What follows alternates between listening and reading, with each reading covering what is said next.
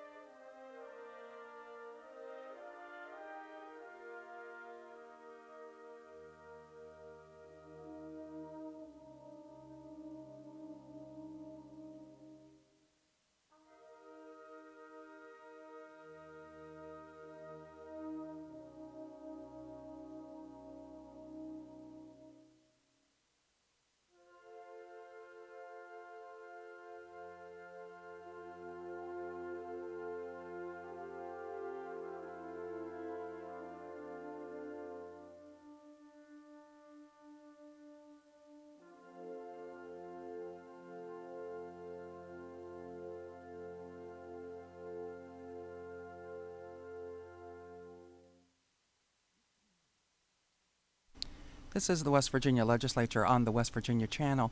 This is a live look into the Senate chamber. We are waiting for Senate President Bill Cole to gavel in today's Senate floor session, expecting a vote to override the veto Governor Tomlin made to House Bill 4145, the concealed carry bill.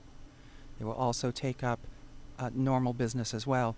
The House is going in at 11 o'clock this morning, and you will see that here on the West Virginia Channel. For now, please stand by as we wait for the Senate to begin its session.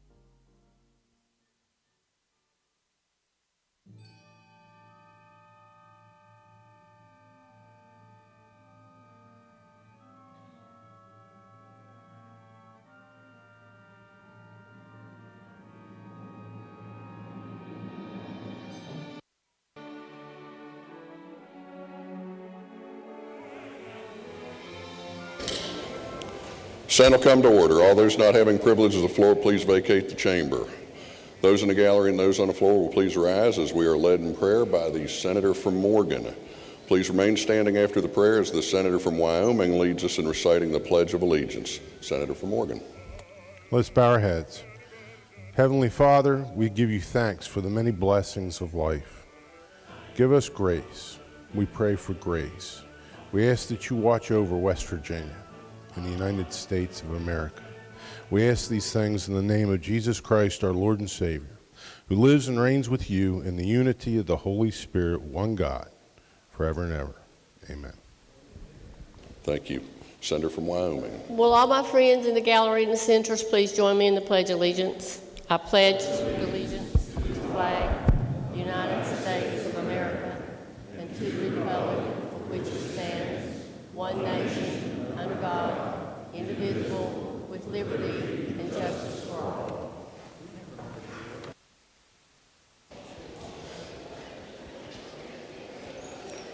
Reading of the Journal. West Virginia Legislature, Senate Journal, March 4th, 2016. The Senator from Pleasants requests unanimous consent that further reading of the Journal be dispensed with. The Journal be approved. Is there objection? Chair hears none. Further reading of the Journal is dispensed with. The Journal is approved. Introduction of guests. On behalf of the Senate, it's my pleasure to welcome our honorary pages for the day. Please stand and be recognized as your name is called. As guests of the Junior Senator from the 17th, Audrey Keith, Laney Vasquez, and Amelia Serbaugh. As guest of the Senator from Jackson, Audrey McNeely. And as guest of the Senator from Cabell, Grace Chaffins and Samuel Chaffins. Let's give our pages a round of applause.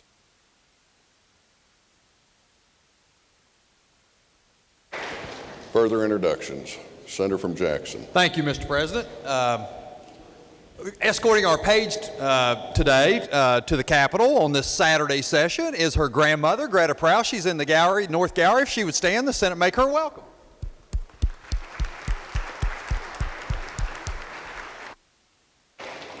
Further introductions.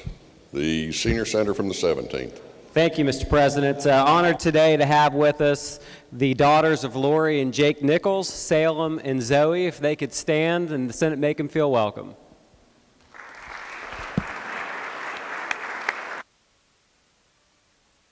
Further introductions. The Junior Senator from the 17th. Thank you, Mr. President. We have the honor of having one of the mothers of our pages from Hayes Middle School, Christina Serbaugh, in the center gallery. If you wouldn't mind standing up, let the Senate give you a warm welcome.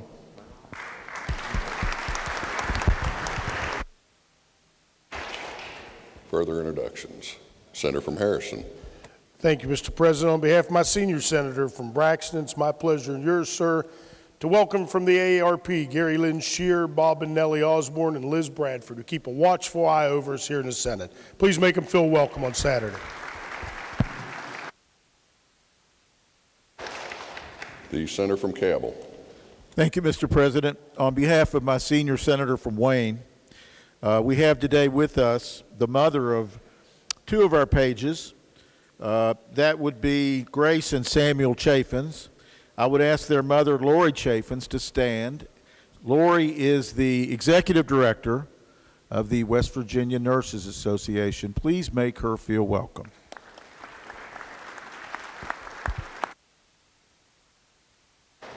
Further introductions. Communications from the House. The Clerk of the House announced that the House has amended the bill and title as it relates to engrossed committee substitute for Senate Bill 13, increasing penalties for overtaking and passing stopped school buses. Message will be received. The Senator from Jackson. Thank you, Mr. President. I move the Senate refuse to concur in the House amendments to engrossed Senate Bill 13. Senator from Jackson moves that the Senate refuse to confer in the House amendments to Senate Bill 13. All those in favor will say aye. Those opposed, no. The ayes appear to have. The ayes do have. I declare the motion adopted. The clerk will communicate the action of the Senate to the House. Clerk will read the next House message. The House amended the title only as it relates to engrossed committee substitute for Senate Bill 27, permitting county commissions hire outside attorneys for collection of taxes through courts. Message be received. Senator from Jackson. Thank you, Mr. President. I move the Senate concur in the House amendments to engross Senate Bill 27. The House amendments were in title only. Senator from Jackson moves the Senate concur in House amendments to Senate Bill 27. All those in favor will say aye. Those opposed, no. The ayes appear to have it. The ayes do have it. I declare the motion adopted. The question is now on passage of the bill as amended. All those in favor will vote yea. Those opposed vote nay. The clerk will prepare the machine.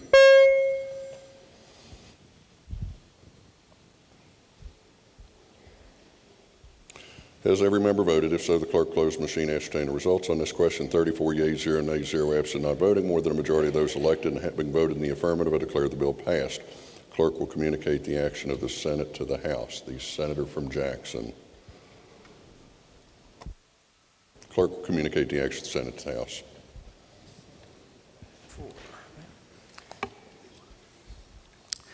The House amended the bill as it relates to engrossed committee substitute for Senate Bill 254, not allowing county park commissions to prohibit firearms in facilities.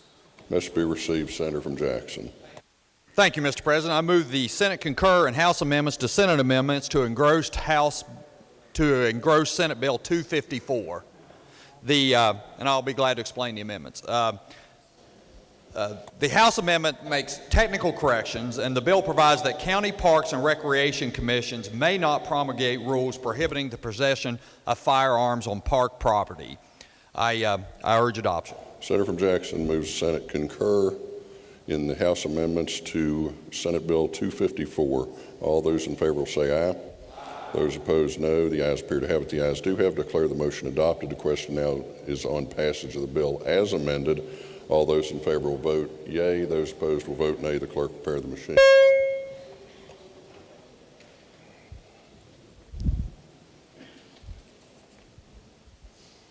Has every member voted? If so, the clerk close the machine. Ascertain the results on this question. 34 yeas, 0 nays, 0 absent, not voting. More than a majority of those elected having voted in the affirmative, declare the bill passed. Senator from Jackson. Thank you, Mr. President. I move the bill be made effective from passage and request unanimous consent that the roll call used on passage be used to make it so effective. Senator from Jackson moves the bill be made effective from passage. Request unanimous consent that the roll call used on passage of the bill be used to make it so effective. Is there objection? Chair hears none on this question. 34 yeas, 0 nays, 0 absent, not voting. More than two-thirds of those elected to the Senate having voted in the affirmative, I declare the bill effective from passage. Clerk will communicate the action of the Senate to the House. The House amended the bill and the title as it relates to engrossed committee substitute for Senate Bill 283, creating crime when fire is caused by operation of a clandestine drug laboratory.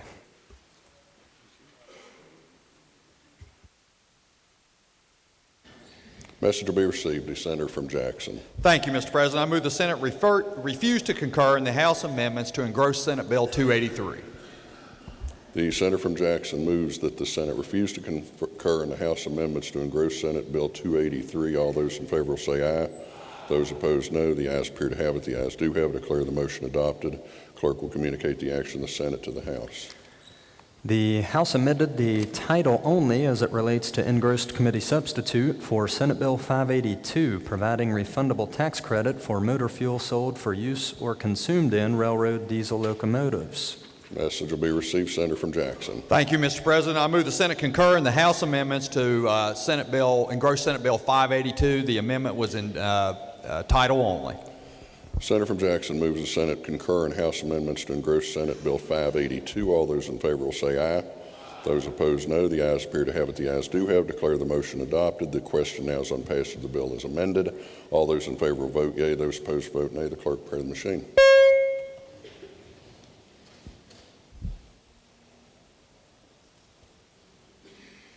Has every member voted? If so, the clerk close the machine. Ascertain the results on this question. 34 yeas, 0 nays, 0 absent, not voting. More than a majority of those elected having voted in the affirmative, declare the bill passed. Clerk will communicate the action of the Senate to the House.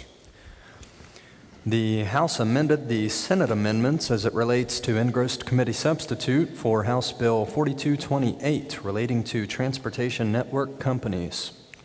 The message will be received. The Senator from Jackson. Thank you, Mr. President. I move the Senate concur in House amendments for for House Bill 4228. This is the Uber bill. I'll be glad to explain the amendments. The House amendment makes a technical correction to the bill and clarifies the obligations of the transportation network companies and any insurer providing coverage under the new article that they must cooperate to facilitate the exchange of relevant information with directly involved parties and other insurers, particularly with respect to precise times a transportation network company driver logged on and off of the digital network in the 12-hour period immediately preceding and after an accident. The transportation network company and any insurer must disclose a clear description of coverage, exclusions, and limits provided under any insurance maintained under the new article. Again, Mr. President, I move the Senate concur in the House amendments to engross committee substitute for House Bill 4228. Senator from Jackson moves the Senate concur in House amendments to the Senate amendments to engross House Bill 4228. All those in favor will say aye. Those opposed, no. The ayes appear to have it. The ayes do have. Declare the motion adopted. The question now is on passage of the bill as amended. All those in favor will vote yea. Those opposed vote nay. The clerk prepare the machine. Has every member voted? If so, the clerk close the machine. Ascertain the results on this question. 34 yeas, 0 nays, 0 absent, not voting. More than a majority of those present voting having voted in the affirmative, declare the bill passed. Senator from Jackson. Thank you, Mr. President. I move the bill be made effective July 1, 2016, and request unanimous consent that the roll call used on passage be used to make it so effective. Senator from Jackson moves the bill be made effective from July 1, 2016. Request unanimous consent that the roll call used on passage of the bill be used to make it so effective. Is there objection? Chair hears none on this question. 34 yeas, 0 nays, 0 absent, not voting. More than two-thirds of those elected to the Senate having voted in the affirmative, I declare the bill effective from July 1, 2016. Clerk will communicate the action of the Senate to the House.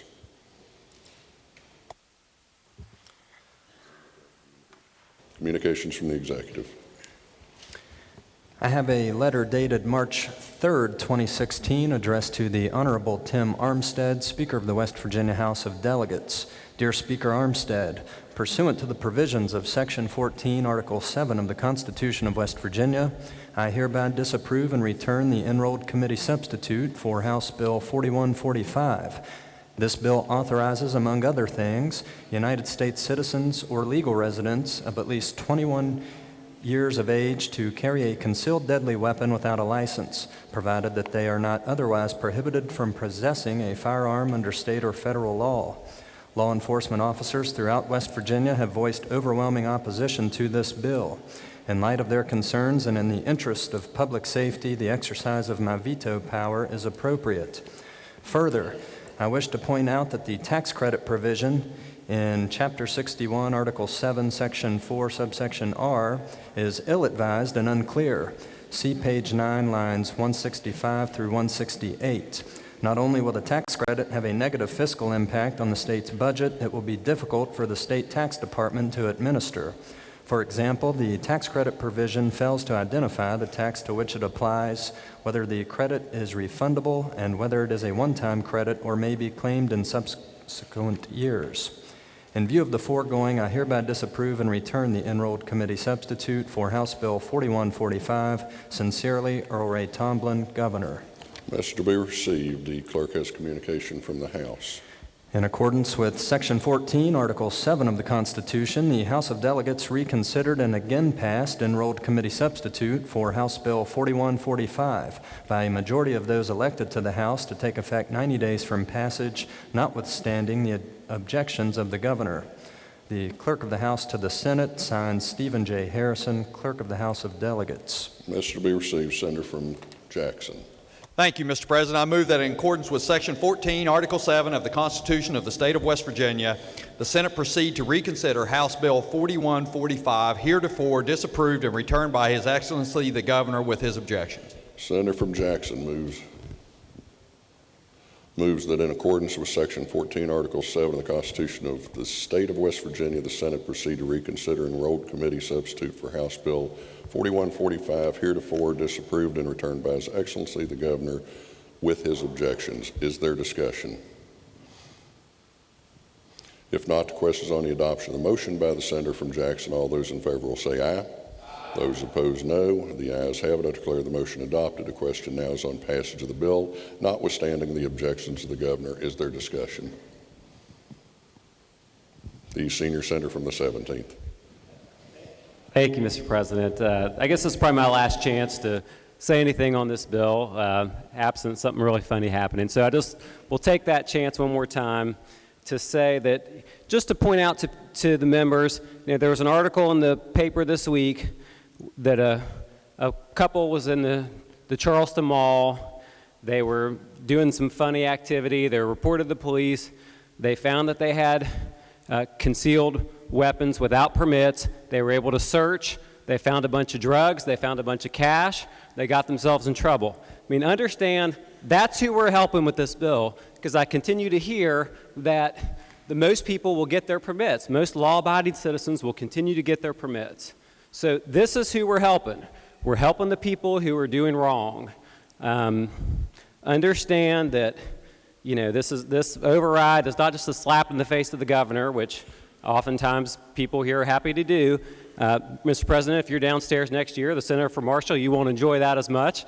But, I mean, that's what it's a slap in the governor's face, but it's a slap in the state police's face, sheriffs, municipal police officers, and the vast majority of our constituents. So I would urge you to go against this override. Is there further discussion? The senator from Cabell. Thank you, Mr. President.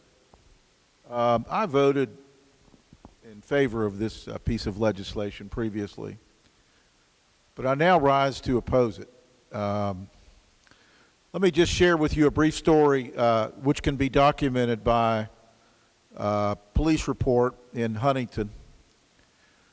Two gentlemen, this time last year, from Detroit, Michigan, were pulled over in Huntington, having just made a major drug deal. They were not felons. They possessed firearms, handguns, multiple.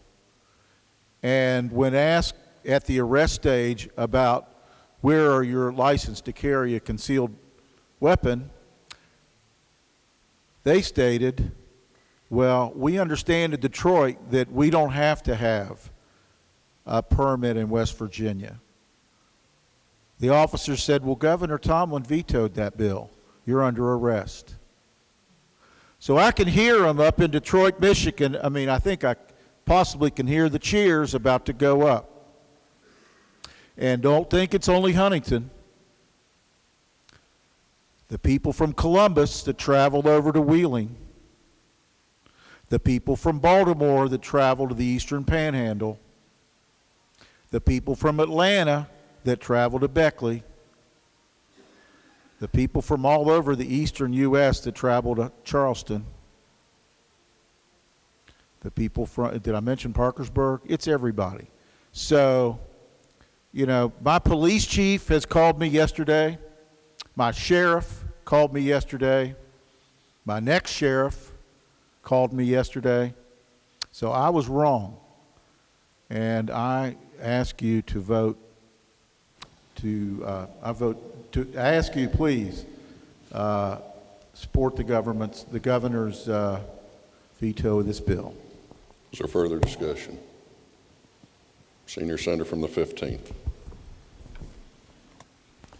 Thank you, Mr. President. I wasn't going to rise this morning and speak to this. I was just going to vote.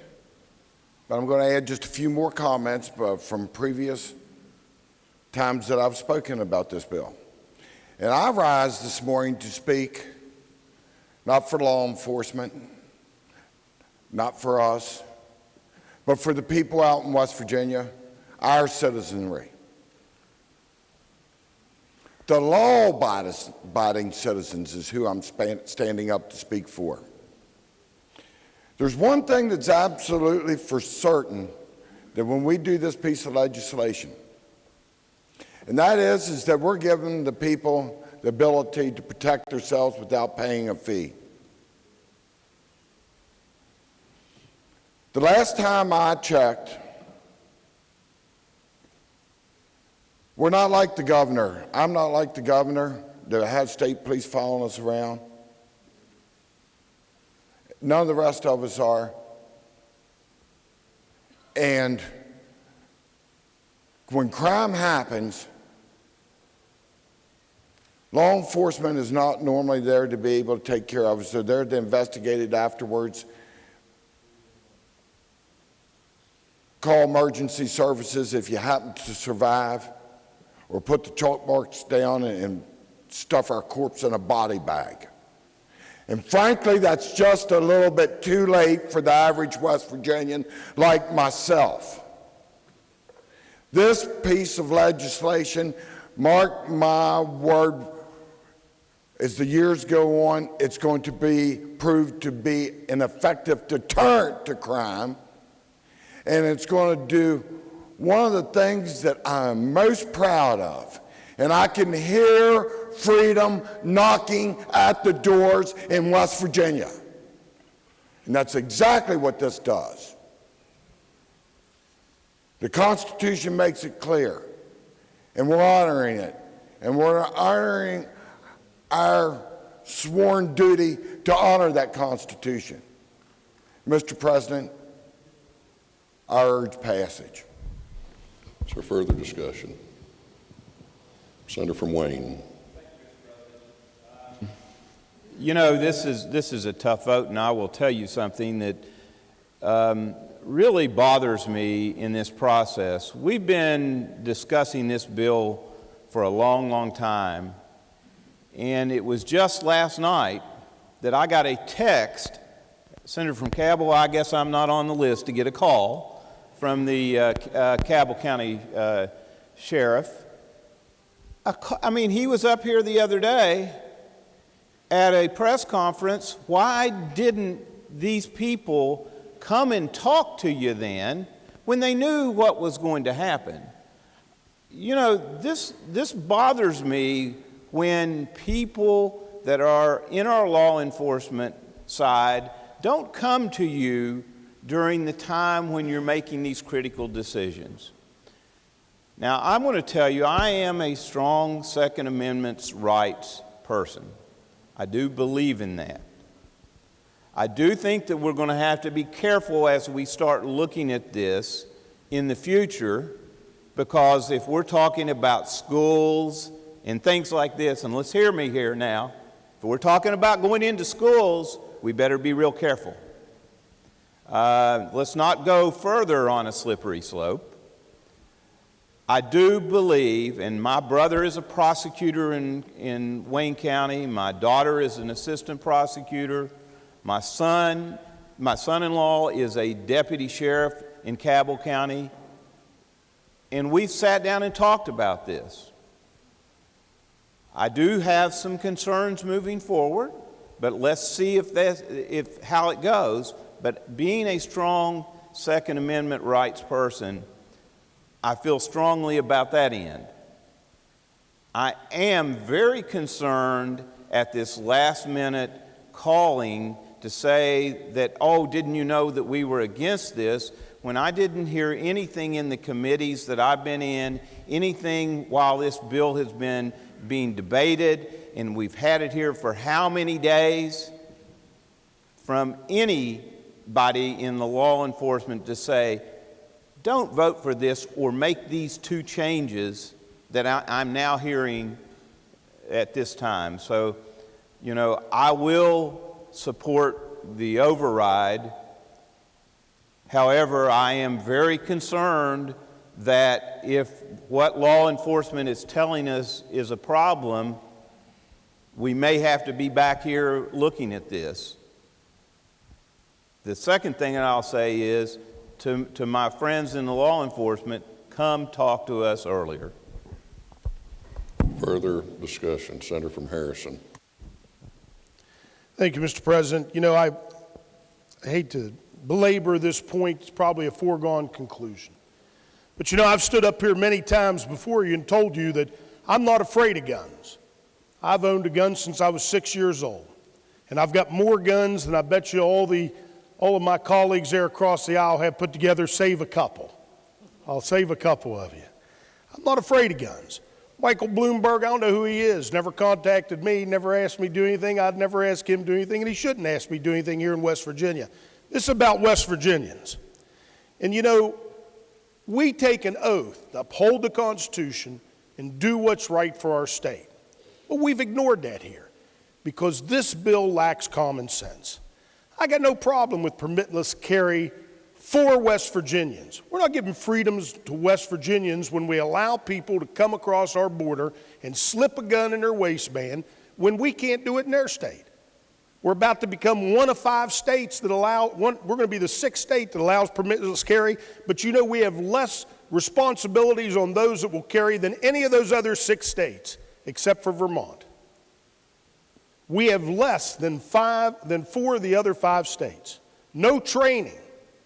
That's what I'm worried about. I'm worried about the person who's never owned a gun, hears they can carry it concealed, goes out and buys it, shoots it one time or maybe never, puts it in their glove compartment, and then in a moment, when they think they're justified in pulling it out, they pull it out with nervous hands and pull the trigger and shoot their wife, or shoot their child, or shoot my child, or your child.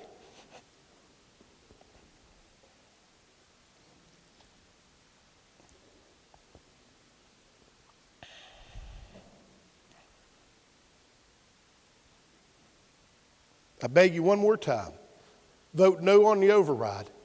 Let's craft a common sense bill that's good for West Virginians, not for people out of state, not for criminals, but good for West Virginians. I urge you vote no. This is our last chance. Senator from Marshall.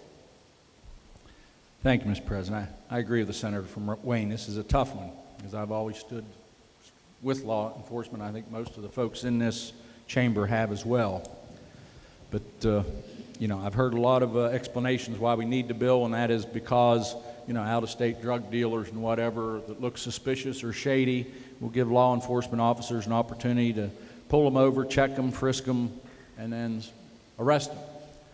The problem I have, quite frankly, as I've struggled with this bill was, just last week on February 24th, there was a Fourth Circuit case that covers West Virginia, Virginia, Maryland, South Carolina, North Carolina, which is the law of the land when it comes to stops, frisks, searches in the state of West Virginia and the United States of America. And it points to a case of U.S. versus Robinson, where police in Ranson, West Virginia, just a few months ago, received an anonymous tip that a black man and a passenger in a car had just been seen in a convenience store parking lot with a gun. They saw him load the gun and put it in his pocket. The car drove away, and it was a high-crime area. They were alerted to police. The police pulled him over because they weren't wearing seat belts, and that's the facts of the case. So they asked him, if you're carrying a gun, are you carrying any weapons? And the passengers gave him a weird look. So based on the fact that they looked shady and had a weird look, they were arrested. They were frisked. They found they had a gun. It was a felon. Wasn't allowed to have it.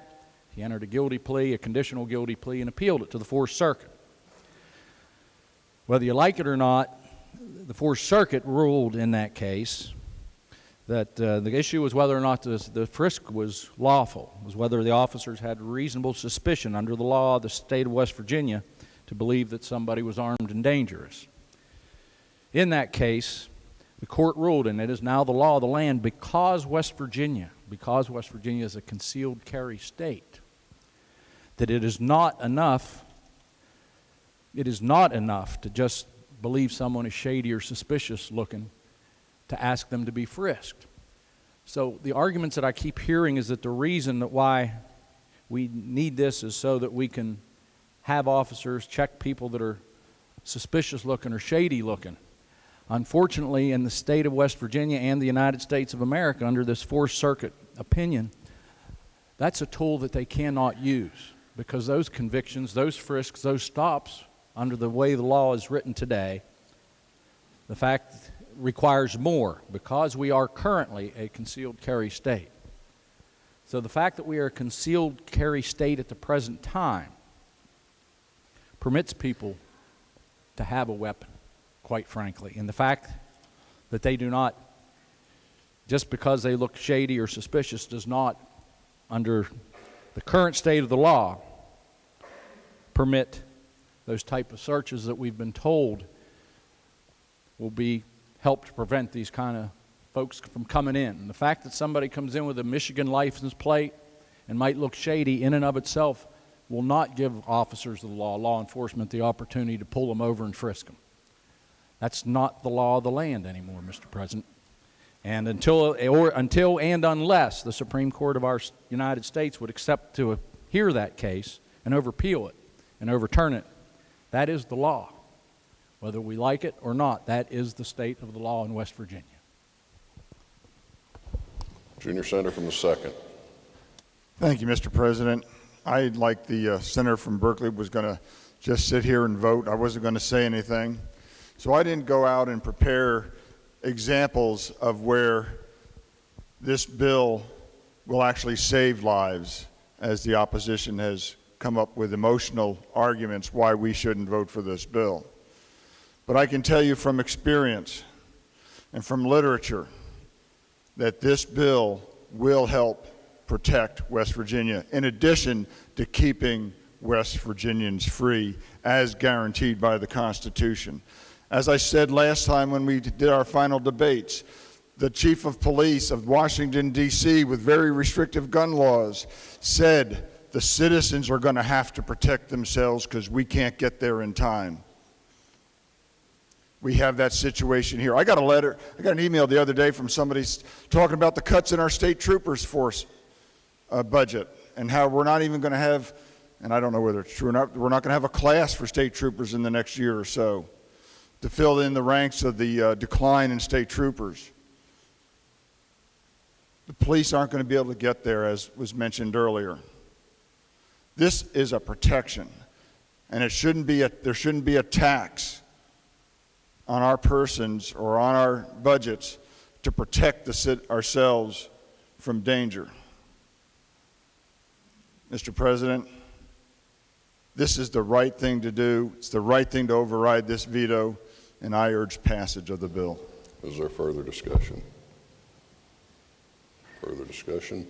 If not, the question before the Senate, shall the bill pass? All those in favor will vote yea. Those opposed will vote nay. The clerk will prepare the machine.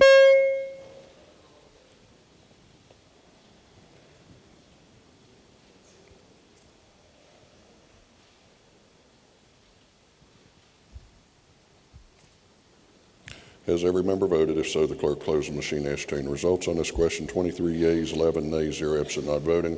More than a majority of those elected to the Senate having voted in the affirmative declare the bill passed, notwithstanding the objections of the governor. The clerk will communicate the action of the Senate to the House. Reports from standing committees.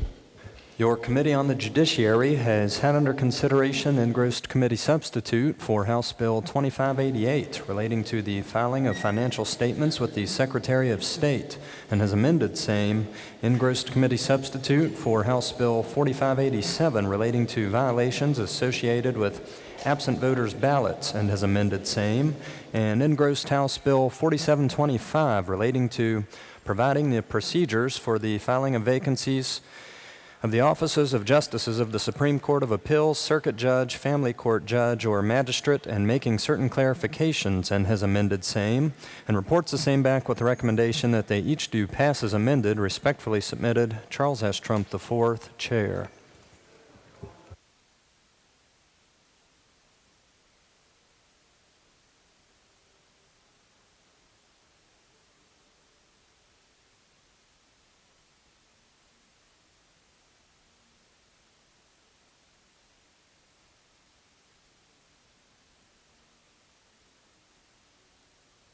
You're watching the West Virginia Order be Legislature received. on the Senator West Morgan. Virginia Channel. Thank you, Mr. President. I request unanimous consent that each of these bills be taken up for immediate consideration and read a first time. Is there objection? Chair hears none. Clerk will read each of the bills first time. Engrossed committee substitute for House Bill 2588 relating to the filing of financial statements with the Secretary of State. First reading of the bill. Bill be advanced second reading. Engrossed committee substitute for House Bill 4587 relating to violations associated with absent voters' ballots. First reading of the bill. Bill be advanced second reading. Engrossed House Bill 4725 relating to providing the procedures for the filling of vacancies in the offices of Justices of the Supreme Court of Appeals, Circuit Judge, Family Court Judge, or Magistrate, and making certain clarifications. First reading of the bill. Bill be advanced second reading. Your Committee on Finance has had under consideration engrossed committee substitute for House Bill 2615, West Virginia Small Business Capital Act, and engrossed committee substitute for House Bill 4188, relating to the development and implementation of a program to facilitate commercial sponsorship of rest areas, and reports the same back with the recommendation that they each do pass. Respectfully submitted, Mike Call, Chair. Report will be received. Senior Senator from the 4th. Thank you, Mr. President. I request unanimous consent that each of the bills be taken up for immediate consideration and the bills be read a first time. Is there objection? Chair hears none. Clerk will read each of the bills first time. Engrossed committee substitute for House Bill 2615, West Virginia Small Business Capital Act, first reading of the bill. Bill be advanced second reading. Engrossed committee substitute for House Bill 4188, relating to the development and implementation of a program to facilitate commercial sponsorship of rest areas, first reading of the bill. Bill be advanced second reading. Your Committee on Government Organization has had under consideration engrossed committee substitute for House Bill 2801, permitting county commissions and municipalities to designate areas of special interest which will not affect the use of property in those areas. Engrossed committee substitute for House Bill 4225, relating to patriotic displays at public buildings. And engrossed committee substitute for House Bill 4319, including in the definition of veteran active members of the Guard and Reserve in order to exempt them from fees charged by the Secretary of State, and reports the same back with the recommendation that they each do pass. Respectfully submitted, Craig Blair, Chair. Report will be received. The Senior Senator from the 15th.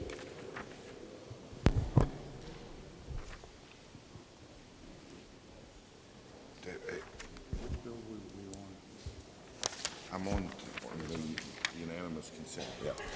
Thank you, Mr. President. I request unanimous consent that each of the bills be taken up in immediate consideration and the bills be read a first time. Is there objection? Chair hears none. Clerk will read each of the bills first time. Engrossed committee substitute for House Bill 2801, permitting county commissions and municipalities to designate areas of special interest which will not affect the use of property in those areas. First reading of the bill. Bill be advanced second reading. Engrossed committee substitute for House Bill 4225, relating to patriotic displays in public buildings. First reading of the bill. Bill be advanced second reading. Engrossed committee substitute for House Bill 4319, including in the definition of veteran active members of the Guard and Reserve in order to exempt them from fees charged by the Secretary of State. First reading of the bill. Bill be advanced second reading. Your Committee on Finance has had under consideration engrossed committee substitute for House Bill 2823, eliminating the street and interurban and electric railways tax, and engrossed committee substitute for House Bill 4377, eliminating exemption from hotel occupancy taxes on rental of hotel and motel rooms for 30 or more consecutive days, and reports the same back with the recommendation that they each do pass. Respectfully submitted, Mike Call, Chair. Message will be received. The report will be received. Senior Senator from the 4th. Thank you, Mr. President. I request unanimous consent that each of the bills be taken up for immediate consideration and the bills be read a first time. Is there objection? Chair hears none. Clerk will read each of the bills the first time. Engrossed committee substitute for House Bill 2823, eliminating the street and interurban and electric railways tax. First reading of the bill. Bill be advanced second reading. Engrossed committee substitute for House Bill 4377, eliminating exemption from hotel occupancy taxes on rental of a hotel and motel rooms for 30 or more consecutive days. First reading of the bill. Bill be advanced second reading.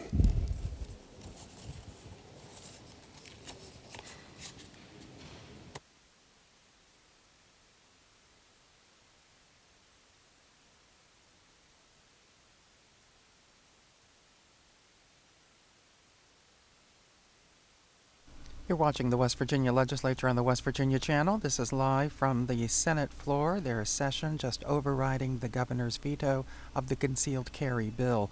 Now they're taking up committee reports, putting them on first reading and moving them to second reading just to get everything in the loop and on the calendar so that they can move quickly during this final week of the legislative session.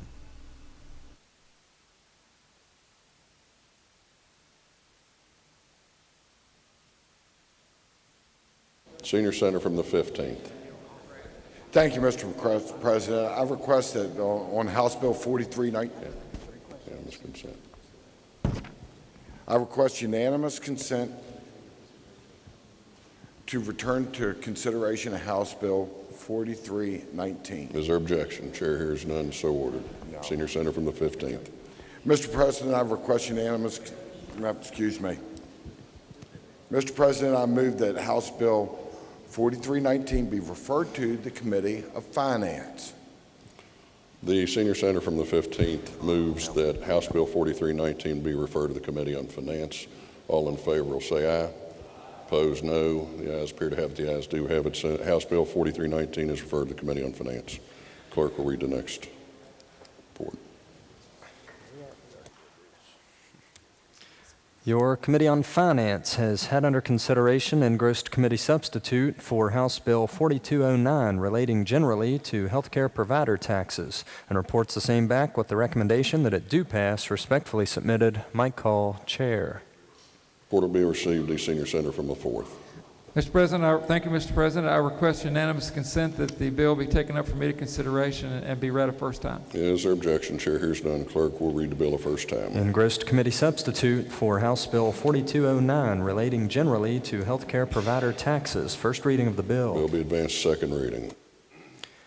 Your Committee on the Judiciary has had under consideration engrossed committee substitute for House Bill 4213, Uniform Deployed Parents Custody and Visitation Act, and has amended same, and engrossed House Bill 4489, relating generally to human trafficking, and has amended same, and reports the same back with the recommendation that they each do pass as amended. Respectfully submitted, Charles S. Trump IV, Chair. Order be received. Senator from Oregon. Thank you, Mr. President. I request unanimous consent that each of these bills be taken up for immediate consideration and that the bills be read a first time. Is there objection? Chair hears none. Clerk will read each of the bills first time. Engrossed committee substitute for House Bill 4213, Uniform Deployed Parents Custody and Visitation Act. First reading of the bill. Bill be advanced second reading. Engrossed House Bill 4489, relating generally to human trafficking. First reading of the bill. Bill be advanced second reading.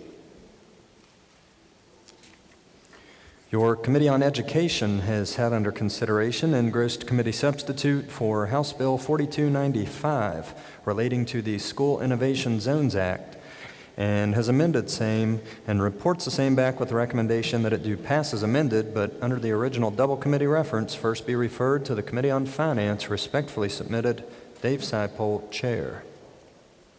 The report will be received. Senior Senator from the 4th. Thank you, Mr. President. I request unanimous consent that the bill be taken up for immediate consideration, second committee reference be dispensed with, and the bill be read a first time. Is there objection? Chair hears none. Clerk will read the bill a first time. Engrossed committee substitute for House Bill 4295 relating to the School Innovation Zones Act. First reading of the bill. Bill be advanced second reading. Your Committee on Education has had under consideration engrossed committee substitute for House Bill 4322, expanding the Learn and Earn program, and engrossed House Bill 4617, authorizing legislative rules of the Higher Education Policy Commission regarding the Underwood-Smith Teacher Scholarship Program and Nursing Scholarship Program, and reports the same back with the recommendation that they each do pass. Respectfully submitted, Dave Seipold, Chair. Order be received. Senator from Preston. Thank you, Mr. President. I request unanimous consent that each of the bills be taken up for immediate consideration and the bills be read a first time. Is there objection? Chair hears none. Clerk will read each of the bills first time. Engrossed committee substitute for House Bill 4322, expanding the Learn and Earn program. First reading of the bill. Bill be advanced second reading. Engrossed House Bill 4617, authorizing legislative rules of the Higher Education Policy Commission regarding the Underwood-Smith Teacher Scholarship Program and Nursing Scholarship Program. First reading of the bill. Bill be advanced second reading. Your Committee on Finance has had under consideration engrossed committee substitute for House Bill 4433, allowing an adjustment to gross income for calculating the personal income tax liability of certain retirees, and reports the same back with the recommendation that it do pass. Respectfully submitted, Mike Call, Chair. Order be received. Senior Senator from the 4th. Thank you, Mr. President. I request unanimous consent that the bill be taken up for immediate consideration, the bill be read a first time. Is there objection? Chair hears none. Clerk will read the bill the first time. Engrossed committee substitute for House Bill 4433, allowing an adjustment to gross income for calculating the personal income tax liability of certain retirees. First reading of the bill. Bill be advanced second reading. Your Committee on the Judiciary has had under consideration and engrossed committee substitute for House Bill 4520, clarifying that certain hospitals have only one governing body whose meeting shall be open to the public, and reports the same back with the recommendation that it do pass. Respectfully submitted, Charles S. Trump IV, Chair. Order be received. Senator from Morgan.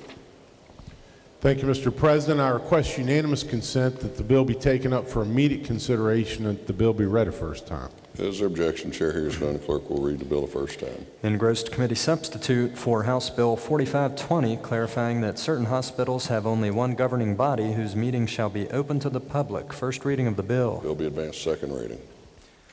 Your Committee on Government Organization has had under consideration engrossed committee substitute for House Bill 4561, creating a special hiring process for West Virginia Division of Highways employees, and has amended same and reports the same back with the recommendation that it do pass as amended. Respectfully submitted, Craig Blair, Chair. Order be received. The Senator from Morgan. Thank you, Mr. President. I ask unanimous consent that the bill be taken up for immediate consideration, that the bill be read a first time. Is there objection? Chair hears none. Clerk will read the bill a first time. Engrossed committee substitute for House Bill 4561, creating a special hiring process for West Virginia Division of Highways employees. First reading of the bill. Bill be advanced second reading. Your Committee on Finance has had under consideration engrossed committee substitute for House Bill 4612, relating generally to tax increment financing and economic opportunity development districts, and has amended same and reports the same back with the recommendation that it do pass as amended. Respectfully submitted, Mike Hall, Chair. Order be received. Senior Senator from the 4th. Thank you, Mr. President. I request unanimous consent that the bill be taken up for immediate consideration. The bill be read a first time. Is there objection? Chair hears none. The clerk will read the bill a first time. Engrossed committee substitute for House Bill 4612, relating generally to tax increment financing and economic opportunity development districts. First reading of the bill. Bill be advanced second reading. Your Committee on Finance has had under consideration engrossed House Bill 4705, relating to adding an additional type of West Virginia source income of non-resident individual, and reports the same back with the recommendation that it do pass. Respectfully submitted, Mike Hall, Chair. Order be received. The Senior Senator from the 4th. Thank you, Mr. President. I request unanimous consent that the bill be taken up for immediate consideration. The bill be read a first time. Is there objection? Chair hears none. The clerk will read the bill a first time. Engrossed House Bill 4705, relating to adding an additional type of West Virginia source income of non-resident individual. First reading of the bill. Bill be advanced second reading. Your Committee on Energy, Industry, and Mining has had under consideration engrossed House Bill 4726, relating to coal mining generally, and has amended same and reports the same back with the recommendation that it do pass as amended. Respectfully submitted, Gregory L. Boso, Chair. Order be received. Senator from Nicholas. Thank you, Mr. President. I request unanimous consent that the bill be taken up for immediate consideration and the bill be read the first time. Is there objection? Chair hears none. Clerk will read the bill a first time. Engrossed House Bill 4726, relating to coal mining generally. First reading of the bill. Bill be advanced second reading. Reports from select committees. There are none. Resolutions. Senate Concurrent Resolution 63 by Senators Boley, Unger, Stallings, and Ashley, requesting study of demand for and shortage of teachers in West Virginia. Under Rule Senate Resolution lie over 1 day. Motions. Petitions. There are none. Unfinished business. There is none. Bills on third reading. Engrossed committee substitute for House Bill 4146, providing insurance cover abuse deterrent opioid analgesic drugs. Third reading of the bill. Questions on passage of bill. Senator from Ohio. Thank you, Mr. President. This bill would require insurance coverage for abuse deterrent opioid drugs. The bill defines necessary terms, including a definition of an abuse deterrent opioid analgesic drug. It provides that cost sharing to a patient is limited to the lowest tier on the drug formulary. It prohibits requiring a patient to first try a non-abuse deterrent drug prior to being prescribed the abuse deterrent drug, and allows prior authorization only when prior authorization was required of non-abuse deterrent drugs. I urge passage. Questions on passage of the bill. Is there discussion? If not, the question for the Senate, shall the bill pass? All those in favor vote yea. Those opposed vote nay. The clerk prepare the machine.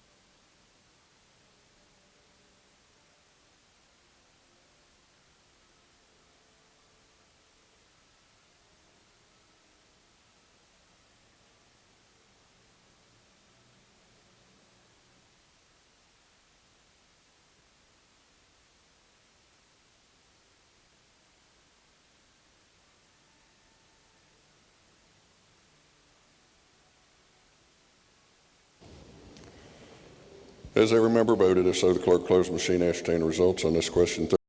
30 nays, 1 absent, not voting. More than a majority of those present voting having voted in the affirmative, declare the bill passed. Clerk will communicate the action sent to the House.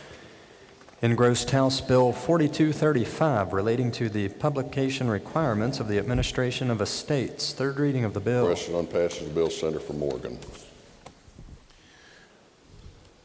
Thank you, Mr. President. The House Bill 4235 syncs up the claim filing period for those counties where there's fiduciary supervisor with those where there is not a fiduciary supervisor. That's an option under the estate chapter of the code, and about I think it's 10 to 12 counties have, maybe even fewer than that, have adopted a fiduciary supervisor system. Last year when we changed it for the other counties, the Administration of Estates and other counties, we didn't address it for those counties that have adopted a fiduciary supervisor system. So this bill does that by amendments to 3 sections in Chapter 44, Article 3A of the Code. The claims period would then be set at 60 days after the first publication. I urge passage of the bill. The questions on passage of the bill, is there discussion? If not, the question for the Senate is, shall the bill pass? All those in favor vote yea. Those opposed vote nay. The clerk prepare the machine.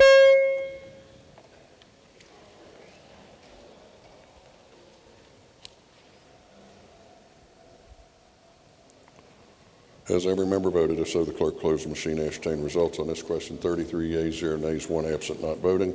More than a majority of those present voting having voted in the affirmative, declare the bill passed. The clerk has title amendment. Committee on the Judiciary move to amend the title of the bill.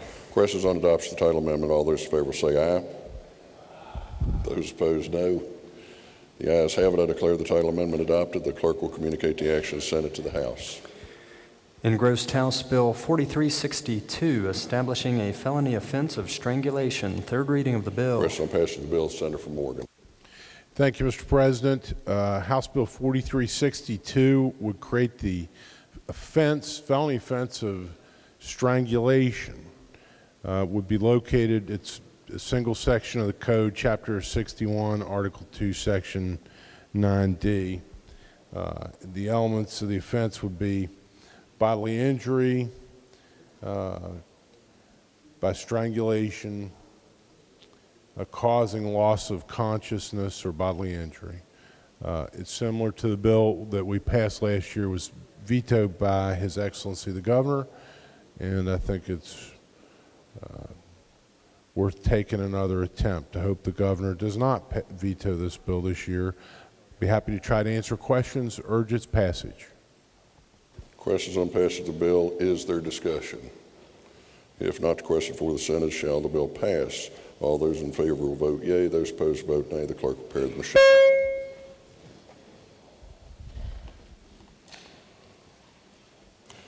Has every member voted? If so, the clerk close the machine, ascertain results on this question. 33 yeas, 0 nays, 1 absent, not voting. More than the majority of those present voting having voted in the affirmative, declare the bill passed. Clerk has title amendment. Committee on the Judiciary move to amend the title of the bill. Questions on adoption of the title amendment? All those in favor will say aye.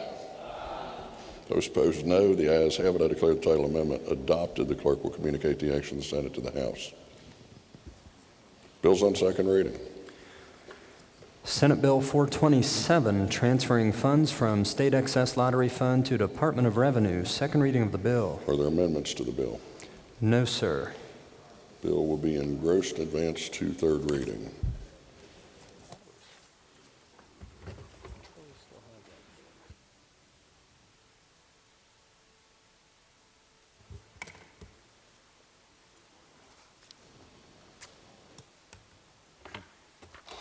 Engrossed committee substitute for House Bill 2122, making it illegal for first responders to photograph a corpse. Jonathan's Law, second reading of the bill. Are there amendments to the bill? Yes, sir. The Committee on the Judiciary moved to amend the bill by striking out everything after the enacting clause. The senator from Morgan.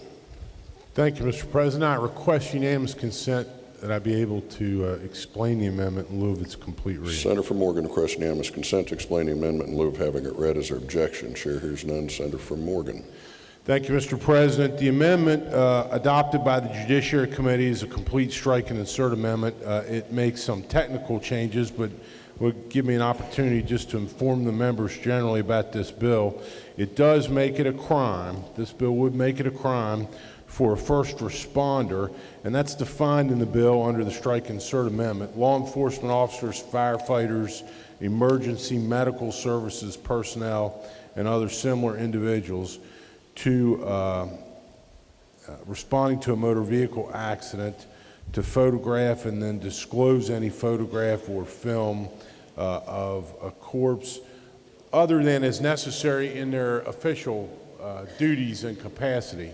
This bill arose out of a horrible case and situation that was explained to us in the Judiciary Committee. Urge adoption of the Judiciary Committee strike and insert amendment. Is there discussion? If not, the question is on the adoption by the Committee on the Judiciary. All in favor will say aye. Those opposed, no. The ayes appear to have it. The ayes do have. Declare the amendment adopted. Are there further amendments to the bill? No, sir. Bill be advanced third reading. Engrossed House Bill 2796, providing paid leave for certain state officers and employees during a declared state of emergency. Second reading of the bill. Are there amendments to the bill? No, sir. Bill be advanced third reading. Engrossed House Bill 4157, supplementing, amending, and increasing items of the existing appropriations from the State Road Fund to the Department of Transportation, Division of Highways. Second reading of the bill. Are there amendments to the bill? No, sir. Bill be advanced third reading. Engrossed House Bill 4159, making a supplementary appropriation to the Public Services Commission Motor Carrier Division. Second reading of the bill. Are there amendments to the bill? No, sir. Bill be advanced third reading. Engrossed House Bill 4160, making a supplementary appropriation to the Department of Revenue Tax Division. Second reading of the bill. Are there amendments to the bill? No, sir. Bill be advanced third reading. Engrossed Committee Substitute for House Bill 4279, relating to disposition of seized firearms. Second reading of the bill. Are there amendments to the bill? No, sir. Bill be advanced third reading. Engrossed Committee Substitute for House Bill 4310, relating to the West Virginia University Institute of Technology. Second reading of the bill. Are there amendments to the bill? Yes, sir. The Committee on Education moved to amend the bill on page 2, Senator Section from 1. Preston.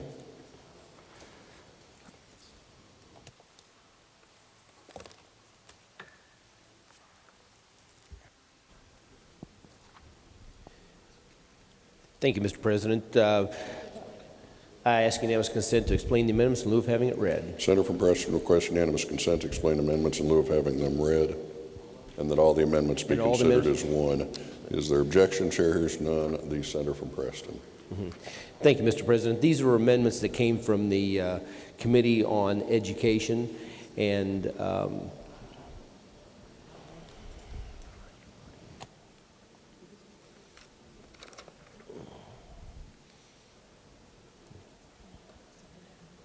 some are technical in nature, and two of them added the city of Montgomery to the collaborative agreements between the schools in the area of the tech move.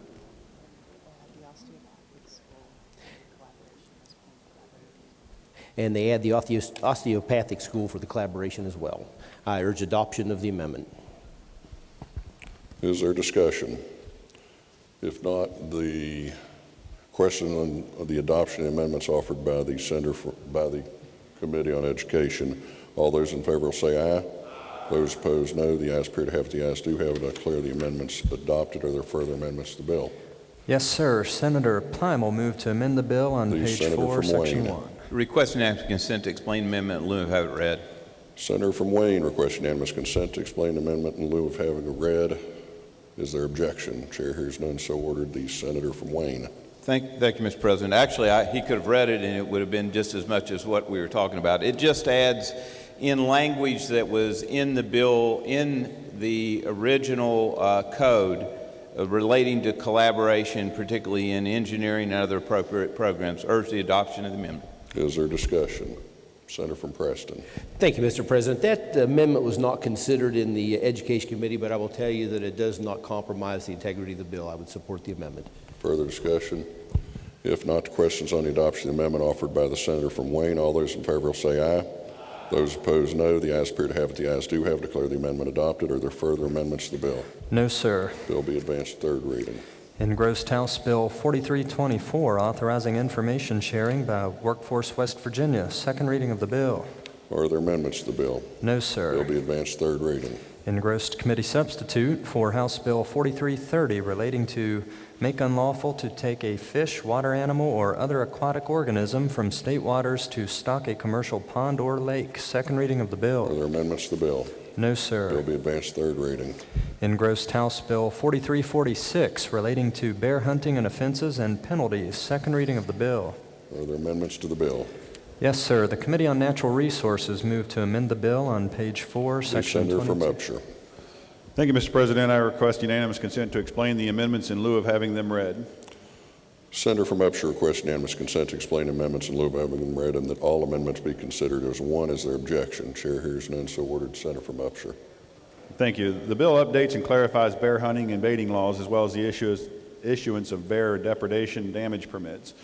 The Natural Resources Committee amendment clarifies that payments from the Bear Damage Fund would be reduced by any insurance payments made to the claimant and not be limited to the claimant's deductible. And I'll be glad to try to answer any questions. Is there discussion? If not, the question is on the adoption of the amendments offered by the senator from Upshur. All those in favor say aye. Those opposed, no. The ayes appear to have it. The ayes do have it. I declare the amendments adopted. Are there further amendments to the bill? No, sir. Bill be advanced third reading. Engrossed committee substitute for House Bill 4505, allowing Powerball winners to remain anonymous. Second reading of the bill. Are there amendments to the bill? No, sir. Bill be advanced third reading.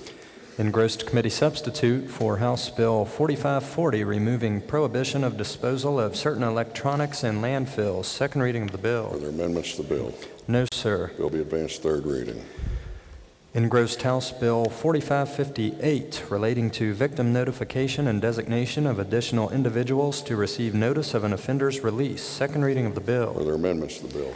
Yes, sir. The Committee on the Judiciary moved to amend the bill by striking Senator out from everything. Morgan.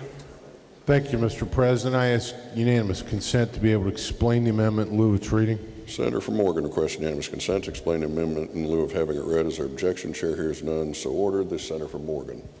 Thank you, Mr. President. House Bill 4558 came to us with the purpose of making a single amendment to one section of the code. It's 61 Article 11A, Section 8, and allowing a person, a crime victim, to designate another adult individual to receive notice when an offender is going to be released. The committee strike and insert amendment rewrites the entire section, adds no new section, so it's the same section of code, but we broadened it a little bit. We clarified, the committee strike and insert amendment clarifies what happens if the victim is deceased or is alive but not competent, and designating, directing the person who would receive notice, family members and the like of an offender's release, while preserving the language of the original House bill, which is to allow a victim to designate somebody else to receive the notice as well. So I'd be happy to try to answer questions. Otherwise, urge adoption of the committee amendment. Is there discussion? If not, the question is on the adoption of the amendment offered by the Committee on Judiciary. All those in favor will say aye.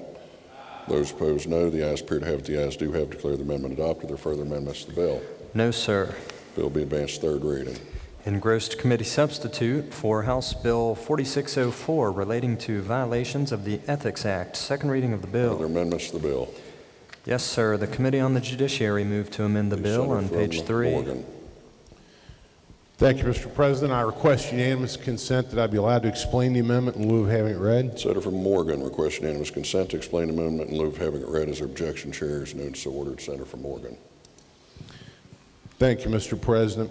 The House bills that came to us addressed provisions of the West Virginia Governmental Ethics Act.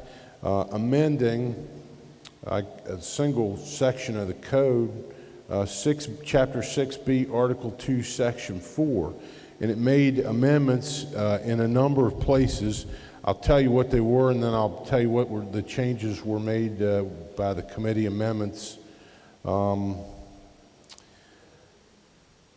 The bill makes a change that required a probable cause determination by the Ethics Commission to be made within 1 year. The committee amendment changed that. I think we made that 18 months. We did, 18 months. And we also made it clear that the good cause for an extension of that had to be determined in writing, but probable cause determination made within 18 months. There was the original House bill also says statute of limitations, changed the statute of limitations for actions under the Government or Ethics Act, but I don't think our committee amended that. Do we have? No, I think that is the only.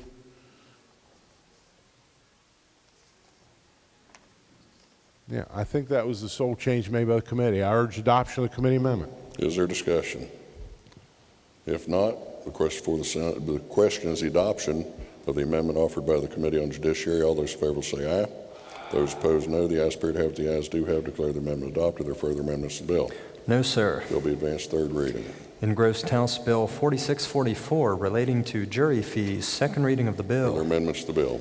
No, sir. Bill be advanced third reading. Engrossed House Bill 4654 relating to the Executive Secretary of the Board of Registered Professional Nurses. Second reading of the bill. Are there amendments to the bill? No, sir. Bill be advanced third reading. Engrossed Committee Substitute for House Bill 4673 providing for a crime for theft, damage, or release of deer from private game farms. Second reading of the bill. Are there amendments to the bill? Yes, sir. The Committee on Natural Resources moved to amend the bill on page 1. Senator from Upshur. Thank you, Mr. President. I request unanimous consent to explain the amendment in lieu of having it read. Senator from Upshur requests unanimous consent to explain amendment in lieu of having it read. Is there objection? Chair hears none, so ordered. Senator from Upshur. Thank you. The bill creates a new crime to kill, take, injure, or release a captive servant with a fine of up to $500 and restitution. The Natural Resources Committee strike an insert amendment, move the new misdemeanor provision to the Captive Servant Farming Act, which is 19-2H11, where it's a better fit. And I'll be glad to answer questions and urge adoption. Is there discussion? If not, the question is on the adoption of the amendment offered by the Committee on Natural Resources. All those in favor will say aye. Those opposed, no. The ayes appear to have, the ayes do have. Declare the amendment adopted. There are further amendments to the bill. No, sir. Bill be advanced third reading. Engrossed House Bill 4674 relating to motor vehicle backup lamps. Second reading of the Are bill. there amendments to the bill? No, sir. Bill be advanced third reading. Engrossed House Bill 4735 relating to the definition of healthcare provider and clarifying that speech-language pathologists and audiologists are two separate providers. Second reading of the bill. Are there amendments to the bill? No, sir. Bill be advanced third reading. Bill's on first reading. There are none. Introduction of guests. Remarks by members.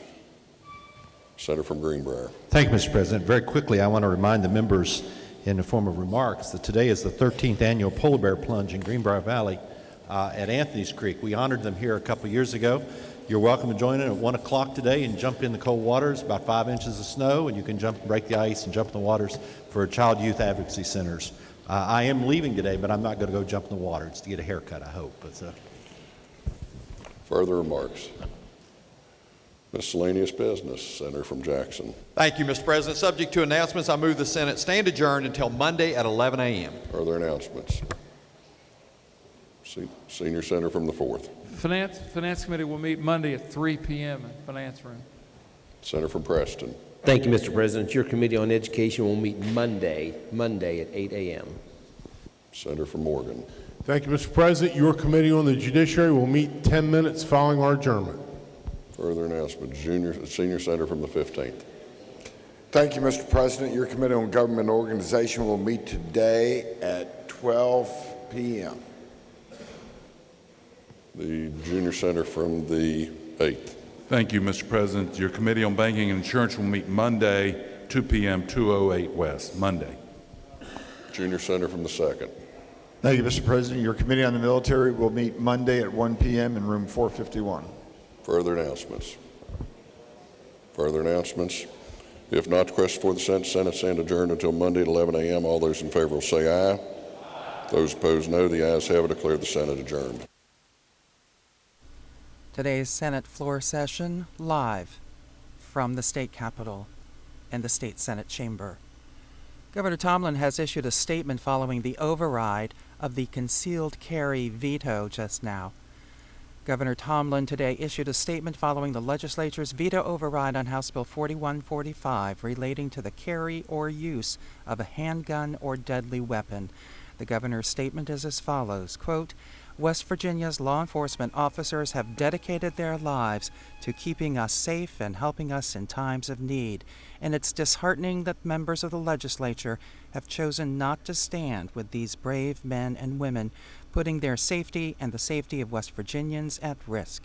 It's unfortunate that the concerns of officers from every law enforcement branch in the state, including the West Virginia State Police and University campus police officers, have been ignored by today's action. A statement from Governor Tomlin following the override in the House and today in the Senate of the concealed carry bill.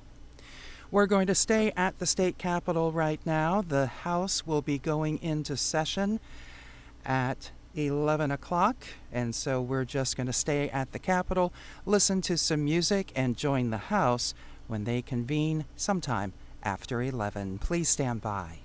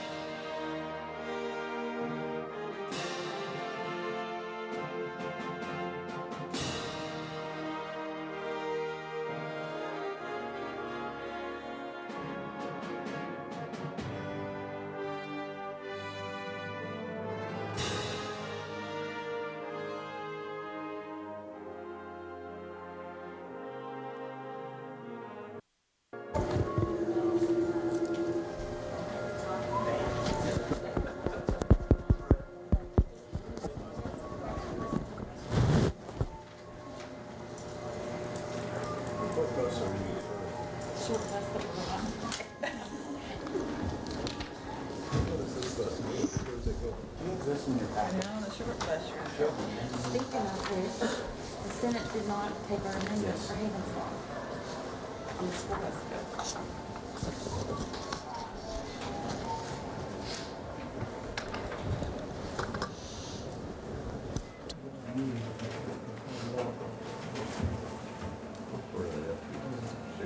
Yeah, when it's lined up like that, it's on.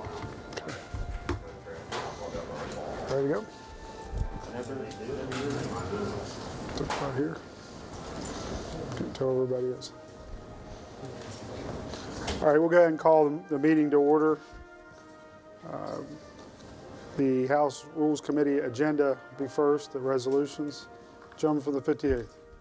Thank you, Mr. Speaker. I move committee sub for HCR 3, HCR 4, 8, 11, 13, 20, 34, 47, 51, 54, 56, 57, 72, 78, 86, 93,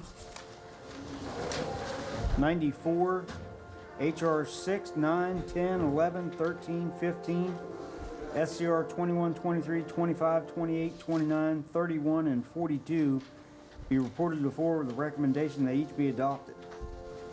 Is there discussion? Yeah. Please.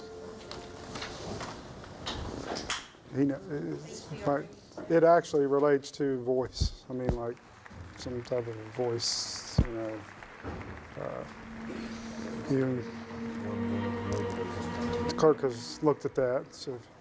Yes, Delegate Sabonia, I looked at the resolution, and it has to do with your voice and your vocal cords. It's a special day for your vocal cords. We all know yours are very helpful.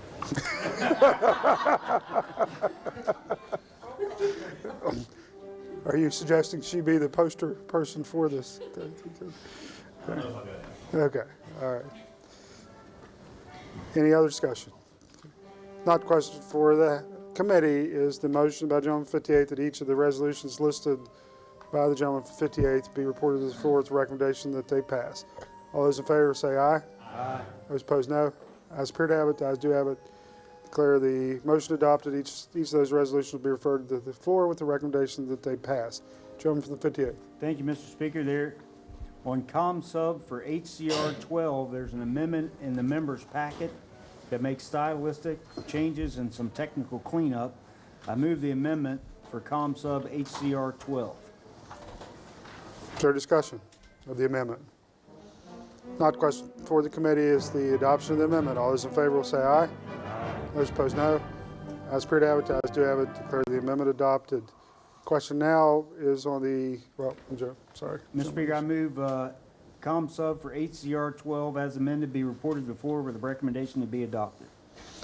The gentleman from 58 moves that Com Sub for HCR 12 as amended be reported to the full floor with a recommendation to do pass. Discussion? All those in favor say aye. Aye. Those opposed, no. As appear to have it, as do have it, declare the motion adopted. Com Sub for HCR 12 will be reported, as amended, will be reported to the floor with a recommendation to do pass. Any motions from special calendar to House calendar? Gentleman from the 58th. Thank you, Mr. Speaker. On third reading, Com Sub for Senate Bill 265, I move it be placed on the House calendar. Is there discussion? All in favor say aye. Aye. Those opposed, no. As appear to have it, as do have it, declare the motion adopted. Com Sub for SB 265 will be moved to the House calendar. Any further motions from special to House? Gentleman from the 58th. Thank you, Mr. Speaker. I'm Com Sub for Senate Bill 628 on second reading. I move be placed on the House calendar. Any discussion? All those in favor of the gentleman's motion say aye. Aye. Those opposed, no. As appear to have it, as do have it, Com Sub for SB 628 will be moved to the House calendar. Any further motions from special to House? Any motions from House calendar to special? Gentleman from 58th. Thank you, Mr. Speaker. Com Sub for Senate Bill 597, I move be placed on the special calendar. Is there a discussion? All those in favor say aye. Aye. Those opposed, no. As appear to have it, as do have it, Com Sub for SB 597 will be moved from House to special calendar. Any further motions? Further business come before the committee? Yeah, Doug, you can. State how much I appreciate that you allowing this project that fourth graders from Jennings Randolph Elementary School worked on. They were a group of fourth graders that worked on it over a year and a half ago, and I appreciate you giving them the opportunity and putting this on the agenda. They've listened in several times and just excited, learning the process of how things work, but I just wanted to say appreciation to the Rules Committee. Thank you. Thank you. All right, any further business come before the committee? Gentleman from 58th. Move we adjourn. Gentleman from 58th moves we adjourn. All in favor say aye. Aye. Suppose no. Ayes appear to have it, ayes do have it. Meeting adjourned. And that has been audio from the Rules Committee. led by House Speaker Tim Armstead, as they vote to move bills from the House calendar to the special calendar or from the special calendar to the inactive House calendar. Senate message.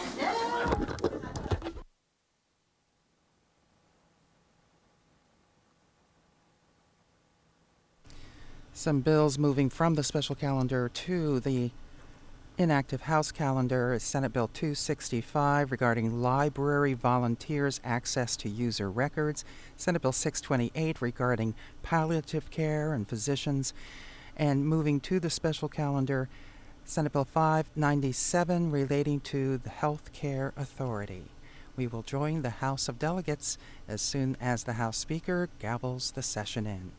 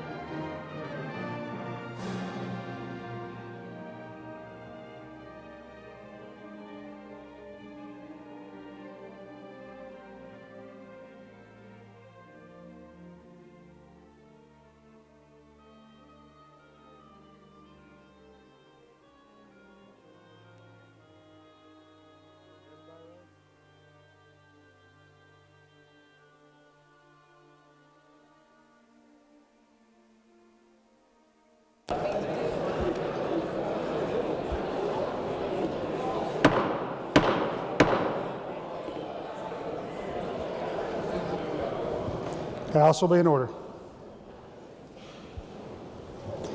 All those not having privileges to the floor will please vacate the chamber.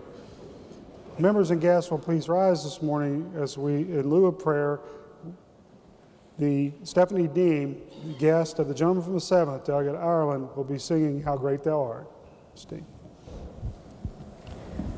Oh Lord, my God, when I in awesome wonder consider all the worlds thy hands have made, I see the stars, I hear the rolling thunder, thy power throughout the universe display. Then sings my soul, my Savior God, to thee. How great thou art, how great thou art. Then sings my soul, my Savior God, to thee. How great thou art, how great thou art. Join me in singing the chorus again, please. Then sings my soul, my Savior God, to thee. How great thou art, how great thou art.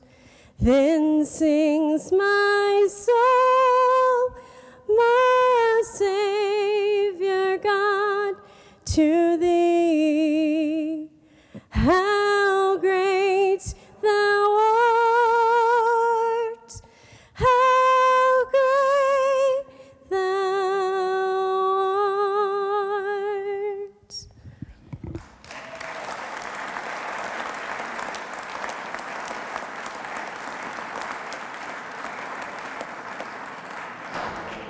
Members and guests will please remain standing as Stephanie Deem will sing the national anthem.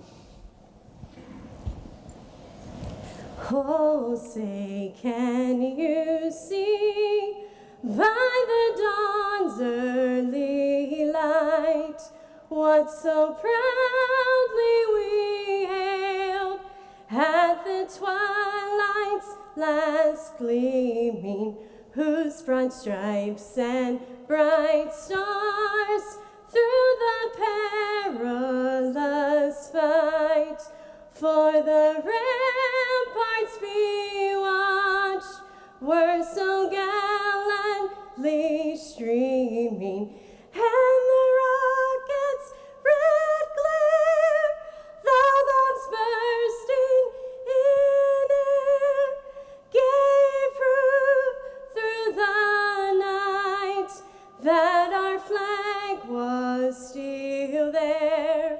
Oh, say does that star-spangled banner yet wave for the land of the free and the home of the brave?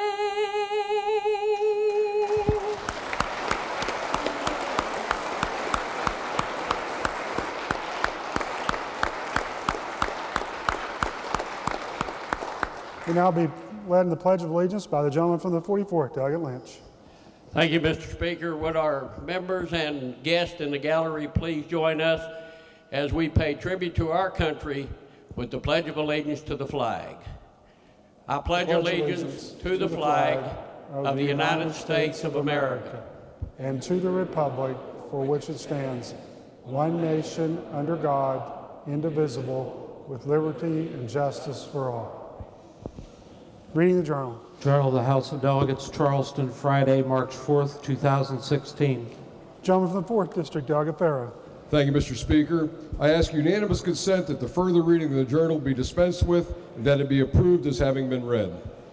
Gentleman from the fourth asks unanimous consent that further reading of the journal be dispensed with and it be approved as having been read. Is there objection? Chair hears none. Journal will be approved as having been read. House, please be in order. Introduction of guests. Gentleman from the 7th, Delegate Ireland. Thank you, Mr. Speaker. A young lady that just sang for us is from our county, originally from Barber County. 4-H agent, Miss Stephanie Deem, her husband and daughter in the gallery behind us, Rob, and the daughter is Brooke. Also, my whole family basically is here this morning.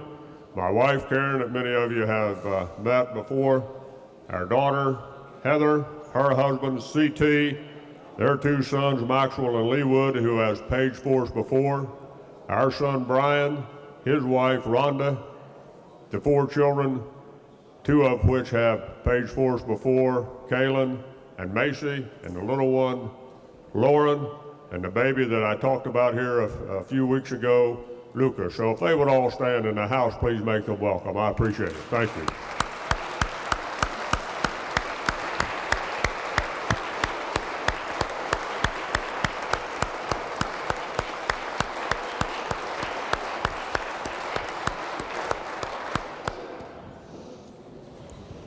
The gentleman from the 17th, Delegate Reynolds. Thank you, Mr. Speaker. I have an introduction today. In the South Gallery, I have my 2 eldest sons, Marshall and Grant Reynolds. Would ask that they stand and the House make them welcome.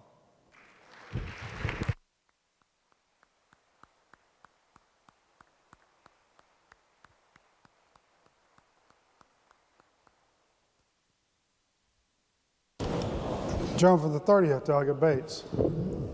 Thank you, Mr. Speaker. We have some pages with us today from Raleigh County on behalf of Delegate Moy O'Neill, Albon, and others from St. Francis de Sales School. So we have Christian Ward, David Fink, and Maria Salon. And we thank Christian's dad, and he's in the gallery in the back. We ask he would stand. We ask the pages to stand, and if the House would make them feel welcome, please.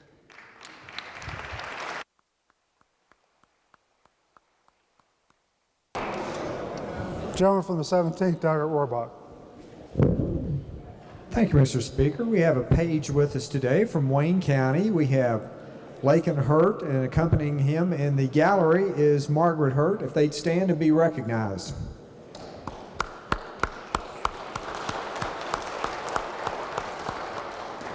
The gentleman from the 33rd, Delegate Henshaw. Thank you, Mr. Speaker. Among the pages today is a young lady from Clay County named Abby Moore. Abby's here today with her parents, Brian and Renee Moore. Let's make them welcome to the House today.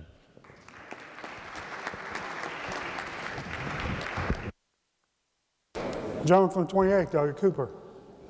Thank you, Mr. Speaker.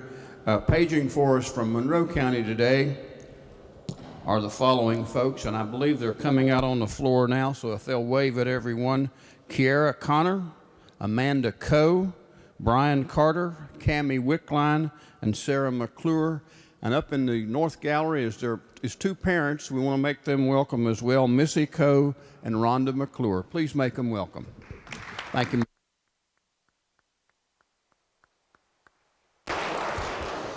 John from the 13th, Delegate Cato. Thank you, Mr. Speaker. I have a page with me today, Emma Fisher, and she's accompanied by her mom, Pam Fisher, and I'm not sure where her mother's at, but could you stand up and the House please make her welcome? Thank you.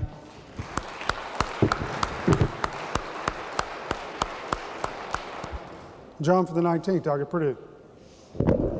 Thank you, Mr. Speaker. We have visiting with us today a page from Whites Creek Road, which is where I live in Wayne County. Her name is Haley McLeod. She's accompanied by Amanda Shaw. I would ask those 2 worthy people to please stand and the House make them welcome.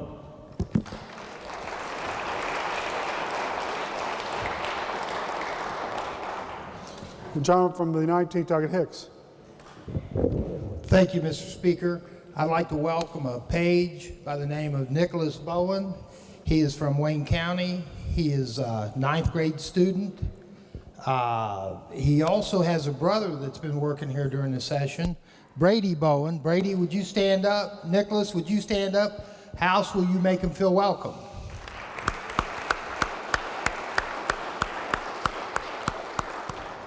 The gentleman from the 22nd, Doug Moffitt. Thank you, Mr. Speaker. In the South Gallery, we have Kathy Kraus, who's a homeschooler and WVCDL member, and she's here joining us again. So the House could please make her feel welcome.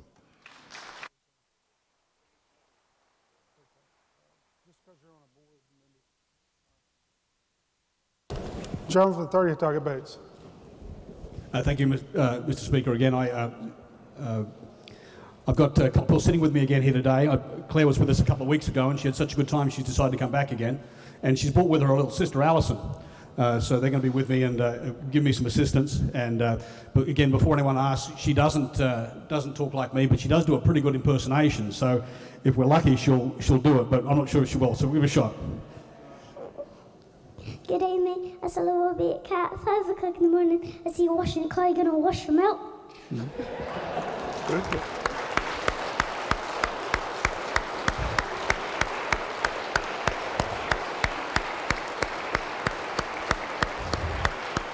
So and just to be in order, that was in English. So thank you, Mr. Speaker. Gentleman from 22nd, Doug Eldridge. Thank you, Mr. Speaker. I have a couple pages here today. They're from Cross Lanes Christian School. They've been my page here for the last 3 or 4 years, and they're accompanied today by their father, Bernard Cobb. We have Faith Cobb and Josie Cobb. If y'all could please stand and the floor make them feel welcome.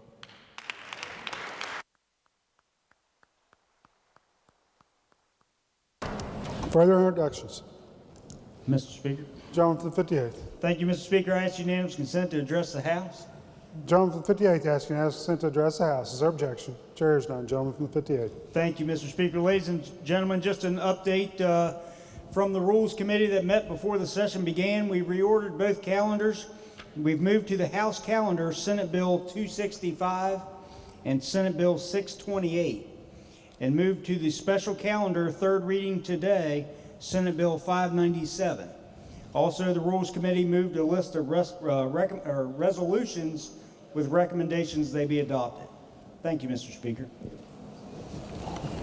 Reports of standing committees. Committee on Judiciary has had under consideration committee substitute for Senate Bill 330 requiring automobile liability insurers provide 10 days notice of intent to cancel due to non-payment of premium. Reports the same back with amendment with recommendation that it do pass as amended. Report be received. Committee on Judiciary has had under consideration committee substitute for Senate Bill 338 compiling and maintaining Central State Mental Health Registry. Reports the same back with amendment with recommendation that it do pass as amended. Report be received. Committee on Judiciary has had under consideration committee substitute for Senate Bill 326 repeal and recodify law relating to contributing to delinquency of minor child. Reports the same back with amendment with recommendation that it do pass as amended. Report be received. Committee on Judiciary has had under consideration Senate Bill 416 allowing terminally ill patients access to investigational products. Reports the same back with amendment with recommendation that it do pass as amended. Report be received. Committee on Judiciary has had under consideration committee substitute for Senate Bill 43 clarifying means of posting to prohibit hunting or trespassing. Reports the same back with amendment with recommendation that it do pass as amended. Report be received. Committee on Judiciary has had under consideration committee substitute for Senate Bill 601 relating to exception from jurisdiction of PSC for materials recovery facilities or mixed waste processing facilities. Reports the same back with amendment with recommendation that it do pass as amended. Report be received. Committee on Judiciary has had under consideration committee substitute for Senate Bill 6 requiring drug screening and testing of applicants for TANF program. Reports the same back with amendment with recommendation that it do pass as amended. Report be received. Committee on Judiciary has had under consideration Senate Bill 333 taking and registering of wildlife. Reports the same back with amendment with recommendation that it do pass as amended. Report be received. Committee on Judiciary has had under consideration Senate Bill 484 relating to reemployment rights of military personnel. Reports the same back with recommendation that it do pass. Report be received. Committee on Judiciary has had under consideration Committee Substitute for Senate Bill 195, authorizing DHHR to promulgate legislative rules. Reports the same back with amendment with recommendation that it do pass as amended. Report be received. Committee on Judiciary has had under consideration Committee Substitute for Senate Bill 429, adopting 2 National Association of Insurance Commissioners models to protect enrollees and general public and permit greater oversight. Reports the same back with recommendation that it do pass. Report be received. Committee on Rules has had under consideration Committee Substitute for House Concurrent Resolution 12, Cheat Mountain Salamander as a state symbol of conservation. Reports the same back with amendment with recommendation that it be adopted. Report be received. Committee on Rules has had under consideration Committee Substitute for House Concurrent Resolution 3, House Concurrent Resolutions 4, 8, 11, Committee Substitute for House Concurrent Resolution 13, House Concurrent Resolution 20, Committee Substitute for House Concurrent Resolution 34, House Concurrent Resolutions 47, Committee Substitute for House Concurrent Resolutions 51, 54, 56, 57, 72, House Concurrent Resolutions 78, 86, 93, 94, House Resolutions 6, 9, 10, 11, 13, 15, Senate Concurrent Resolutions 21, 23, 25, 28, 29, 31, and 42. Reports the same back with recommendation that they each be adopted. Report be received. Committee on Energy has had under consideration Committee Substitute for Senate Bill 337, creating 5-year tax credit for businesses on post-mine sites. Reports the same back with amendment with recommendation that it do pass as amended, that it be referred to the Committee on Finance. Report be received. The bill be referred to the Committee on Finance. To the members, a report from the Committee on Government Organization for Senate Bill 494 and ComSub for Senate Bill 524 and Senate Bill 306 was received during last evening's session. Language in the report indicated that they were reported with title amendments. Those bills have title amendments, and a report with the corrected language has been submitted. Reports to Select Committee. Messages from the Executive. Mr. Speaker, Mr. Armstead presents a communication from His Excellency the Governor advising that on March 4th, 2016, he approved committee substitute for House Bill 3019. Message will be received. Messages from the Senate. The Clerk of the Senate announces passage by the Senate of Senate Bill 12 relating to the County Local Powers Act. Message will be received. The bill will be referred to the Committee on the Judiciary. Resolutions. House Concurrent Resolution 97 by Mr. Speaker, Mr. Armstead, Specialist for Thurman Dwayne Young Memorial Road. Gentleman from the 58th. Thank you, Mr. Speaker. I ask unanimous consent that further reading of resolutions introduced be dispensed with and each resolution be considered formally introduced and referred to the appropriate committee as listed on the chamber automation system. The gentleman from the 58th asks unanimous consent that further reading of resolutions introduced be dispensed with, each resolution be considered formally introduced and referred to the appropriate committees as indicated on the chamber automation system. Is there objection? Chair hears none. Each resolution be considered formally introduced and so referred. Petitions, motions, bills introduced. What purpose does the gentleman from the 63rd seek recognition? It's under the motions. Gentleman, what purpose does the gentleman seek recognition? I move to untable my motion from earlier in the week to commit Senate Bill 597 to the Judiciary Committee because this bill is totally antithetical to free market principles, and more importantly, it allows to the gentleman the governor to the motion is not debatable. The gentleman has made a motion to remove from the table.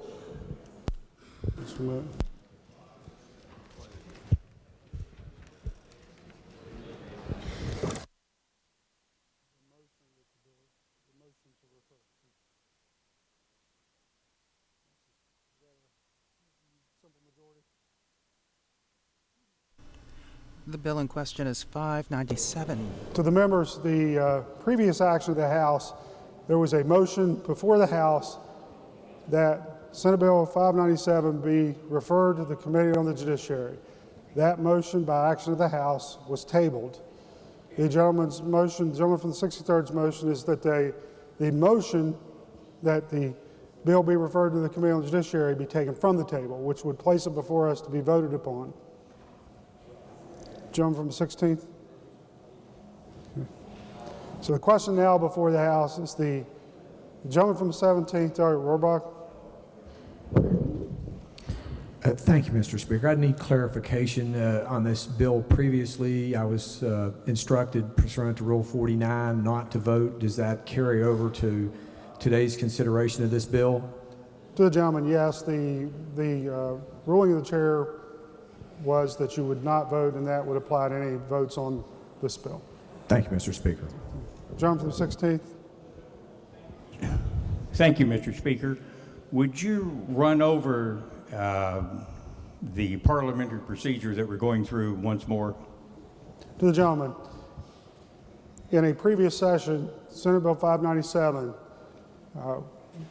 there was a motion to refer the bill to the Committee on the Judiciary. It had come out of committee. There was a motion to refer it to the Judiciary Committee. There was then a subsequent motion that motion be tabled.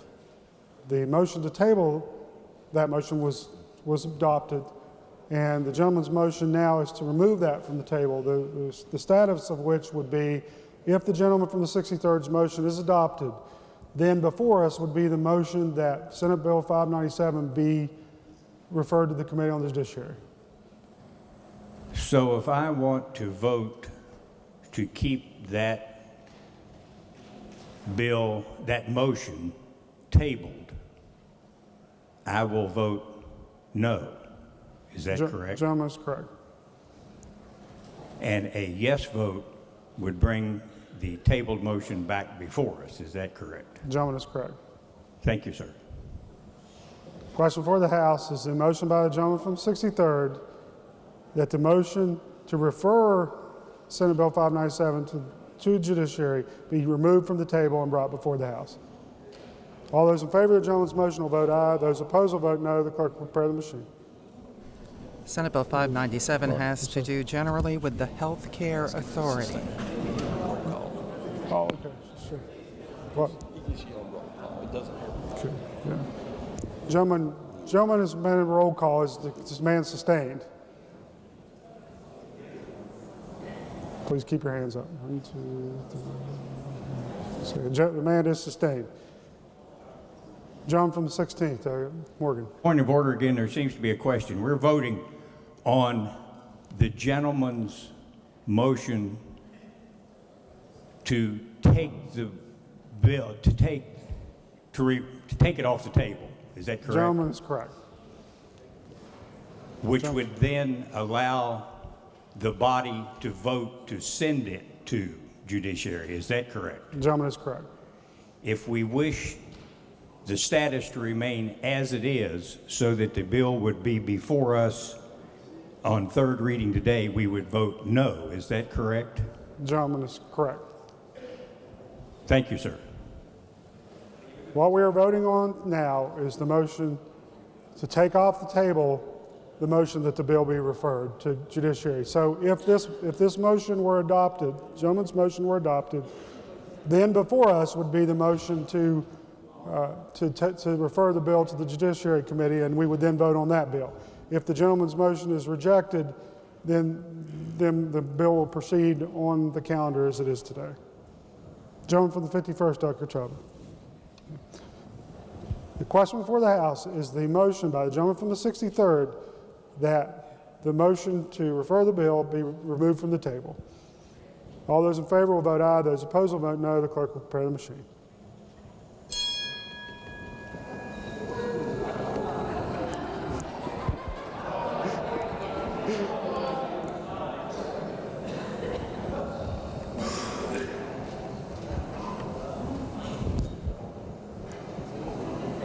Has each member voted? If so, the clerk will close the machine and ascertain the result. On that question, 16 ayes, 77 nays, 6 members absent not voting, 1 member excused from voting. Less than the majority of members present having voted in the affirmative, I declare the motion rejected. Bills introduced. Unfinished business.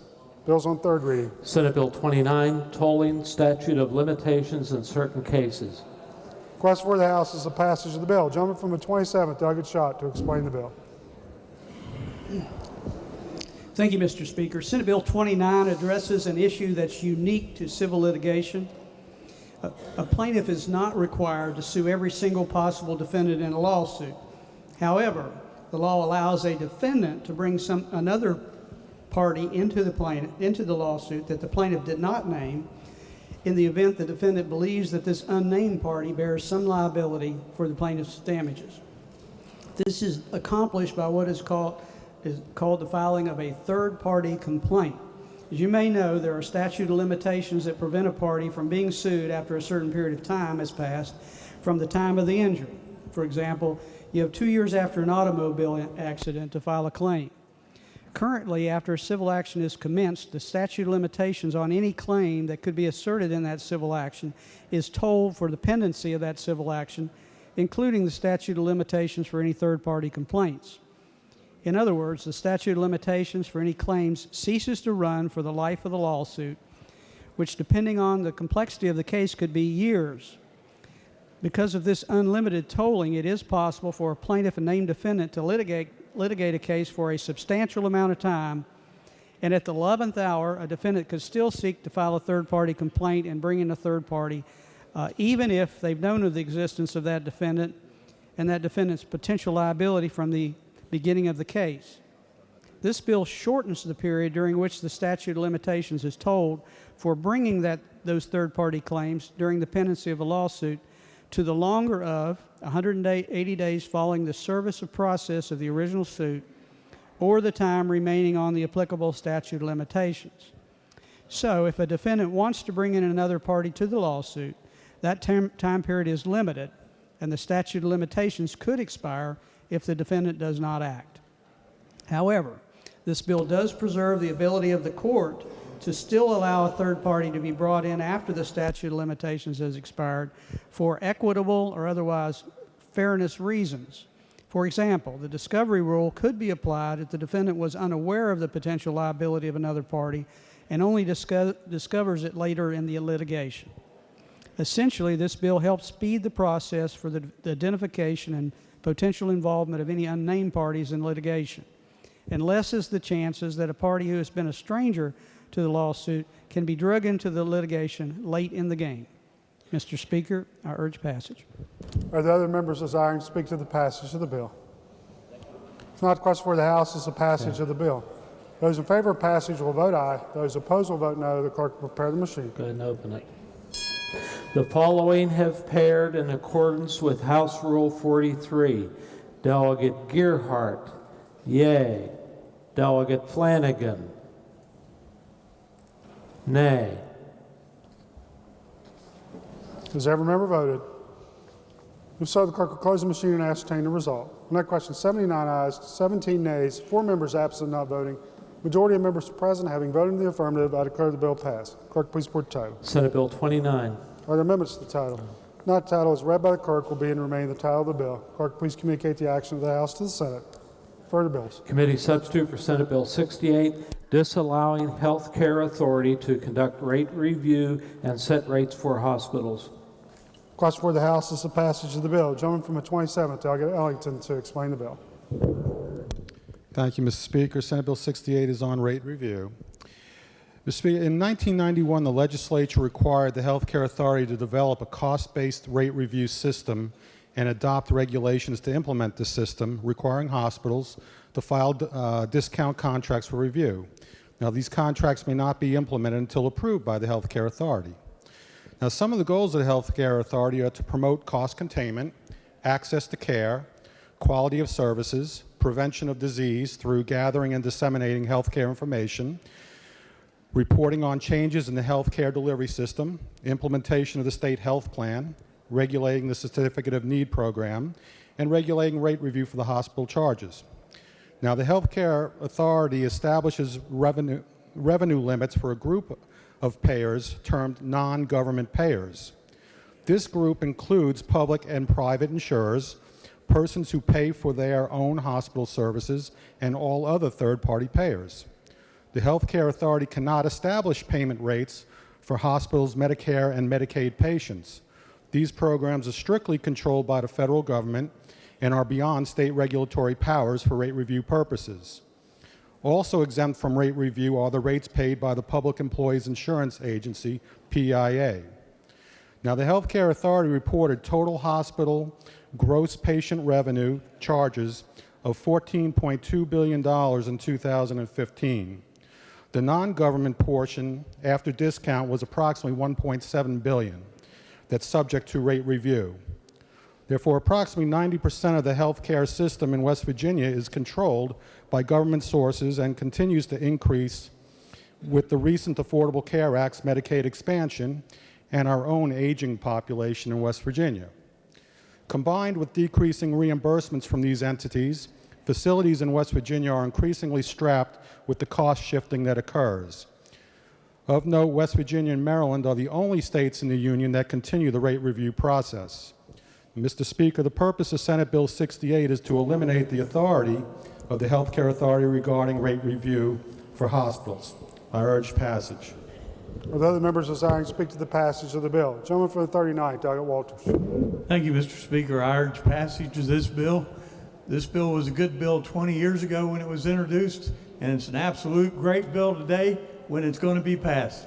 Thank you very much. I urge passage. Gentleman from the 19th, Doggett Purdue. With Chairman Yield. Gentleman yield. Gentleman yields.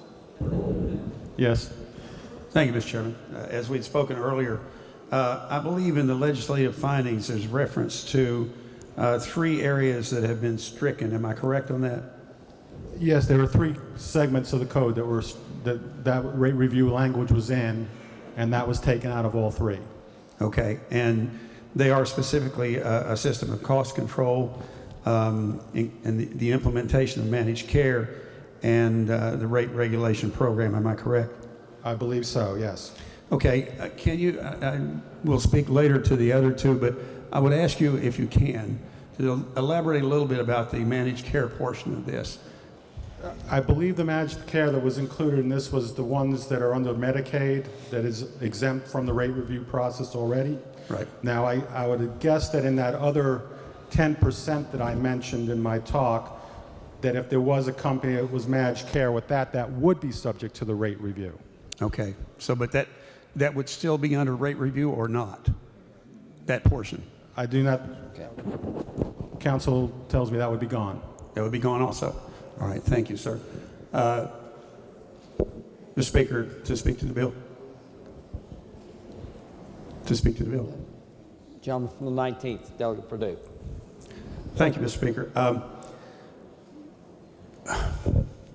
I was aware of this bill and have been involved a little bit in how it was worked, and I compliment the chairman and the committee on their work. I have to speak against this bill, and I do it for a couple of reasons. One, the one I just covered with regard to that only 10%, that portion of managed care will not be reported anymore. That's what this does. It strikes the reportage for that by the Health Care Authority. The other things are those 2 other items that were struck, cost control.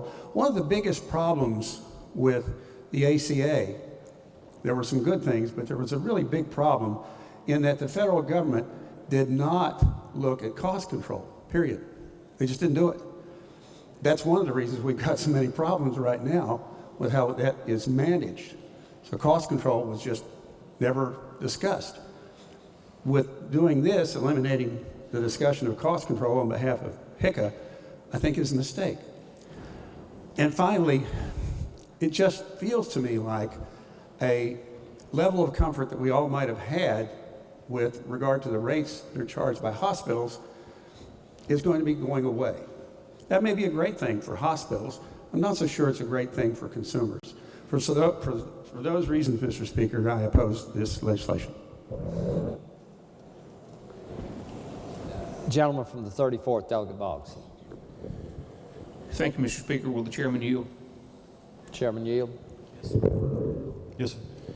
To my friend and colleague, how does this affect critical access hospitals that are small rurals that receive cost-based reimbursement?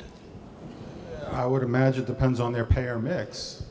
If they have mostly federal plans and state plans, that would still be exempt from rate review. Their rates are already set at that. So in those mixes, it would have no effect? No. Okay.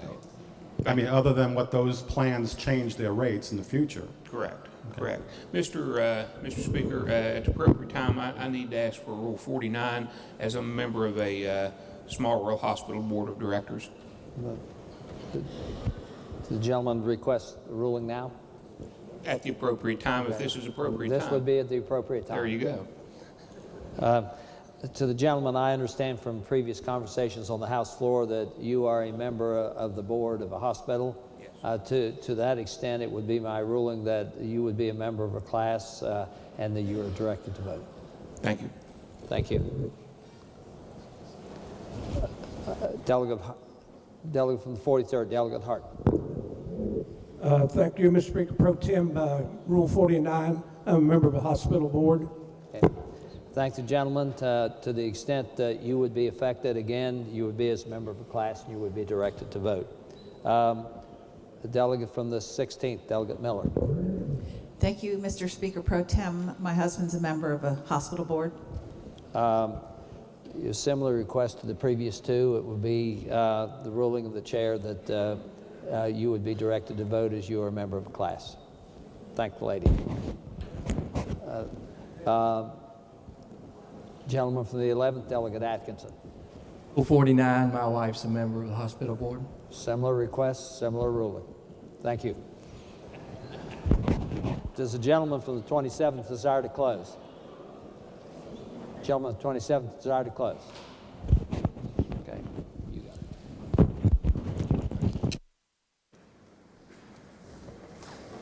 it. What's for the House is the passage of the bill. All those in favor of passage will vote aye. Those opposed will vote no. The clerk will prepare the machine.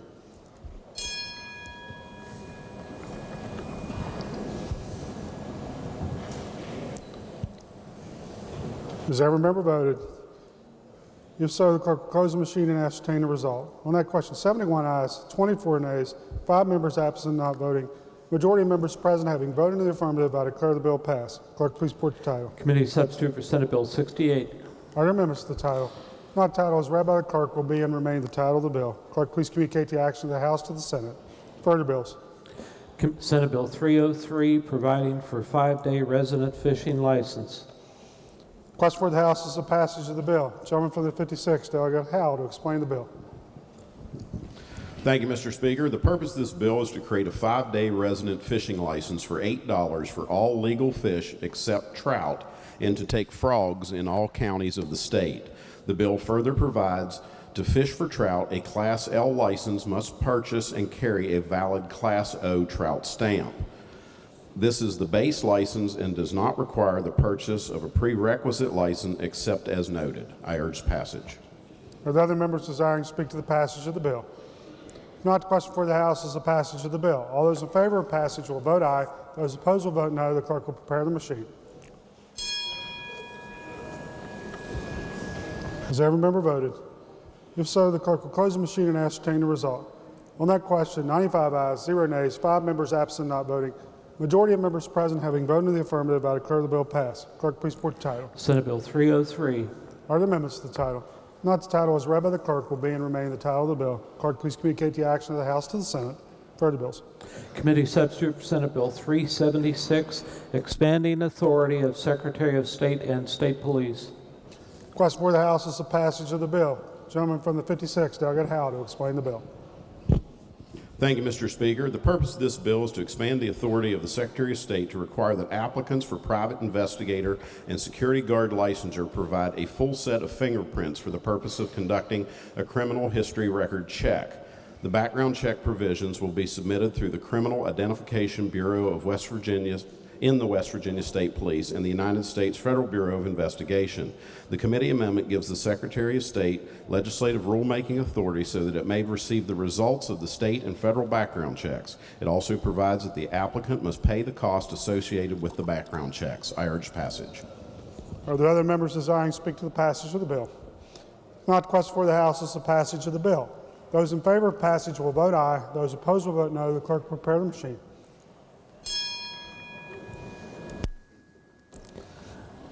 Has every member voted? If so, the clerk will close the machine and ascertain the result. On that question, 93 ayes, 2 nays, 5 members absent not voting.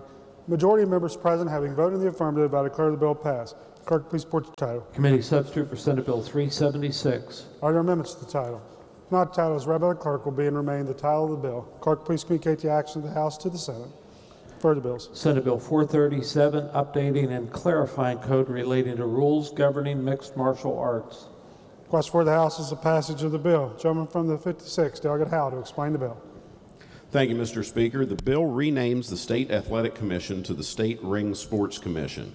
It provides that the commission may grant one or more of its members the authority to approve necessary changes to the roster of participants or officials within 48 hours of a scheduled event.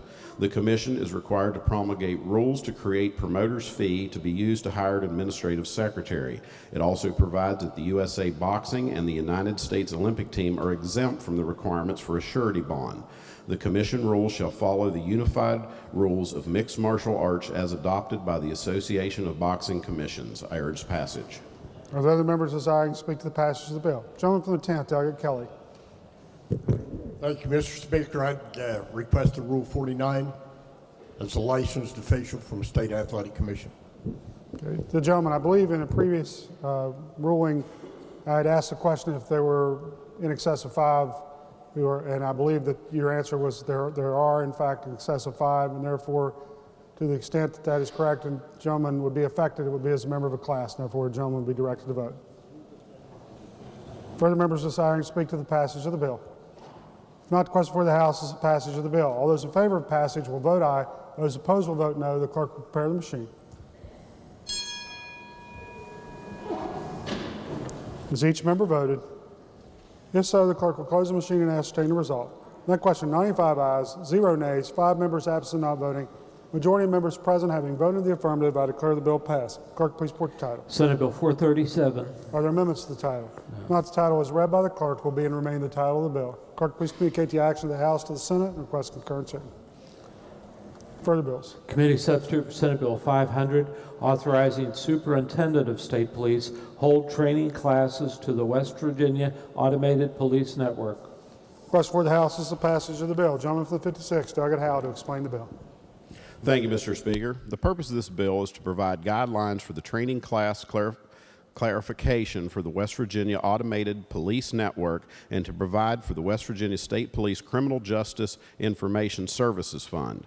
The bill provides that the superintendent will hold training classes for certification to access and use the system. The system and its communications porthole that all police in the state will utilize for background checks. The bill provides for a special revenue account to be created in the state treasury that will consist of fees collected for training and certifications for access to the system. The bill provides authorization to the superintendent to expend the funds from the account to offset the cost associated with the program. I urge passage. Are there other members desiring to speak to the passage of the bill? Not the question for the House is the passage of the bill. All those in favor of passage will vote aye. Those opposed will vote no. Clerk will prepare the machine. Has every member voted? If so, the clerk will close the machine and ascertain the result. On that question, 95 ayes, 0 nays, 5 members absent not voting. Majority of members present having voted in the affirmative, I declare the bill passed. Clerk, please report the title. Committee substitute for Senate Bill 500. Are there amendments to the title? If not, the title is read by the clerk will be and remain the title of the bill. Clerk, please communicate the action of the House to the Senate and request concurrence therein. Further bills. Senate Bill 507, exempting motor vehicles engaged in non-emergency transport of Medicaid recipients from PSC permit requirements. Question for the House is the passage of the bill. Gentleman from the 56th, Delegate Howe, to explain the bill. Thank you, Mr. Speaker. The purpose of this bill is to exempt the motor vehicles of community action agencies such as designated by the governor and that are engaged in non-emergency transport of Medicaid recipients from the Public Service Commission permit requirements. The bill does not exempt these vehicles or their operators from the safety rules promulgated by the Public Service Commission. I urge passage. Are there other members desiring to speak to the passage of the bill? If not, the question before the House is the passage of the bill. Those in favor of passage will vote aye. Those opposed will vote no. The clerk will prepare the machine. Has each member voted? If so, the clerk will close the machine and ascertain the result. On that question, 95 ayes, 0 nays, 5 members absent not voting. Majority of members present having voted in the you can do affirmative, that. I declare the bill passed. Clerk, please report the title. Senate Bill 507. Are there amendments to the title? No. Not title as read by the clerk will be and remain the title of the bill. Gentleman from the 58th. Thank you, Mr. Speaker. I move the bill be made effective from passage. Gentleman from the 58th moves the bill be made effective from passage. All those in favor will vote aye. Those opposed will vote no. The clerk will prepare the machine. Has every member voted? If so, the clerk will close the machine and ascertain the result. On that question, 95 ayes, 0 nays, 5 members absent not voting. Majority of members present having voted the affirmative, I declare the bill passed, or declare the bill effective from passage. Clerk, please communicate the action of the House to the Senate and request concurrence therein. Further bills. Senate Bill 597. Question before the House is the passage of the bill. Gentleman from the 27th delegate, Ellington, to explain the bill. Thank you, Mr. Speaker. Senate Bill 597 is related to the Health Care Authority. This bill asserts the state... Gentleman from 27th, there is a written request that the bill be read in its entirety. The clerk will please read the bill in its entirety. Pursuant to Article 6, Section 29 of the West Virginia Constitution, states that in pertinent part, in all cases that an engrossed bill shall be fully and distinctly read in each House.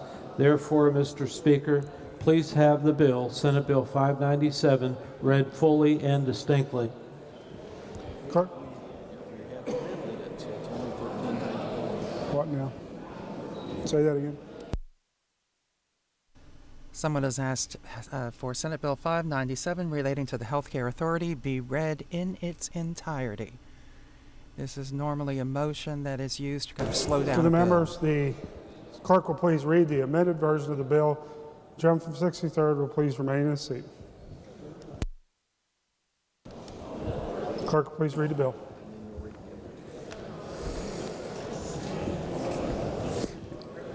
Engrossed Committee Substitute for Senate Bill 597, a bill to amend and reenact 5F13A of the Code of West Virginia 1931 as amended, to amend and reenact 94C7 of said code, to amend and reenact 1127.9 and 1127.11 said code, to amend and reenact 165F2, 165F3, 165F4, 165F5, and 6 of said code, to amend and reenact 1629B, 3, 5, 6, 7, 8, 9, 11, 12, 13, 14, 15, 17, 18, 19, 8, 22, 23, 24, 25, and 26 of said code, to amend said code by adding thereto a new section designated 1629B5A. To amend said code by adding thereto a new section designated 1629B28. To amend and reenact 1629G2, 5, 6 of said code, and to amend and reenact 1629I4 of said code, all relating generally to the Health Care Authority. Employment of the members of the Board of the West Virginia Health Care Authority, creating effective date, providing... Delegate Michael Folk has asked for the bill to be read aloud in its entirety. Creating the position of Executive Director of the Health Care Authority, making the Executive Director the Administrative Head of the Health Care Authority, setting forth the qualifications of the Executive Director, providing the Executive Director is appointed by the Governor with advice consent of the Senate, providing Executive Director reports to the Secretary of the Department of Health and Human Resources, placing the Health Care Authority under the Department of Health and Human Resources, adding the Executive Director to the Public Employees Insurance Agency Advisory Board, clarifying where the administrative duties of the Health Care Authority are to be carried out, clarifying that the Board of Directors of the Health Care Authority is the adjunct arm of the Health Care Authority, requiring that the members of the Board of Directors be employed on a part-time basis, setting forth other employment requirements for the Board of Directors, expanding the Board of Directors from 3 to 5 members, setting forth qualification appointment to the Board of Directors, providing that the Board of Directors shall report to the Executive Director, setting forth minimal hearing requirements for the Board of Directors, providing for recommended decision by the Board of Directors, Executive Director, setting forth the Executive Director procedure for review and approval of a recommended decision of the Board of Directors, providing for the remand of a decision, clarifying the Executive Director has all rule-setting powers, providing for a study by the Health Care Authority of concerns of hospitals and border counties, requiring a comprehensive study of the Certificate of Need program, including possible elimination of Certificate of Need, making technical corrections, granting authority to the Health Care Authority to review proposed cooperative agreements, defining terms, setting out legislative findings, purpose, allowing cooperative agreements between hospitals and healthcare providers, setting forth goals of cooperative agreement, establishing a review process for cooperative agreements, setting forth standards for review of cooperative agreements, granting enforcement powers over cooperative agreements to the Healthcare Authority, providing for rulemaking, requiring reporting to the Healthcare Authority, setting out what must be included in any report, allowing the Healthcare Authority to render a decision regarding reduced competition when a cooperative agreement pertains to an acquisition, merger, or combination of hospitals or healthcare providers, and providing code references. Being enacted by the Legislature of West Virginia. that 1629B 26 Code of West Virginia 1930 is amended, be amended, reenacted, and that said code be amended by adding to a new section designated 1629B 28, all to read as follows. Article 29B, Healthcare Authority. 1629B 26, exemptions from antitrust laws. Action of the board shall be exempt from antitrust action under state and federal antitrust laws. Any action of hospitals, healthcare providers under the board's jurisdiction, when made in compliance with orders, directives, rules, approvals, or regulations issued or promulgated by the board, shall likewise be exempt. It is the intention of the legislature of this chapter shall also immunize cooperative agreements approved and supervised by the authority and activities conducted pursuant thereto from challenge or scrutiny under both state and federal antitrust law. 1629B 28, review of cooperative agreements. A, definitions. As used in this section, the following terms have the following meanings. 1, academic medical center means an accredited medical school, one or more faculty practice plans affiliated with the medical school, or one or more affiliated hospitals which meet the requirements set forth in 42 CFR 411-355E2. 2, cooperative agreement means an agreement between a teaching hospital, which is a member of an academic medical center, and or one or more other hospitals or other healthcare providers. The agreement shall provide for the sharing, allocation, consolidation, by merger, or other combination of assets or referral patients, personnel, instruction programs, support service facility, or medical, diagnostic, or laboratory facilities or procedures or other service traditionally offered by hospitals or other healthcare providers. 3, commercial health plan means a plan offered by any third-party payer that negotiates with a party to a cooperative agreement with respect to patient care services rendered by healthcare providers. 4, healthcare provider means the same as that term is defined in Section 3 of this article. 5, teaching hospital means a hospital or medical center that provides a clinical education training to future and current health professionals. 6, qualified hospital means a technical hospital which meets the requirements of 42 CFR 411-355E23 and which has entered into a cooperative agreement with one or more hospitals or other healthcare providers but is not a critical assets hospital for purposes of this section. B, findings. 1, the legislature finds that the state school of medicine affiliate university teaching hospital are critically important in training physicians and other health providers who practice healthcare in this state. They provide access to healthcare and enhance quality of healthcare for the citizens of this state. 2, a medical education is enhanced with medical students, residents, and fellows have access to modern facilities, state-of-the-art equipment, and a full range of clinical service that in many instances the accessibility of facilities, equipment, and clinical service can be achieved more economically and efficiently through a cooperative agreement among a teaching hospital and one or more hospitals or other healthcare providers. C, legislative purpose. The legislature encourages cooperative agreements if the likely benefits of such agreements outweigh any disadvantage attributable to a reduction in competition. When a cooperative agreement and the planning and negotiating cooperative agreements might be anti-competitive with the meaning and intent of the state and federal antitrust laws, the legislature believes it is in the state's best interest to supplement competition with regulatory oversight by the healthcare authorities set out in this article. The article has the power to review, approve, or deny cooperative agreements, ascertain that they are beneficial to citizens of the state and to medical education, to ensure compliance with the provision of the cooperative agreements relative to the commitments made by the qualified hospital and conditions imposed by the healthcare authority. D, cooperative agreements. 1, a hospital which is a member of an academic medical center may negotiate and enter into a cooperative agreement with other hospitals or healthcare providers in the state. A, in order to enhance or preserve medical education opportunities through collaborative efforts and to ensure and maintain the economic viability of medical education in this state and to achieve the goals herein set forth. And B, when the likely benefits outweigh any disadvantage attributed to a reduction in competition that may result from the proposed cooperative agreement.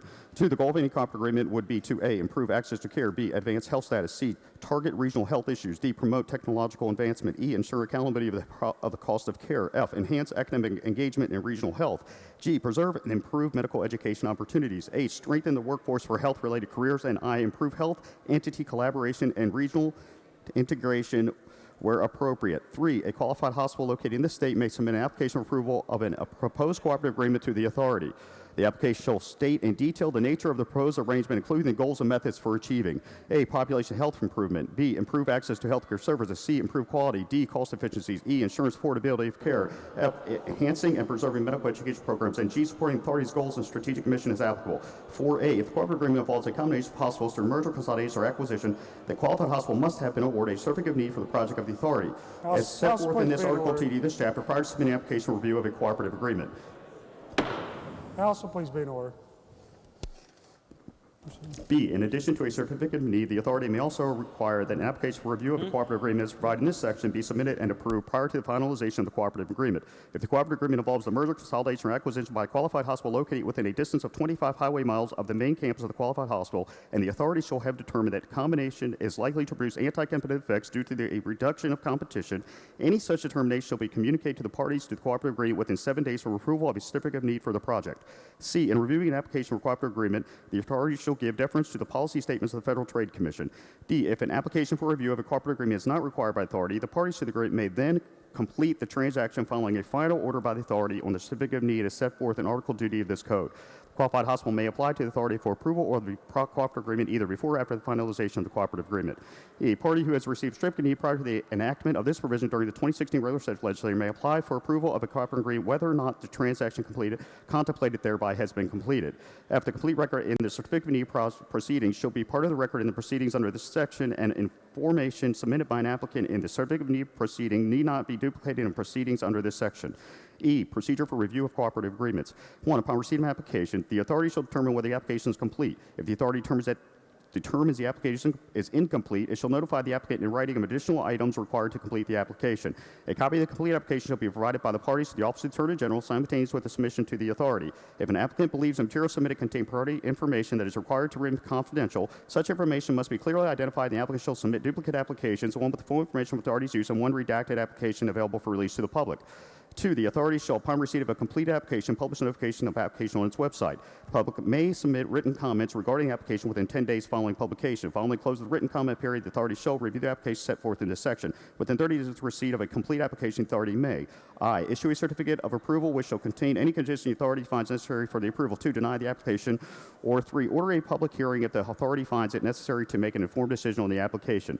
3, the authority shall issue a written decision within 75 days from receipt of a complete application or at the conclusion of the public hearing if one is held. The authority may request additional information, in which case they shall have an additional 15 days following receipt of the supplement issued to approve or deny the proposed cooperative agreement. 4, notice of any hearing shall be sent certified mail to the applicants and all persons, groups, or organizations who have submitted written comments or the proposed cooperative agreement. Any individual, group, or organization submitted written comments regarding the application wishes to present evidence as the public hearing shall request to be recognized as an effective party as set forth in Article 2D of this chapter. The hearing shall be held no later than 45 days after receipt of the application. The authority shall publish notice of the hearing on the authority's website 15 days prior to the hearing. 5, parties may file a motion for an expedited decision. F, standards for review of cooperative agreements. 1, in its review of an application of a cooperative agreement submitted pursuant to this section, the authority may consider the proposed cooperative agreement and any supporting documents submitted by the applicant, any written comments submitted by any person, any written or oral submitted, or evidence presented at any public hearing. 2, the authority shall approve a proposed cooperative agreement and issue a certificate of approval if it determines that the benefits likely to result from the proposed cooperative agreement outweigh the disadvantages likely to result from a reduction in competition from the proposed cooperative agreement. 3, in evaluating the potential benefits of a proposed cooperative agreement, the authority shall consider whether one or more of the following benefits may result from the proposed cooperative agreement. A, enhancement and preservation of existing academic and clinical educational programs. B, enhancement of the quality of hospital and hospital-related care, including mental health services and treatment of substance abuse provided to citizens served by the authority. C, enhancement of population health status consistent with the health goals established by the authority. D, preservation of hospital facilities and geographical proximity to the communities traditionally served by those facilities to ensure access to care. E, gains in the cost efficiency of services provided by the hospital involved. F, improvements in the utilization of hospital resource equipment. G, avoidance of duplication of hospital resources. H, participant in the state Medicaid program. And I, constraints on increase in the total cost of care. 4, the authority's evaluation of the disadvantages attributable to any reduction in competition likely to result from the proposed cooperative agreement shall include, but need not be limited to, the following factors. A, the extent of any likely adverse impact of the proposed cooperative agreement on the ability of health maintenance organizations, preferred provider organizations, managed healthcare organizations, or other healthcare payers to negotiate reasonable payment and services arranged with the hospitals, physicians, allied healthcare professionals, or other healthcare providers. B, the extent of any reduction in competition among physicians, allied healthcare professionals, or other healthcare providers, or other persons furnishing goods or services to, or in competition with, hospitals that is likely to result directly or indirectly from proposed cooperative agreement. C, the extent of any likely adverse impact on patients and the quality, availability, and price of healthcare services. And D, the availability of arrangements that are less restrictive to competition and achieve the same benefits or a more favorable balance of benefits over disadvantage attributable to any reduction in competition likely to result from the proposed cooperative agreement. 5A, after a complete review of the record, including but not limited to the factors set out in subsection E of this section, any commitments made by the applicant or applicants and conditions imposed by authority, if the authority determines that the benefits likely to result from the proposed cooperative agreement outweigh the disadvantages likely to result from a reduction in competition from the proposed cooperative agreement, the authority shall approve the proposed cooperative agreement. B, the authority may reasonably condition approval upon the parties' commitments to I, achieving improvements in population health, 2, access to healthcare services, 3, quality and cost efficiencies identified by the parties in support of their application for approval of the proposed cooperative agreement, and 4, Any additional commitments made by the parties to the cooperative agreement. Any conditions set forth by the authority shall be fully enforceable by the authority. No conditions imposed by the authority, however, shall limit or interfere with the right of hospitals to adhere to religious or ethical directives established by its governing board. There's Delegate Michael Folk of Berkeley County. He asked for the bill, Senate Bill 597, to be read in its entirety. He has to sit in his seat and listen to the bill being read in its entirety. Conditions imposed by authority in the Circuit Court of Kanawha County, the Circuit Court where the principal place of business of a party to the cooperative agreement is located. 7, the authority may consult with the Attorney General of this state regarding his or her assessment of whether or not to approve the proposed cooperative agreement. G, enforce and supervise cooperative agreements. The authority shall enforce and supervise any approved cooperative agreement for compliance. 1, the authority shall promulgate emergency rules for the provision of Section 15, Article 3, Chapter 29A of this code to accomplish the goals of section. These rules shall include, at a minimum, A, an annual report by the parties to a cooperative agreement. The report is required to include I, information about the extent of the benefits realized and compliance with other terms and conditions of the approval. 2, a description of the activities conducted pursuant to the cooperative agreement, including any actions taken in furtherance of commitments made by the parties of terms imposed by the authority as a condition for approval of the cooperative agreement. 3, information relating to price, cost, quality, access to care, and population health improvement. 4, disclosure of any reimbursement contract between a party cooperative agreement approved pursuant to this section, commercial health plan or insurer entered into subsequent to the finalization of the cooperative agreement. This shall include the amount, if any, by which an increase in the average rate of reimbursement exceeds inpatient services for such year. The increase in the consumer price index for all urban consumers for hospital and patient services provided by the Bureau of Labor Statistics for such year, and with respect to outpatient services, the increase in the consumer price index for all urban consumers for hospital outpatient services for such year, and V, any additional information required by the authority ensure compliance with the cooperative agreement. B, if an approved application involves a combination of hospitals, disclosure of the performance of each hospital with respect to a representative sample of quality metrics selected annually by the authority from the most recent quality metrics published by the Centers for Medicare and Medicaid Services. The representative sample shall be published by authority on its website. C, a procedure for a corrective action plan where the average performance score of the parties to the cooperative agreement any calendar year is below 15th percentile for all United States hospitals with respect to the quality metrics as set forth in B of this subsection. The corrective action plan is required to I, be submitted 120 days from the commencement of the next calendar year, and 2, provide for a rebate to each commercial health plan or insurer with which they have contracted an amount not in excess of 1% of the amount paid to them by such commercial health plan or insurer for hospital services during such 2-year period, if in any 2 consecutive year period the average performance score is below the 15th percentile for all United States hospitals. The amount to be rebated shall be reduced by the amount of any reduction in reimbursement for which may be imposed by a commercial health plan or insurer under a quality incentive or rewards program in which the hospital is a participant. D, a procedure where if the excess above the increase in the consumer price index for all urban consumers for hospital inpatient service or hospital outpatient service is 2% or greater, the authority may order the rebate of the amount which exceeds the respective indices by 2% or more to all health plans or insurers which paid such excess unless the party provides written justification of such increase satisfactory to the authority, taking into account case mix index, outliers, and extraordinarily high cost outpatient procedure utilizations. E, the ability of the authority to investigate is needed to ensure compliance with the cooperative agreement. F, the ability of the authority to take appropriate action, including revocation of a certificate of approval, if it determines that I, the parties to the agreement are not complying with the terms of the agreement or the terms and conditions of approval. 2, the authority's approval was obtained as a result of an intentional material misrepresentation. 3, the parties to the agreement have failed to pay any required fee. Or 4, the benefits resulting from the approval agreement no longer outweigh the disadvantages attributable to the reduction in competition resulting from the agreement. G, if the authority determines that parties to an approved cooperative agreement have engaged in conduct that is contrary to state policy or public interest, including the failure to take action required by state policy or the public interest, the authority may initiate a proceeding to determine whether to require the parties to refrain from taking such action or requiring the parties to take such action, regardless of whether or not the benefits of all of the cooperative agreement continue to outweigh its disadvantages. Any determination by the authority shall be final. The authority is specifically authorized to enforce its determination in the Circuit Court of Kanawha County or the Circuit Court where the principal place of business of a party to the cooperative agreement is located. H, fees as set forth in subsection H. 2, until the promulgation of the emergency rules, the authority shall monitor and regulate cooperative agreements to ensure that their conduct is in the public interest and shall have the powers set forth in subdivision 1 of subsection, including the power of enforcement set forth in paragraph G, subdivision 1 of this subsection.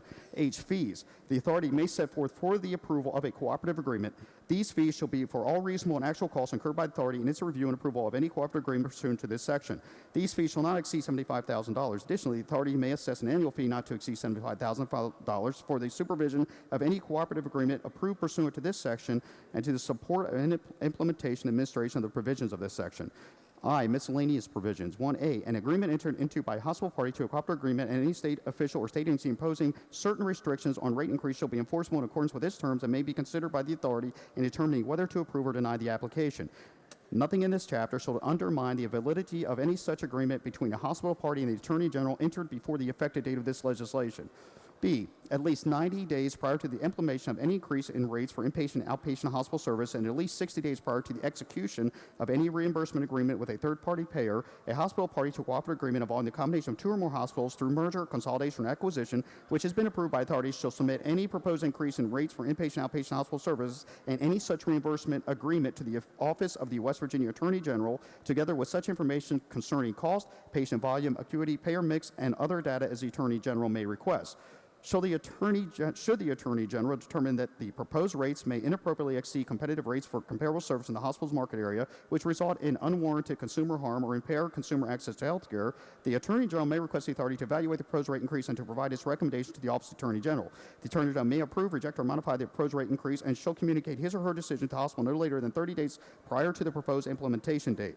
The hospital may then implement the increase approved by the Attorney General. Should the Attorney General determine that a reimbursement agreement with a third-party payer is likely to produce anti-competitive effects resulting in consumer harm, the Attorney General may reject the reimbursement agreement and communicate such rejections to the parties thereto together with the rationale, therefore, in a timely manner. 2, the authority shall maintain on file all cooperative agreements the authority has approved, including any conditions imposed by the authority. 3, any party to a cooperative agreement that terminates its participation in such cooperative agreement shall file a notice of termination with the authority 30 days after termination. 4, no hospital which is a party to a cooperative agreement for which approval is required pursuant to this section may knowingly bill or charge for health services resulting from or associated with such cooperative agreement until approved by the authority. Additionally, no hospital which is a party to a cooperative agreement may knowingly bill or charge for health services resulting from or associated with such cooperative agreement for which approval has been revoked or terminated. 5, by submitting an application review of a cooperative agreement pursuant to this section, the hospitals or healthcare providers shall be deemed to have agreed to submit to the regulation and supervision of the authority as provided in this section. House will be in order.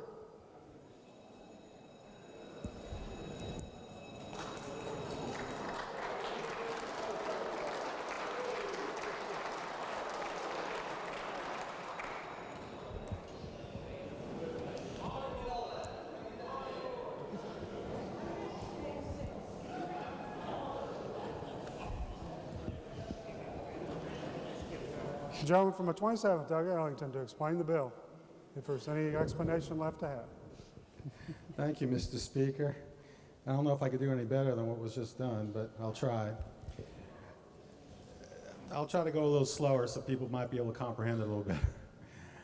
Mr. Speaker, this bill asserts the state's authority to determine whether it is in the state's best interest to supplant competition with regulatory oversight by the healthcare authority. This bill grants the authority the ability to review cooperative agreements between qualified hospitals and healthcare providers providing healthcare services. A new process is created to let the authority review cooperative agreements. Specifically, the authority is required to ascertain several things. First, if the benefits of the agreement would outweigh any non-competitive nature of the agreement. 2, whether there would be enhanced academic and clinical educational programs. 3, if there would be enhanced quality of hospital and hospital-related care. 4, if the population's health status would be improved. 5, whether the hospital facilities in the geographic area would be preserved. 6, whether there would be an avoidance of duplication of efforts. And 7, whether there are appropriate constraints on cost increases. The authority is granted emergency rulemaking authority to implement the provisions of this section as soon as possible. The participants in the cooperative agreement shall file an annual report with the authority, which shall include information about benefits, information showing compliance with other terms and conditions of the approval, information relating to the price, cost, quality, access to care, and population health improvement, and any disclosure of any reimbursement contract between a party to a cooperative agreement and a commercial health plan or insurer entered into subsequent to the finalization of the cooperative agreement. The bill provides for rebates on rates if the new entity is below the 50th percentile on any representative sample of quality measures. If an entity is not in compliance with the cooperative agreement, then the authority may revoke or suspend their approval of the cooperative agreement. There's a fee for review of the cooperative agreement, and it may not exceed $75,000, with an additional $75,000 annually for continued oversight. The hospital may enter into an agreement with the Attorney General, restricting the ability of the hospital to increase its rates. The Attorney General then will review any proposed rate increases. I urge adoption or passage. Would the other members desiring to speak to the passage of the bill? Gentleman from the 16th, Doggett Morgan. Thank you, Mr. Speaker. I thought maybe the Chair of Health would say, now that you know exactly what's in the bill, but he didn't exactly say that. The bill poses some questions, and the answer to all of those is yes, what we propose would fit right in what the bill asked for. As my friend from Kanawha might say, a little bit of history might help understand exactly what we're doing.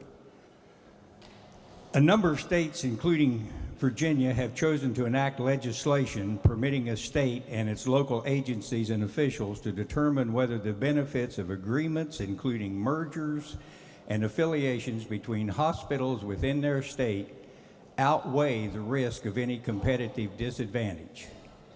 As early as 1943, the United States Supreme Court held that it was not the intention of the federal antitrust laws to deprive states of their ability to weigh interest against benefits of competition.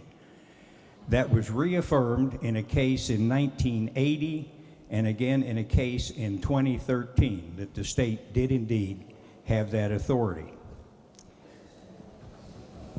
This bill today would allow the healthcare authority to study the needs of the purchase of St. Mary's Hospital in Huntington, West Virginia by Cabell Huntington Hospital in Huntington, West Virginia. The healthcare authority would be charged with the responsibility of weighing the benefits of such agreement against anti-competitive effects and granting approval if the benefits outweighed the risks. I think there's no question in any of our minds in this body that healthcare is not your normal business. Healthcare is not a free market issue.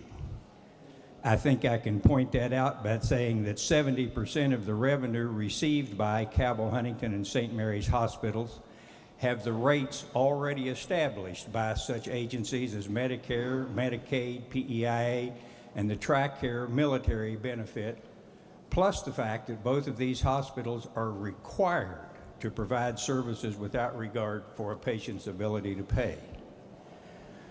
The investigation by the Federal Trade Commission, we feel, is impartial and unnecessary, partial and unnecessary, in that the state of West Virginia, the Attorney General, the Governor, the Senators, the Congressmen, and anybody else practically that you can find are in favor of this going through.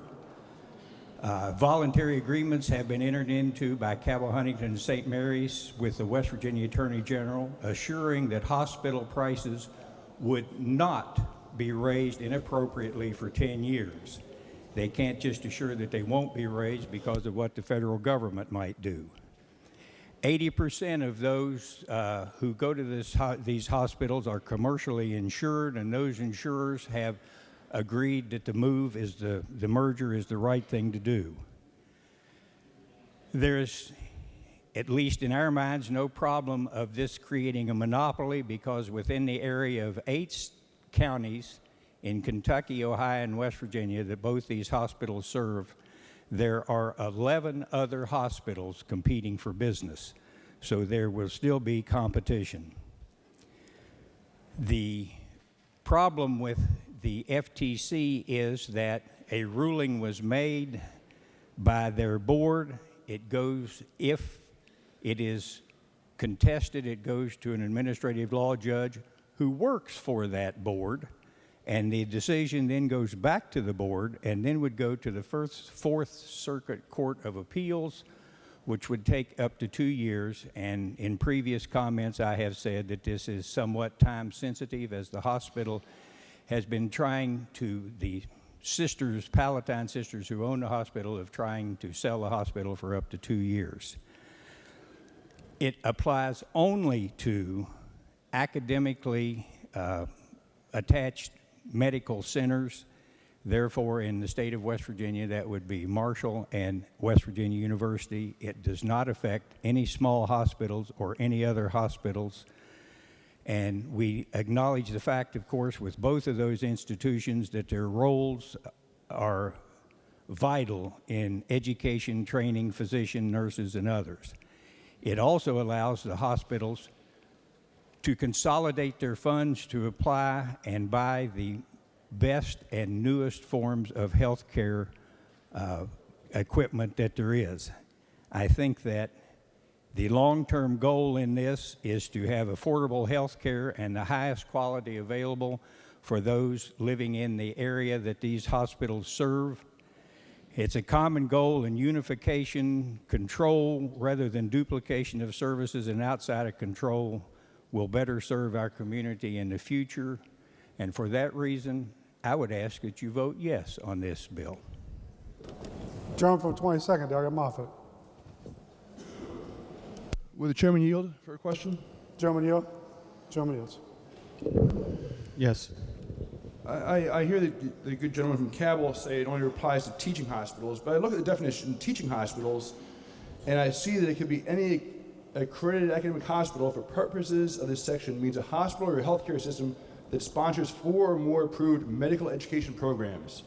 That is in the 42 CFR 411.355E2-3.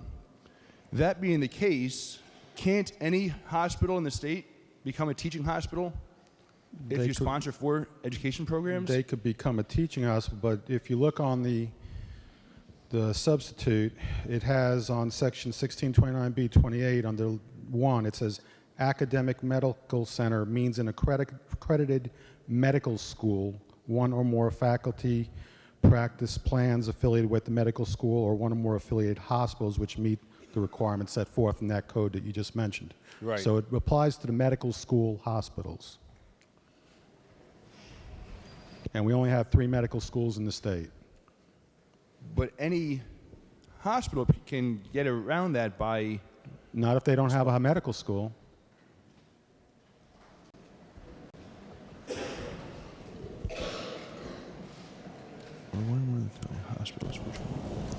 Or 1 of the more affiliated hospitals which meet the requirements set forth in... It just seems very loose that if you apply the federal regulation to it, as you can in the second half of that paragraph, that it could really be any hospital in the state. As long as they sponsor 4 education programs. First part, accredited medical. Second part, 42 CFR.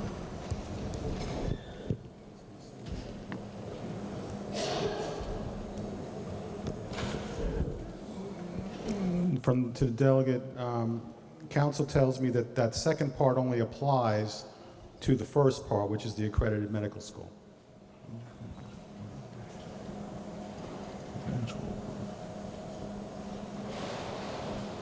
Yeah, it says, or 1 or more affiliated hospitals which meet the requirements set forth in 42 CFR.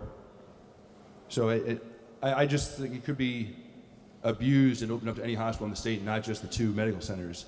I've also been told that as I like parts of the bill, I also have troubles with other parts of the bill, but is it true that as the Cabell Hospital has taken over some private medical practices, they've increased their rates by 200% to 300%, and the rate review is now gone? That is a potential in the future, but the agreement that they have currently with the Attorney General is not to raise their rates over the next 10 years.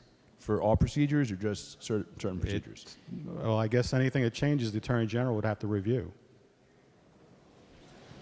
But that's the agreement that I have outlined here on their between Cabell and St. Mary's.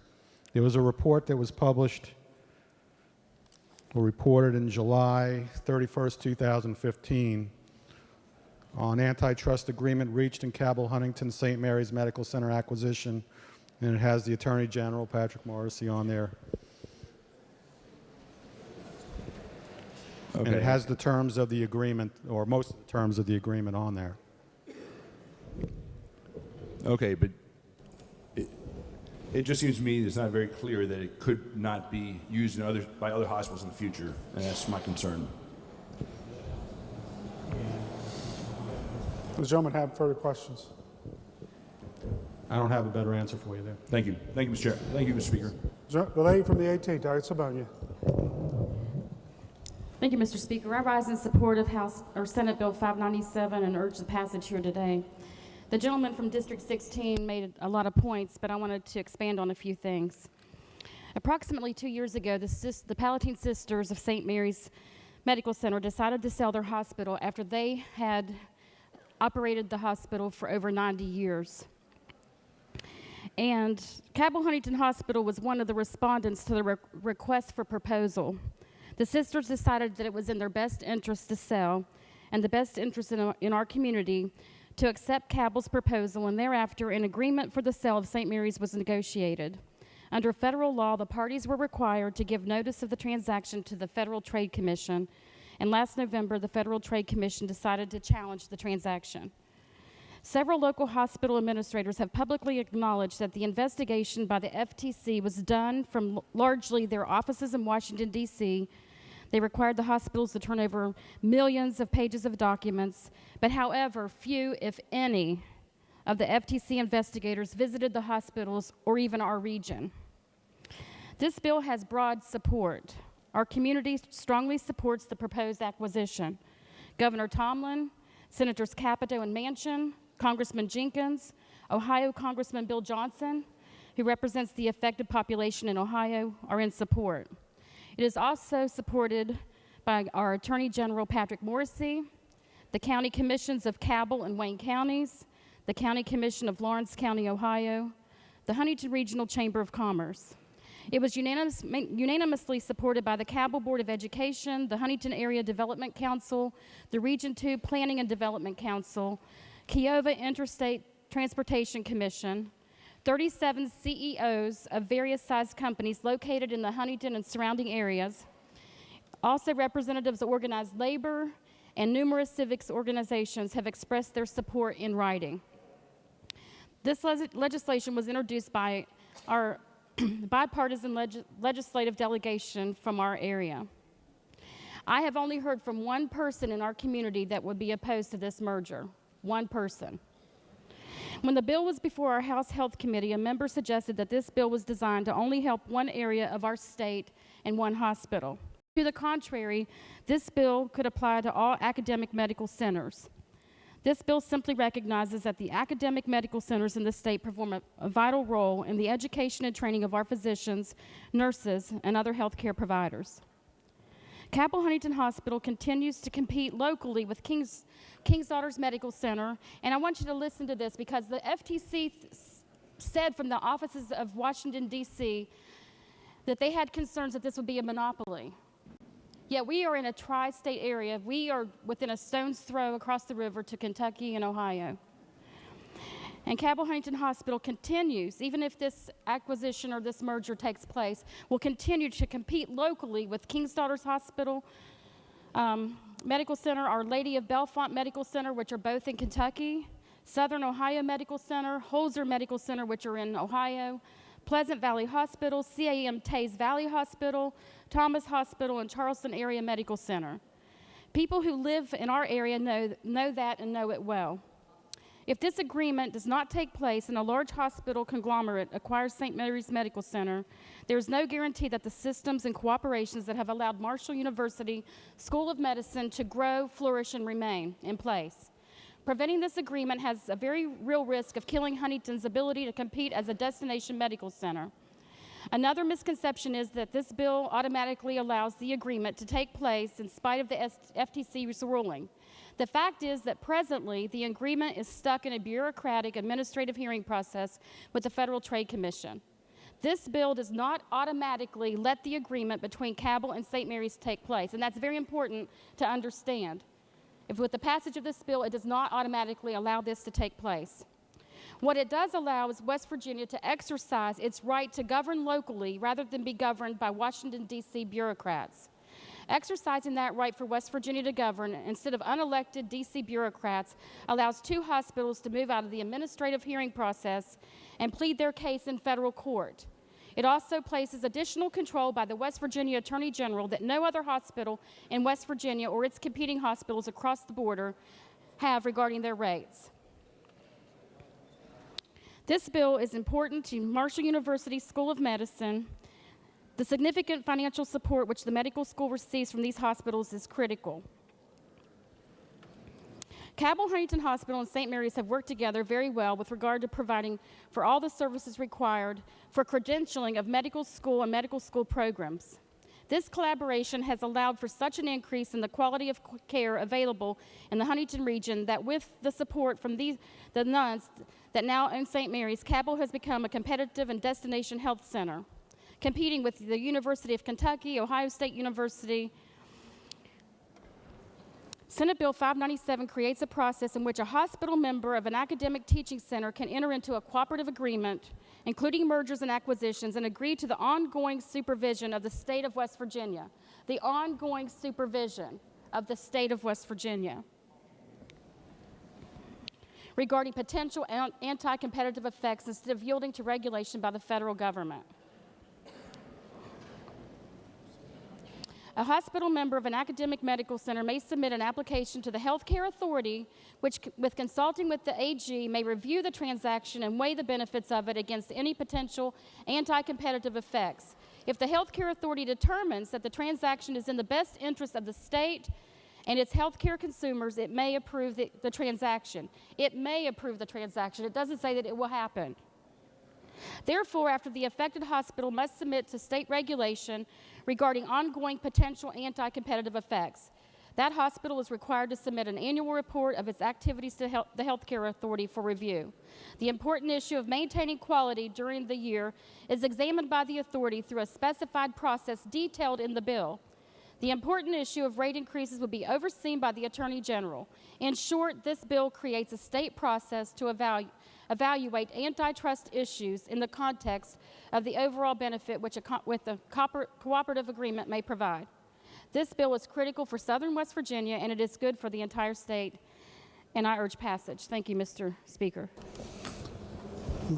Dave from 16th, Doug Miller. Thank you, Mr. Speaker. Fellow delegates, you've heard all the facts and figures. I'm going to speak to you from the heart. I live in Huntington, in Cabell County. Many, many years ago, the sisters came to our area to start Christ-based health care.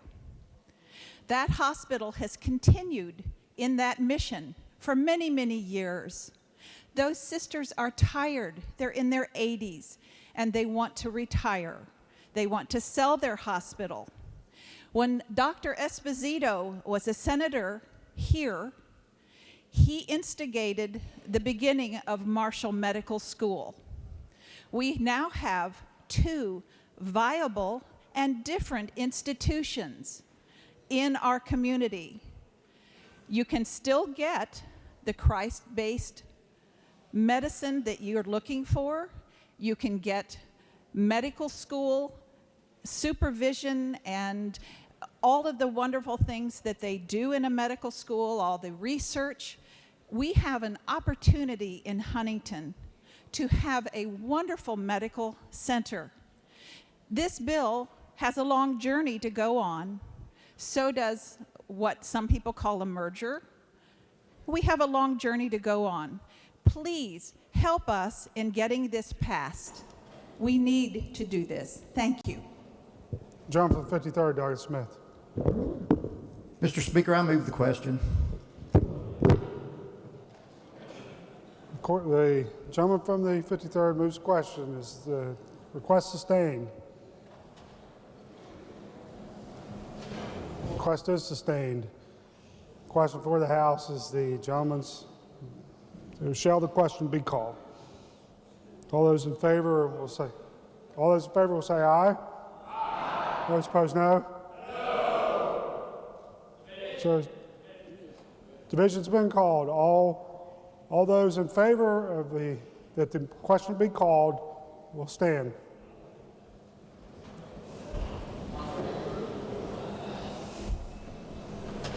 The call to question means ending the debate on Senate Bill 597.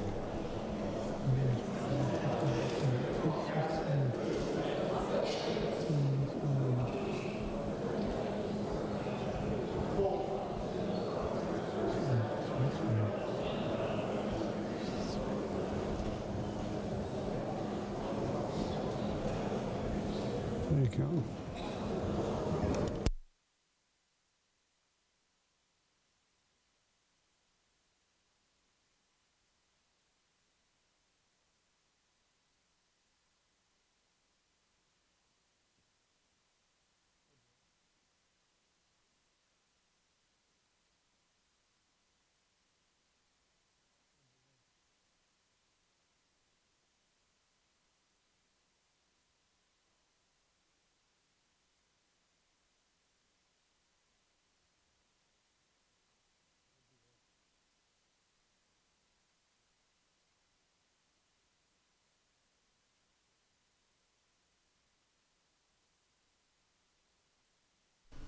This is the West Virginia Legislature on the West Virginia Channel. This is live from the West Virginia House of Delegates.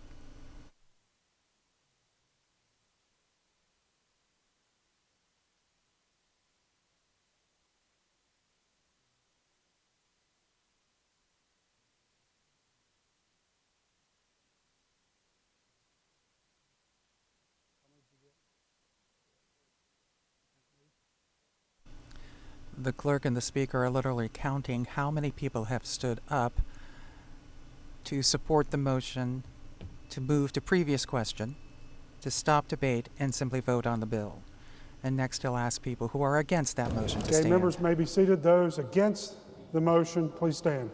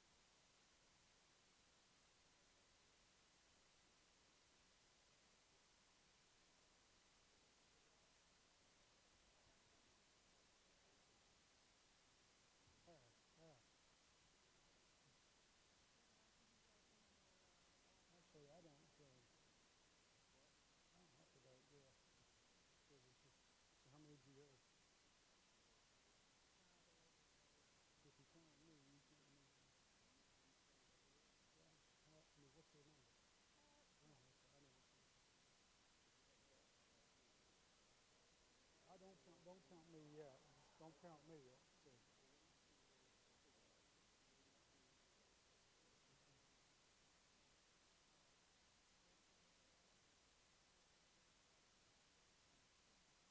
To 42. Don't count me.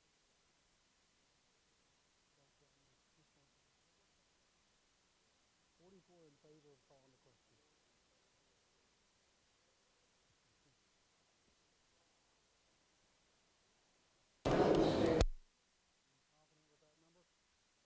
Confident with that number, both of you? 44 to 42.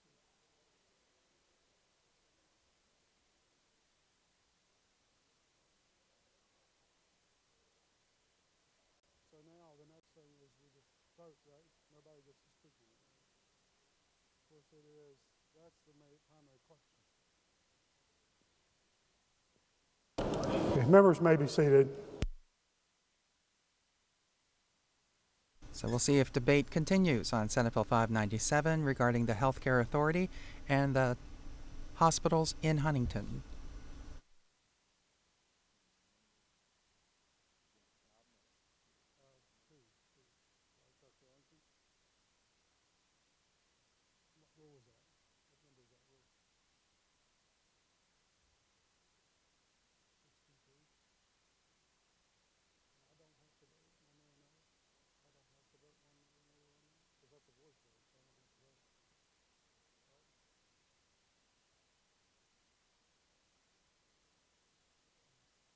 Which rule? 43?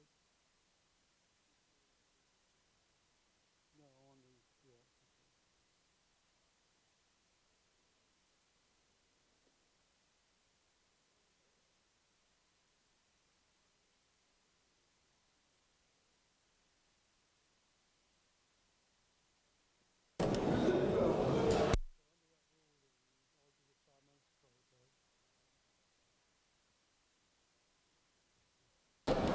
To the members, the count were 44 in favor of the motion, 42 against the motion.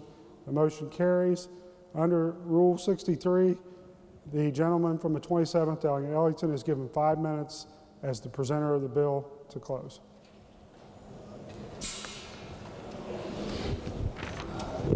Thank you, Mr. Speaker. I think I could do it within 5 minutes, hopefully.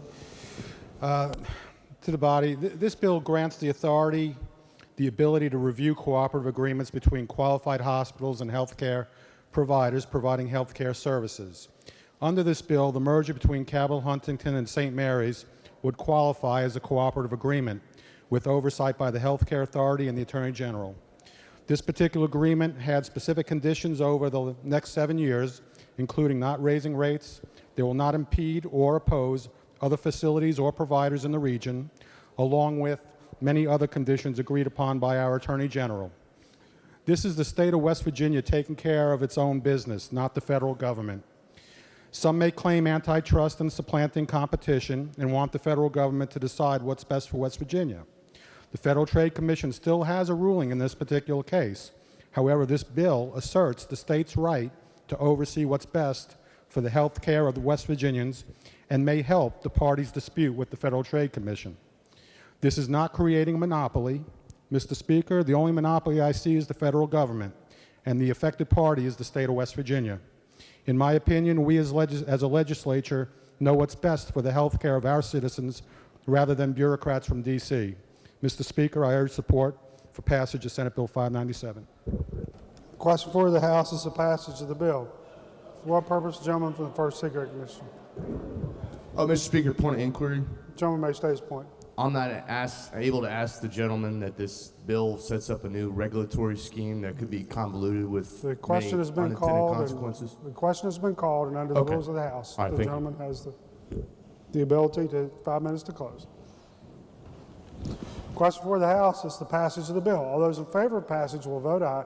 Those opposed will vote no. The clerk will prepare the machine.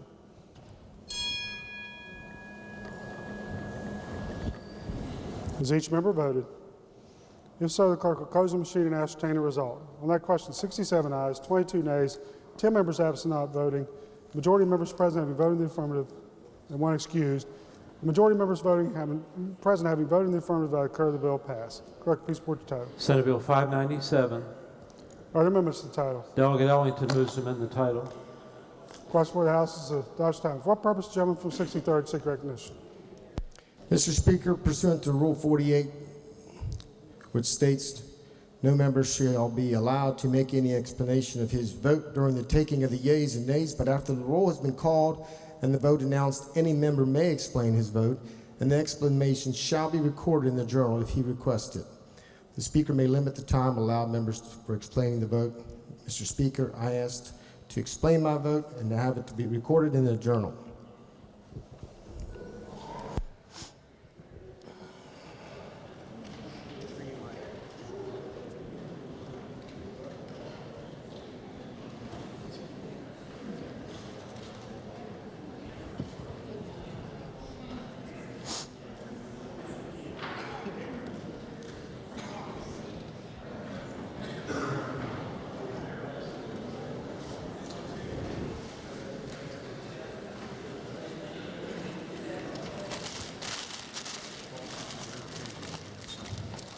What's that?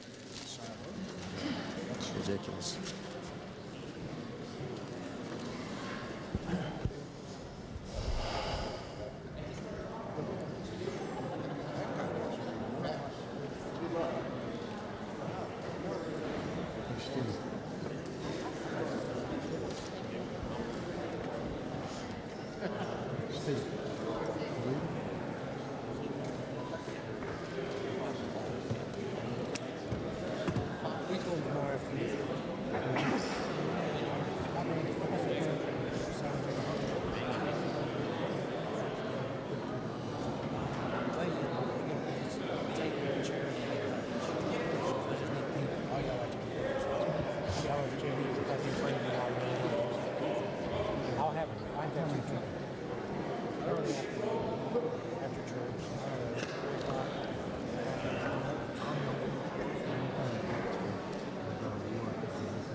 They act like it's some kind of rocket science.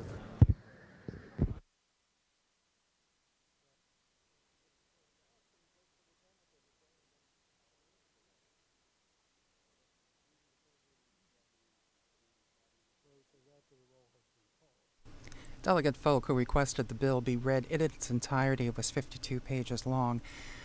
Since debate was cut off, he wasn't allowed to give his reasons why he opposes this bill, so he has asked for Rule 48 to allow him to explain his vote. And it says the Speaker may limit the time allowed members for explaining votes. And this is House Rule 48. We hear a lot about House Rule 49 when members may not vote. This is House Rule 48, an explanation of a vote. It'll be up to the Speaker to decide whether to grant him permission to explain the vote.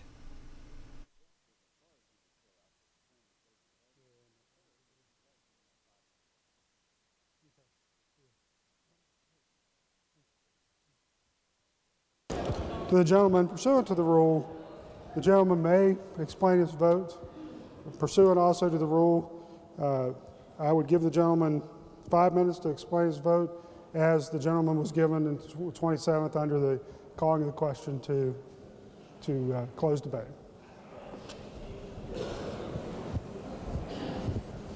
Gentleman may proceed. Thank you, Mr. Speaker.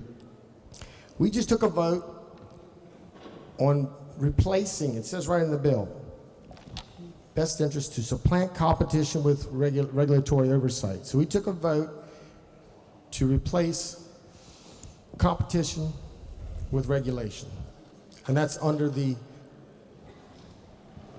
Healthcare Authority. Now, there were some mentions about what the Supreme Court's done, but the last time I checked, I don't think there's been too many economists on the Supreme Court. I don't find anything in this bill regarding Huntington is specifically stated.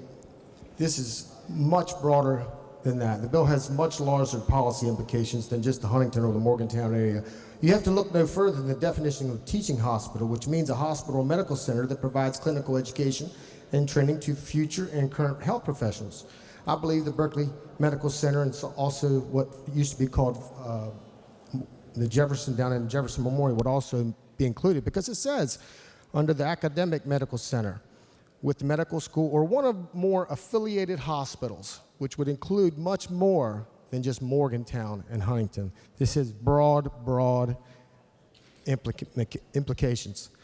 The other thing I find very troubling is that in this new language on page 20, we're going to allow the governor, of course, to appoint with the consent of the Senate. But more importantly, we just gave the governor, without any restriction, the right to set the salary of the executive director of the Healthcare Authority. And we all know that there are many people around this state right now, I know at least one right off the top of my head is making almost $300,000 in state government. I find that very problematic. We're going to study regulations. You can look over and over in this bill, multiple places. It refers to reducing competition. It references on a paragraph on page 39 what a qualified hospital is, but I found nowhere in the bill the definition of a qualified hospital. This is the wrong way to go. This is no different than the ACA at the state level. And everybody in here, at least not, well, let me put it this way, most of the people on this side of the aisle campaigned against the government intrusion of our healthcare system. I want to mention one other place that's interesting because there's been mention that we can't have free market in healthcare. I challenge everyone to look up the Oklahoma Free Market Surgery Center in Oklahoma. They're actually bringing people into the state, mainly from Canada, because they can't get health care in a timely manner. That's what happens when the government gets involved. They oftentimes have to go outside their country to get health care in Canada. And they come down to the Oklahoma Free Market Center. And just an example of how well they do, one of the measures of a good health care system in a hospital is the rate of infection of the facility. The average is around 2.5% nationwide. But in 2006, it's 0.3%, 2007, 0.2%, 2008, 0.04%, 2009, 10, 0.001%, 2011, 12, and 13, it's 0.05%, 0.015%, 0.13%. That's all a fraction of what the rest of the country does. So don't tell me free markets don't work. And we just passed a bill here that is now going to become law unless the governor has a day of wisdom and vetoes it. Let me say that again. We passed a bill in here that we just created more regulation in this state for our health care. And previous to that, more importantly, we just took away, in a previous vote today, the authority of rate setting.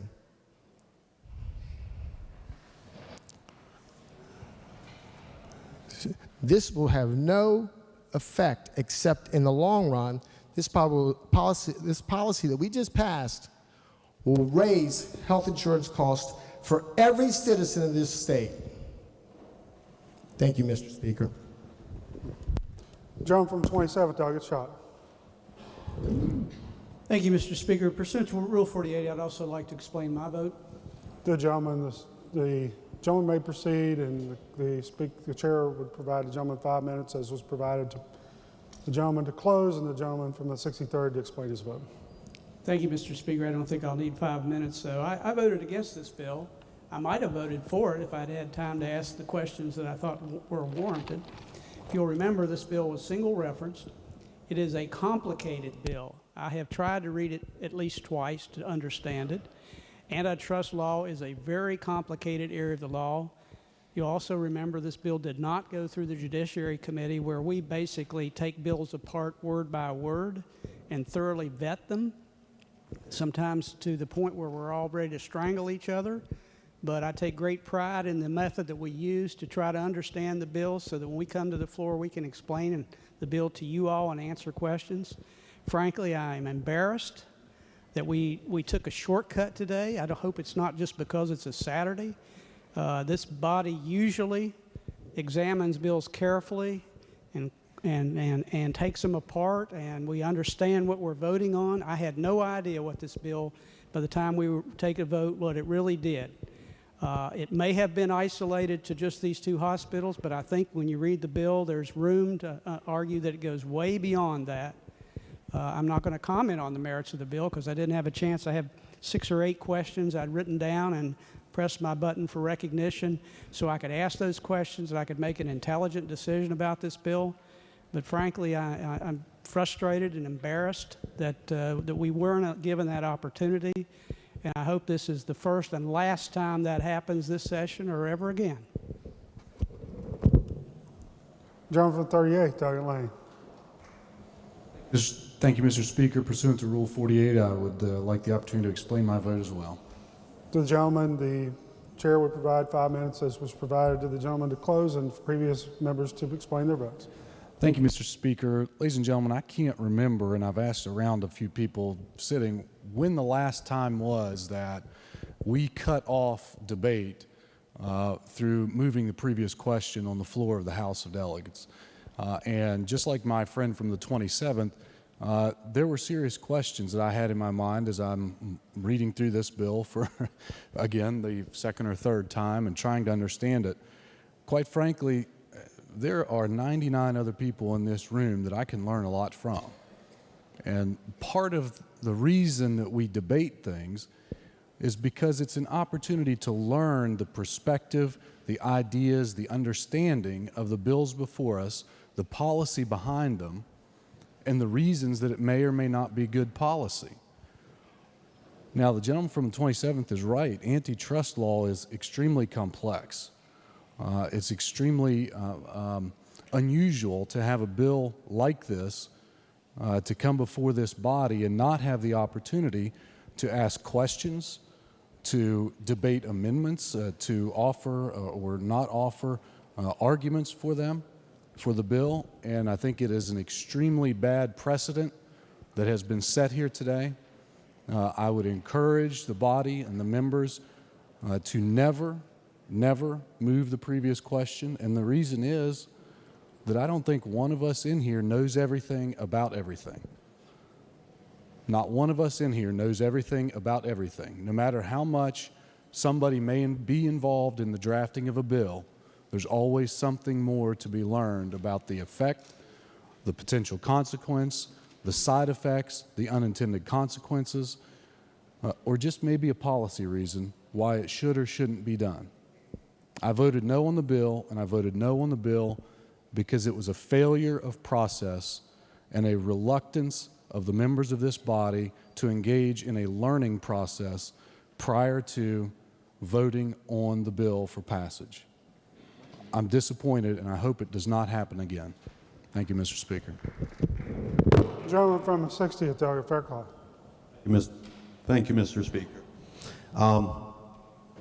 Given the fact that there was a few speeches and I was on the prevailing side of this, I'd like to make a motion to reconsider our previous action On the passage of the bill. on passage of the bill.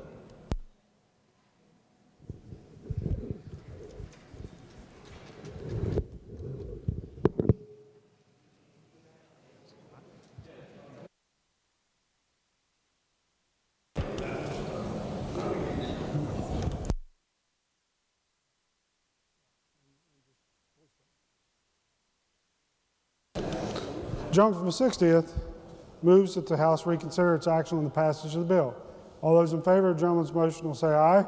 Aye. Those opposed, no. The ayes appear to have it. The ayes do have it. Declare the gentleman's motion adopted. Now the question before the House is the passage of the bill. The gentleman from the 50th, Delegate Caputo.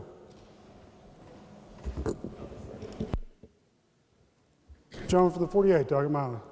Do we have the opportunity now that we're back at passage stage to move to reconsider our actions on the motion to call the question?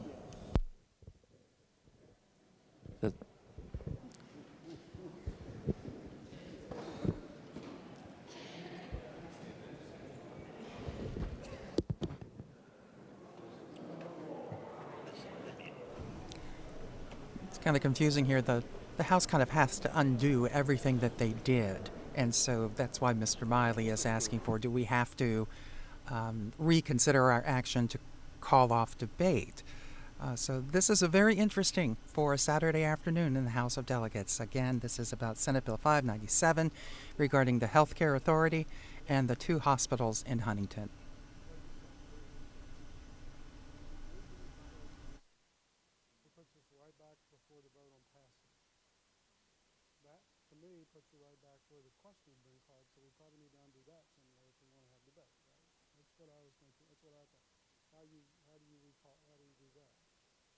Reconsider a motion to call the question. So are we now before the House where they can have debate or no? You don't believe we need to do anything else to be able to have debate? Okay. But we did pass it. Well, I don't know. The question, you have to undo things in the order, that reverse order what you did them. And so.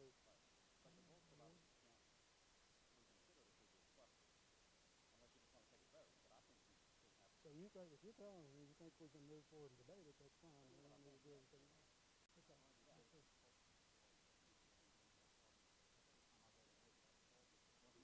Well, I mean, I don't like calling the question either. Previous question. I just don't. I think we could. But, that's beside the point. But so if you think we can do it, then we'll just open it back up for debate. Okay. I mean,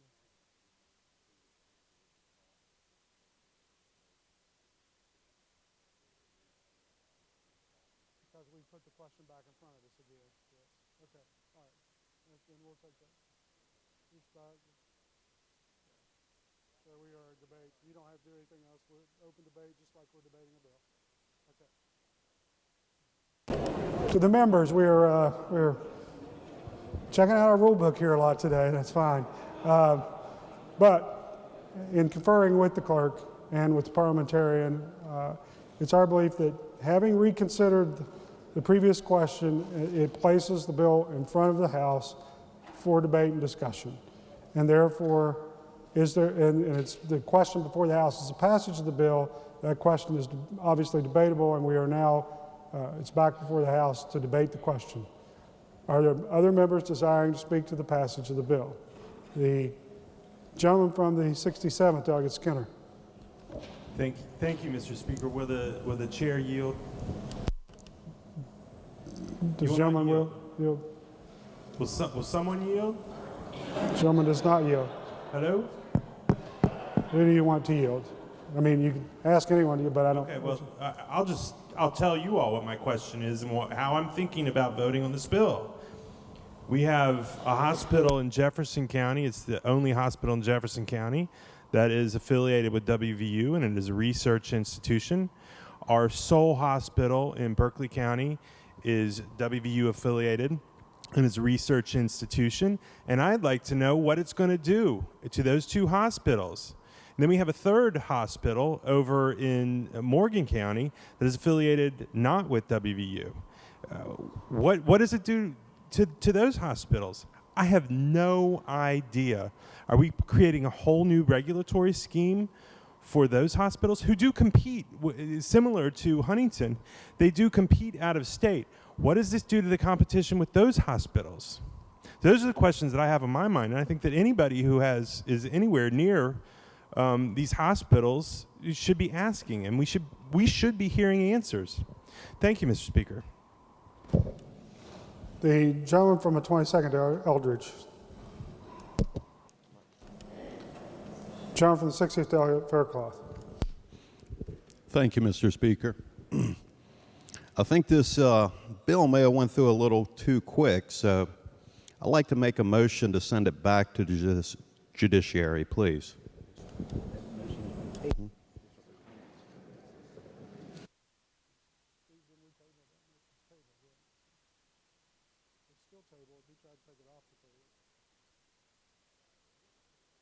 The actual motion would be to take it off the table again. But let's do it. Let's get him to the right place on this one and just do it. To the gentleman, again, in terms of the rules of the House, the motion to commit the bill to judiciary was previously tabled. The gentleman from 63rd moved today to take it off the table. That motion can be made again to take it off the table. The motion to actually commit it, having already been tabled, is not in order, but a motion to remove it from the table would be in order. Thank you, Mr. Speaker. Well, again, based on comments made by the chair of judiciary, I'd like to make that motion to take it off the table. The gentleman from the 60th moves that the motion to commit the bill to judiciary be taken from the table. All those in favor, roll call has been demanded. Is demand sustained? Demand is sustained. To make clear, the result of the gentleman's motion, if adopted, would be that the motion to place the bill into judiciary would be before the House.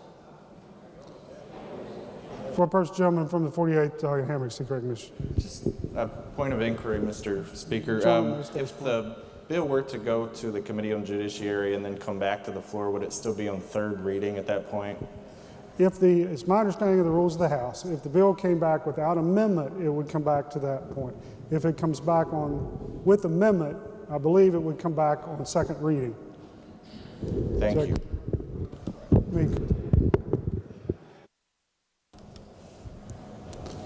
Gentleman from the 27th, Douglas Schott.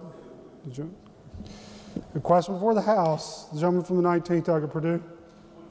Point of clarification, Mr. Speaker. What we're voting on is to take it off the table, and that if it is taken off the table, then there would be a vote or discussion on sending it to judiciary. That's, gentleman's correct. Thank you. Question for the House is the gentleman from the 60th motion that the motion be taken from the table. All those in favor will say aye. Roll call has been demanded. Is demand sustained? This demand was sustained. The question for the House is the motion that the motion be taken from the table. All those in favor will vote aye. Those opposed will vote no. The clerk will prepare the machine.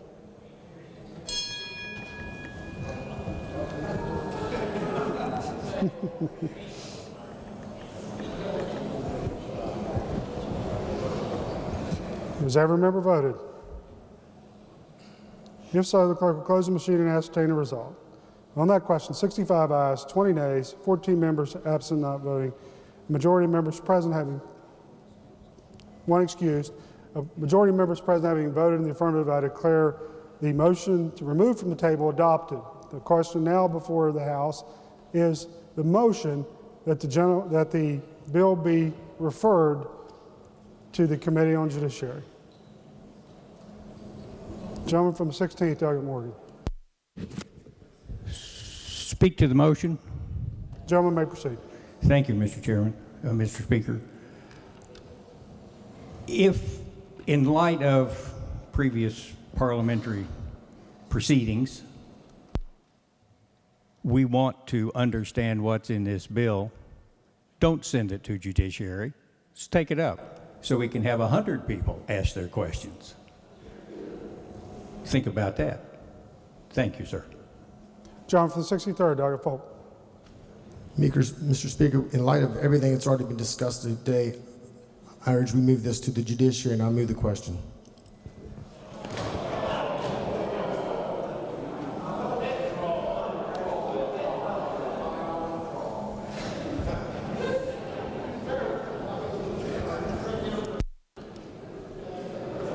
The gentleman asking has consent to withdraw his motion. Is there objection? Okay. You guys just want me to get my exercise of this rule book today, don't you? That's what you want to do. Okay. Is there the further discussion on the motion that the bill be committed to the Committee on the Judiciary? Lady from the 18th, Douglas Sabonia. Will the Chair of Judiciary yield for question? Gentleman yield? Gentleman yields. Certainly. Thank you. You mentioned last night when we recessed Judiciary that we only had maybe 3 more meetings to meet, and say that we already have our agenda set for today. What would be the earliest that we could consider this in Judiciary, and then once it's reported from Judiciary back to the floor? I mean, this is the last week of session, and I think the body had already had previous votes about putting it in Judiciary last week. I mean, would this essentially kill the bill, or what is the posture of? Based on what the ruling of the chair about at what stage the bill would be at if it comes back to the floor, we could take it up as late as Wednesday, according to my calculations. And our call is, or our goal is to be finished with our other bills by Tuesday. So we could certainly devote time on Wednesday to it, or my inclination would be to take it up as early as Monday. It's a pretty important bill. It has importance to a lot of different people, so we would likely give it priority. Thank you. Gentleman from 38, Doggett Lane. Thank you, Mr. Speaker. Just an inquiry of the chair. Gentleman, stays in quick. Thank you. Is this a rule suspension vote requiring 2/3, or is this a majority vote? In review of the rules, we believe it is a majority vote. Thank you. Gentleman from the 7th, Doggett Ireland. Mr. Speaker, you have got me completely confused at this point in time. So would you please explain to me what it is that I'm about to vote on? You are about to vote on a motion to refer this bill to the Judiciary Committee. After all the other procedural motions, we are now to the motion to whether the bill should be referred to the Committee on the Judiciary for further consideration. Or actually for initial consideration by that committee. Lady from the 16th, Doug Miller. Would the chairman of Judiciary yield? Gentleman yield. Gentleman yields. Certainly. Do you feel that if we had discussion on the House floor today, that it would suffice in answering the questions that you had written down today? To the gentlelady, I certainly would answer my questions. I can't speak for anyone other than me. Thank you. Gentleman from the 16th, Doug Morgan. Chairman of Judiciary yield. Gentleman yield. Gentleman yields. Yes, sir. Thank you, sir. Would you agree that it would give 75 other people the right to also ask questions about this today? That certainly would be the case, assuming they've had time to read the bill, yes. Thank you, sir. Gentleman from the 63rd, Doug Polk. Thank you, Mr. Speaker. I think it's important to realize, and everybody in here knows this, that in a committee, the process is a lot different than on the floor. We get to ask sometimes experts questions and get both sides of the issue.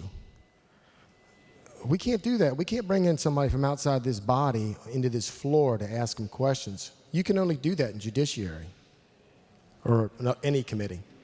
So I think it's important that this bill goes to judiciary and be vetted properly. Gentleman from the 48th, Doug Miley. Thank you, Mr. Speaker. Though I'm not on the Judiciary Committee, I encourage everyone to vote to send it back to Judiciary, and here's why. Part of it's for the reasons stated by the gentleman from the 63rd. But this bill, if it had enough of a priority and time was of the essence, this could have been addressed by the Senate and this body long before this week or next week. It sat on the House calendar for several days. So to suggest that time is now of the essence when nothing heretofore has suggested that, I think is a little misplaced. And the gentleman from Berkeley is correct. The process is vastly different. I actually voted for the bill because of people I have had conversations with that explained it to me. That might encourage everyone on Judiciary and everyone in this body to vote for the bill as well. Maybe not. But the committee process is drastically different than simply asking the chairman questions on the floor. And I'm a little bit concerned that there was an unwillingness to yield to questions that the gentleman from the 67th had. So in theory, we're talking about posing questions, but I'm not so sure if they can or will be answered. So for all those reasons, I suggest that we all vote to send it back to Judiciary. The chairman said he could take it up as early as Monday, perhaps, and I'm certainly not holding him to that. But there's plenty of time, and when we rush through policy making is when you create bad policy, no matter how we end up voting when it comes back out. So I encourage the membership to vote green. Further members desire to speak to the gentleman from the 7th, Doggett Island.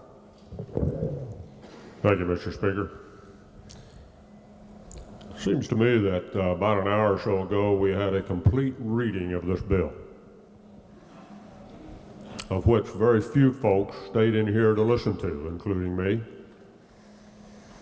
But now we stand up and say we don't have the slightest idea what's in this bill or the impact. But we had a complete reading of it. It's on the 3rd reading already. So if you really were interested in what was in this bill, you certainly had ample opportunity to go back and look at it. So I don't buy the business of saying, well, I don't know what's in this bill, so I can't or can vote for it one way or the other. It kind of bothers me also that we stand up and say, we don't know when this process of Rule 63 has ever been used before in this chamber. I remind most of you that it was used the last night of the last session we had. Gentleman from the 10th, I think, called for the question. So it has been used. Now, if we're embarrassed by the fact that Rule 63 is in the book, then maybe we ought to take it out of the book. If there's a rule there that we don't like, and we're embarrassed by the use of it, then what's it doing there? So one of our colleagues asked for the question earlier. We voted in favor of it, 44 to 42 if I recall. We passed the bill. We asked for reconsideration, which is certainly in the rules. We've agreed to reconsider it. But now to stand up and say we don't know what's in the bill, I think is ridiculous. Now this thing is not in my area, obviously, and I don't have any dog in the fight with respect to whether these hospitals merge or don't merge or whatever. But I think we have spent significant amount of time on this bill already today to understand what's in it if you're really interested in what's in it. Now, if we just want to slow down the process and spend Saturday afternoon and Saturday night working on some of this stuff, I'll be right here, guys. But if we want to get on with a process, let's get on with a process. What I think we are doing is using the rule book, which it's there to use, sometimes to our disadvantage. I agree with the gentleman from the 48th. We've got 7 more days down here this session. I've got 7 more days down here, period. I hope, I think, Lord willing, except for the special session to take care of a budget if we ever get one. But what we're doing here this afternoon, I think, is a complete waste of time. Is a complete waste of time. We've had plenty of time to read all of these bills if we have an interest in them. Now, if we don't have an interest in them and we haven't read them, then let's not stand up and say we don't know anything about them, so we have to continue to look at them. So, ladies and gentlemen, I, for a number of reasons this afternoon now, plan to vote for this bill, and I plan to vote for it on the floor if possible. Thank you, Mr. Chairman. Mr. Speaker. John with the 50th, Dr. Caputo. Thank you, Mr. Speaker. I got to respond to a couple comments that was made. I certainly have no intention of slowing this bill down. But to sit here and tell you that a guy like me with a high school education, started in the mines the day he got out of high, or the year after he got out of high school, can sit here and understand antitrust laws, I can't do that. And I'm not going to sit here and act like I can. I've served on the Judiciary Committee, Mr. Speaker, as you know, for many, many years. And as the minority leader said, it is a vetting process. It is like anything you've ever seen if you haven't sat on that committee. Now, I don't agree with all the bills, as the chairman knows, that comes out of Judiciary, but I know one thing for sure, that all the questions are answered, and they're asked and answered by people who understand those issues. And they bring them to the floor to bring them down to a level that hopefully I can understand when I make my decision. I see no attempt to slow this bill down. I think it's the right thing to do. I think there's time to get it. I think the folks from Huntington, it's a local issue. It's near and dear to their hearts, and I supported that on the floor. But to sit here and say, I had time to read the bill, I had time to understand it, I had time to do all this, I could read that bill 1,000 times, and I wouldn't understand antitrust laws. So I trust in that committee to bring it down to me where I can understand it. And as far as moving to previous question, you know, I've been here 20 years. I've seen it done a couple times. But usually it's done in a manner when someone is trying to derail a piece of legislation or someone is trying to filibuster. And I always reserve the right to vote yay on that if I think someone is trying to filibuster a bill, whether I'm for it or whether I'm against it. But we're the people's house, and we should have debate, and everybody should be free to ask all the questions they can. Whoever is in charge of that piece of legislation should be prepared to answer those questions, and everybody should have a comfort level, whether they're for the bill or whether they're against the bill. Now, my thought process might be different if this was the final day and I thought someone was trying to shut this bill down. We got plenty of time. The chairman has indicated I believe that he'll take a look at this bill. And I don't think we can ask for any more than that. I think we should support the motion and send the bill back to judiciary. Jonathan, 53rd, Dr. Smith. Thank you, Mr. Speaker. First of all, I want to apologize for embarrassing everybody. I usually don't vote on a motion to move the question, and I believe, in fact, that's the first time I've ever did it, move the previous question. And if you think that asking to have a 60-some page bill read in its entirety is not a stall tactic, then I don't know what you would call it. Everyone here knows that that was a stall tactic, that it was an attempt, just the start of an attempt to filibuster. And here we are, pressed for time, and we're pulling these shenanigans. Again, I apologize if I embarrassed any of my colleagues. But I agree with my chairman here. This bill's on the third reading, and all of a sudden everybody acts like it's a big surprise. Where'd it come from?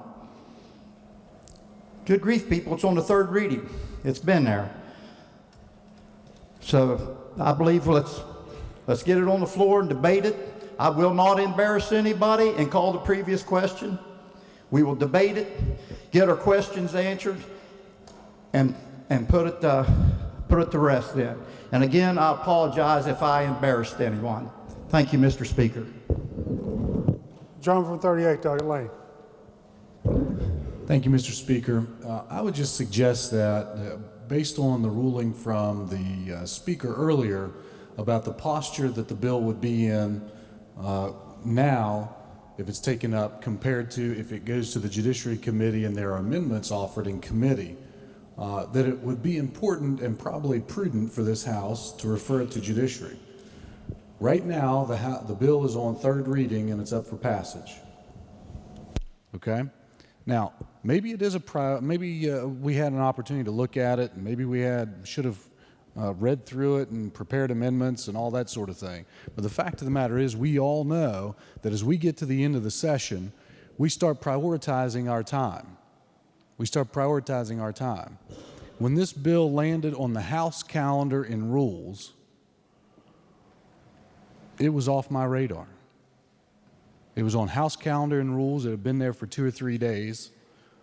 I had read through it once already, but I hadn't devoted much time to it other than looking at it and trying to get a basic understanding of it because it was on the House calendar. And we all know that the House calendar is where good bills go to die. So now it's out here on third. We moved it out at 10:45 this morning. It was put back on the special calendar on third reading. Now that's the process, and I understand the process, okay? But we all need to recognize when we talk about having all this time to look at it, having all this time to come to grips with it or make changes or do whatever we wanted to with it, that most of us, I think, who are trying to read through everything and make good votes based on our understanding also recognize that if something's on the House calendar this late in the game, it's probably not a priority that it's going to get passed, and we ought to look at the bills that we're dealing with for 8, 10, 12 hours in Judiciary Committee, or hour after hour in the Health Committee, or whatever committee we happen to be on, because those are the bills that are moving. Now, if it goes to Judiciary and nothing is changed in the bill, it comes back here, it's up for passage, we vote on it. All we've done is delayed it for a day, 2 days. If it goes to the Judiciary Committee, and the Judiciary Committee and staff and the chairman believe that there are questions that need to be answered, like what hospitals are really affected, then there will be amendments. It comes back down on second reading, and we get to talk about those amendments. I think that's an important part of the process. And just for anybody who, you know, maybe you're read through it and are smarter than I am at understanding exactly where it is, but based on the definition in the bill, it's any hospital that's affiliated with an academic teaching hospital. I'll just point out to you that about 6 blocks from here, there's an academic teaching hospital. Now, I've not heard one person stand up and say, we have to pass this bill because it only affects 2 hospitals, and one of them is CAMC. Nobody said that. Nobody has stood up and said, we have to pass this bill because it only affects 2 hospitals, and one of them is Camden Clark, which is affiliated with WVU. One of them is UHC. One of them is Jefferson Medical Center. One of them is Garrett Regional Medical Center in Maryland. St. Joseph's Hospital, the WVU Eye Institute, the WVU Heart Institute. Has anyone stood up and said, we have to pass this because it affects 2 institutions, and those are the 2? You might be right. It may be drafted to the point where it's only Marshall, downtown in Huntington, and St. Mary's, downtown in Huntington, and WVU, downtown in Morgantown, or at Ruby. But I've not seen that. I'm not comfortable voting without an understanding of whether all of these hospitals that have an affiliated agreement with an academic teaching hospital are covered or not. And I think that expands far beyond just downtown Morgantown and downtown Huntington. Now, it may pop out the other side of this process if it comes out, if the body chooses to commit it to judiciary. There may not be any changes, and this may have just been 48 or 72 hours worth of well thought out research, because sometimes doing the wrong thing fast can hurt.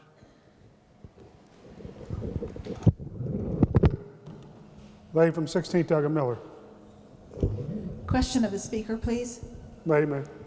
The purpose of the House calendar in the Rules Committee isn't necessarily as a cemetery. Is it not used as a vehicle to sometimes sync up timing between the House and the Senate and sync up timing of when a bill can or cannot be on the special calendar? Lady is correct. Thank you. Lady from the 18th, Doug Sabonia. Thank you, Mr. Speaker. Regards to the motion that is before us, we have a process in place by our leadership, and it's been that way for years, whether it was Democrats or Republicans in charge, that the leadership receives bills as they're introduced, and they make the determination what committee or committees that it would go to whenever they assign a bill to a committee. And it was made, the decision was made, I'm not sure when or why or how, but the decision was made for it to go to health. Now, should it have gone to judiciary? Perhaps, but the decision, I guess, was made not to. But what troubles me is this bill passed the Senate on February 20th. It then came over here, today's March 5th, that we have it on 3rd reading. It went to the House Health Committee, and the House Health Committee adopted with an amendment on February 26th. It was then read a first time on February 27th, and then it was on 2nd reading on February 29th. So weeks after it left the Senate and was in possession of the House, there was an attempt on 2nd reading to recommit it to, or not to recommit it, but to commit it to the judiciary. And there was a vote taken by this body on a roll call vote, and the body here rejected that motion to put it back in judiciary, or put it into judiciary on the 29th of February. And here we are today on 3rd reading talking about we really don't have an understanding, or maybe we do. And I do respect people that thinks it may should have gone to judiciary. We've taken up a lot of bills that may relate to these types of subjects, and you know, I mean, to me that's water under the dam, because we had already had a vote on this motion. But what concerns me is I had representatives from Huntington that came up here. They were here for 14, 16 hours a day. Representatives of Cabell Huntington Hospital in this merger bill, and they came up here and they begged to meet with people that had opposition to this bill. They met with them, and I'm not looking at anybody in particular, but they did meet with some people that have been opposing this bill, and they basically had the door shut in their face because they wanted to explain the other side. They wanted to find out what concerns there were so that they could get those addressed and have a conversation. And that's my disappointment, that, you know, some of the ones that are really, really opposing this neglected to have the opportunity to have that conversation. So whether you vote for this or against it, I just really am concerned that we're setting a precedent of here in the last few days, the waning days of the session, that we're having this conversation once again. Thank you, Mr. Speaker. Gentleman from 16th, Elgin Morgan. Thank you, Mr. Speaker. Two questions, I guess. I believe I've spoken twice. If that is what you would say, and therefore I would not have a right to speak again, I would ask to briefly address the House.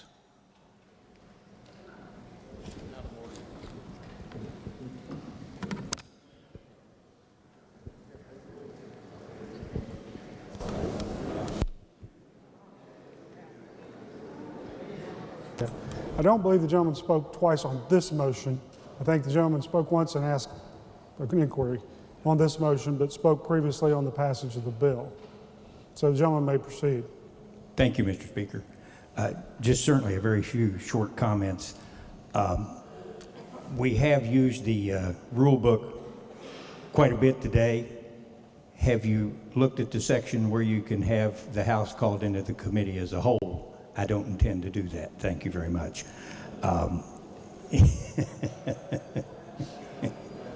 That's not a threat. I want you to know that.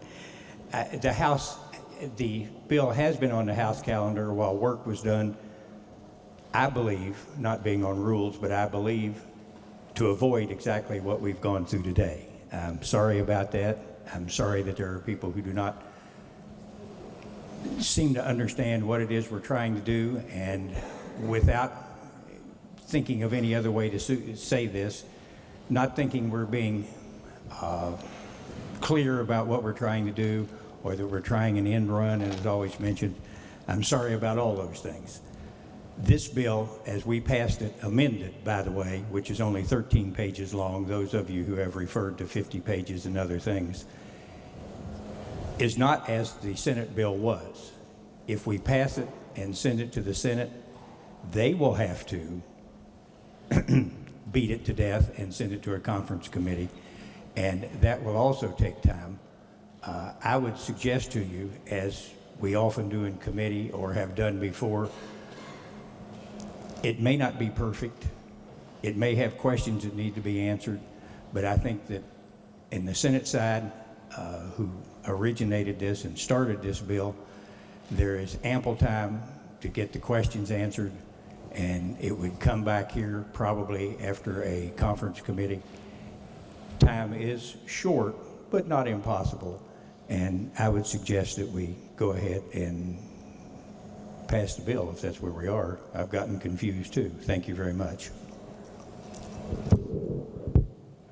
Before us is a question as to whether we should recommit, or commit, not recommit, initially commit the bill to judiciary. That's the question before the House. The original motion to do so was by the gentleman from the 63rd, so he will be permitted to close debate on that. Are there other members desiring to speak before I recognize the gentleman from 63rd to close debate on that motion? Gentleman from 63rd. Thank you, Mr. Speaker. I saw this bill, I believe, Monday for the first time because it didn't go through judiciary when I was reviewing the bills. And a few things caught my eye that were very troubling. And when I made that original motion, I believe it was Monday, it was not to try to stall. I just wanted to have, I thought it was proper when we're talking about antitrust law and regulations. Those kind of bills always go to judiciary. So I thought it was proper. And one of the factors that really caught my eye is this exempts us, this bill, the way as it's written, exempts us from federal antitrust law. And now you've heard some issues about case law and things like that. As you well know, if a bill is overturned because of maybe the supremacy argument without a severability clause, this is one issue I had, the bill could easily be thrown out, including the current law. And that's why I really just wanted to go to judiciary and have a good hearing. If I intended to stall, I would have worn depends today, and I would have been having you all read every bill, and that was never my intention. So please send it to judiciary. Thank you.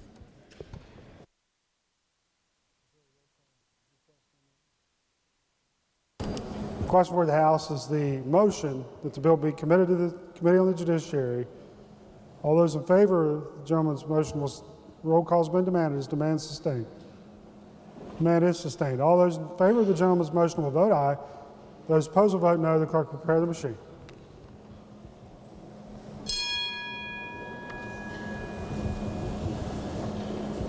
Has every member voted?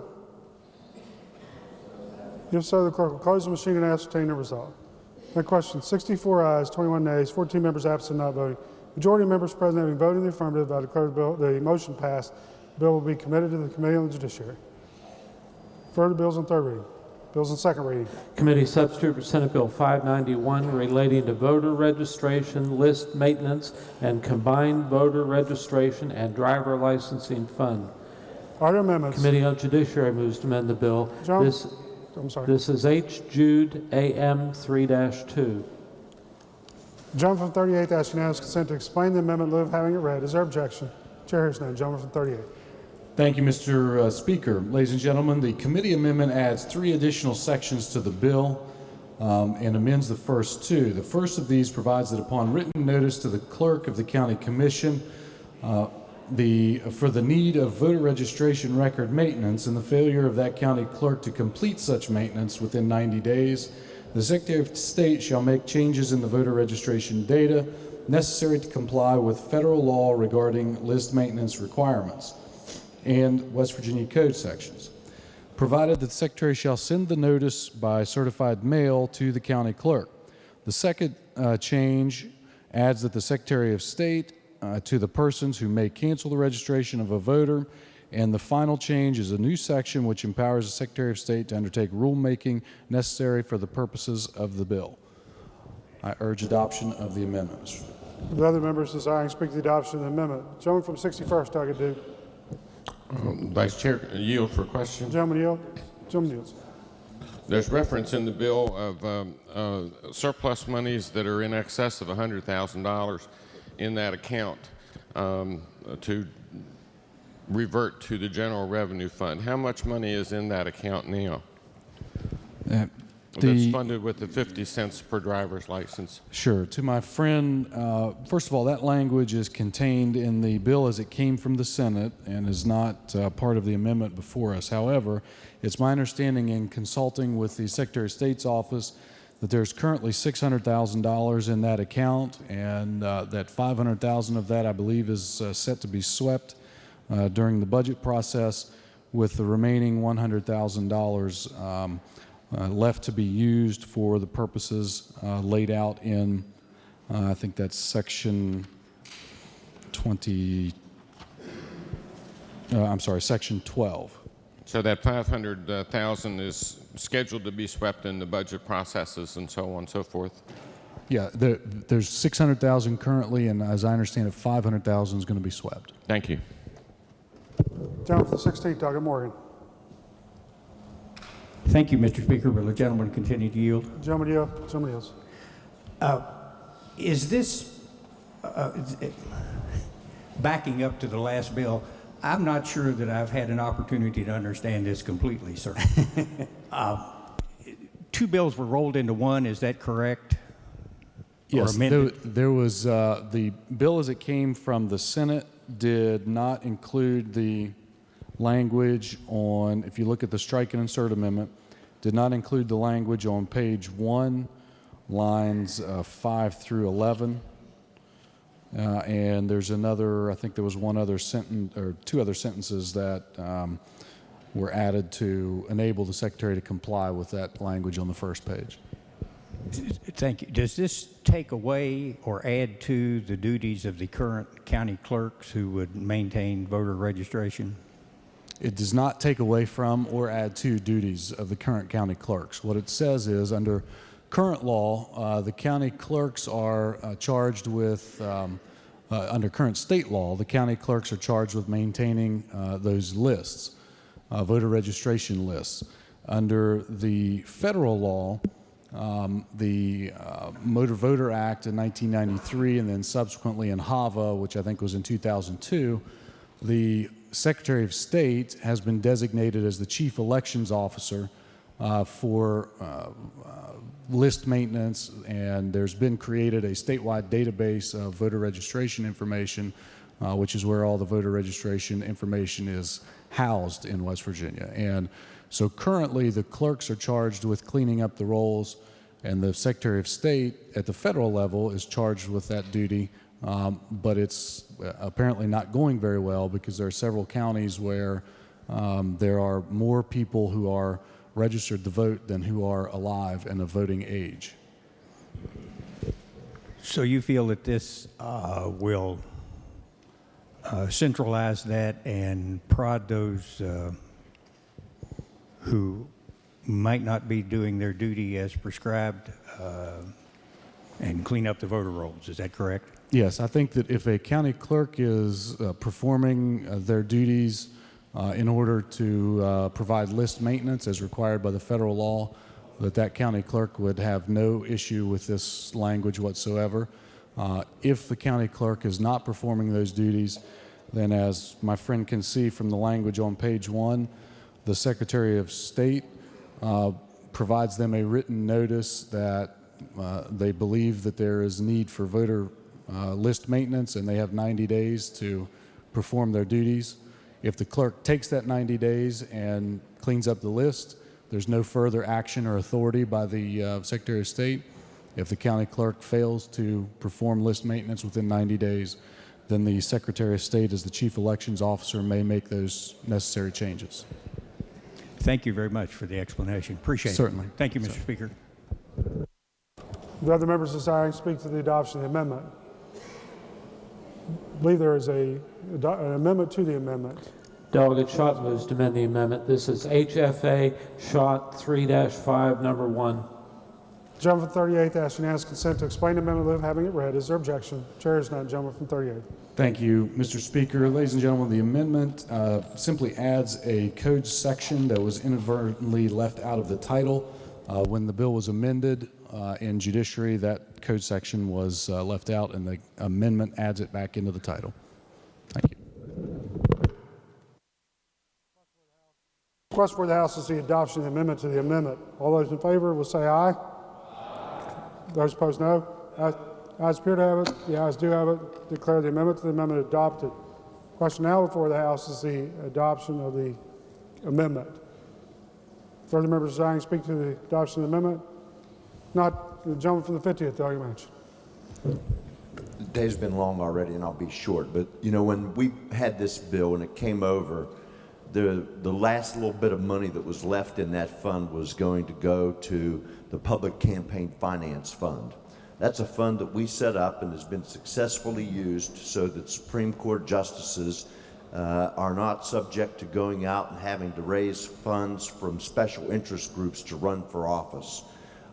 We took that opportunity in committee to steal that money that was dedicated to that fund to go ahead and put it over into the general revenue fund even after we'd already done $500,000.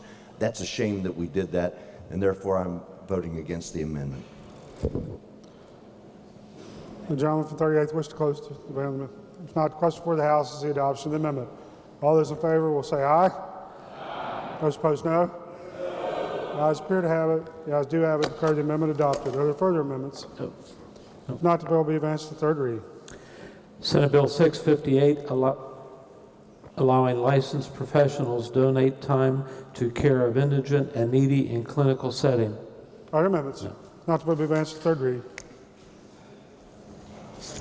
Bills on first reading. Committee substitute for Senate Bill 39, regulating off-road motorcycles within Hatfield-McCoy Recreation Area. Bill be advanced. Committee substitute for Senate Bill 47, rewriting licensing requirements for practice of medicine and surgery and podiatry.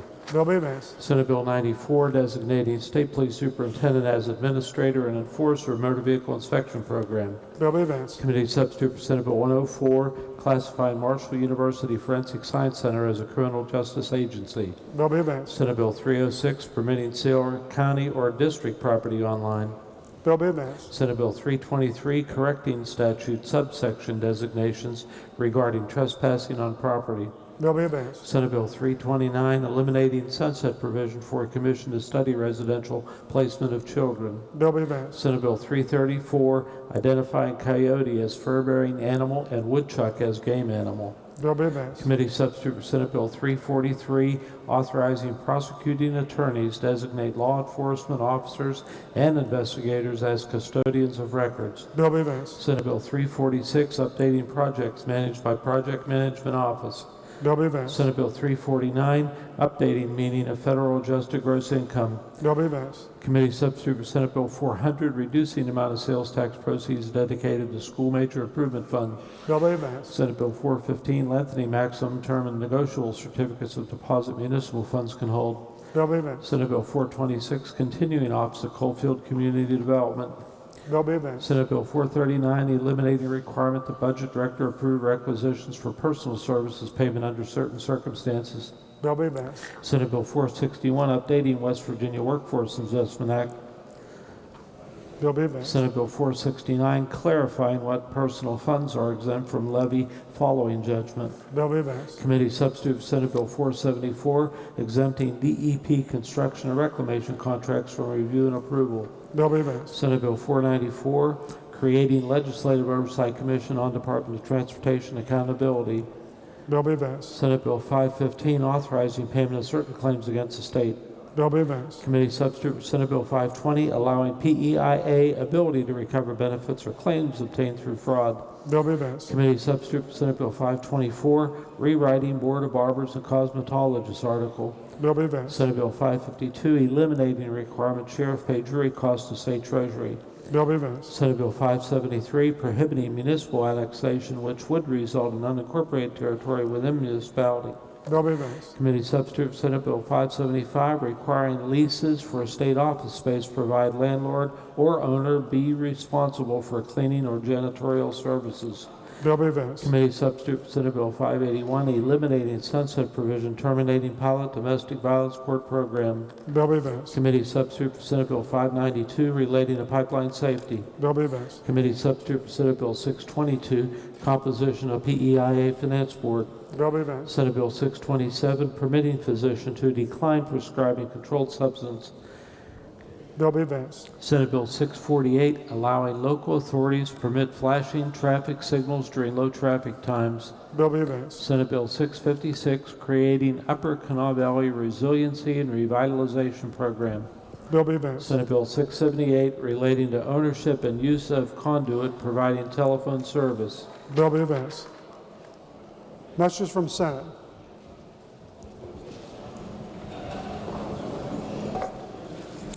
Clerk of the Senate announces that in accordance with Section 14, Article 7 of the Constitution of West Virginia, the Senate announced the concurrence by that body in the passage of enrolled committee substitute for House Bill 4145 by a majority of those elected to the Senate to take effect 90 days from passage, notwithstanding the objections of the governor.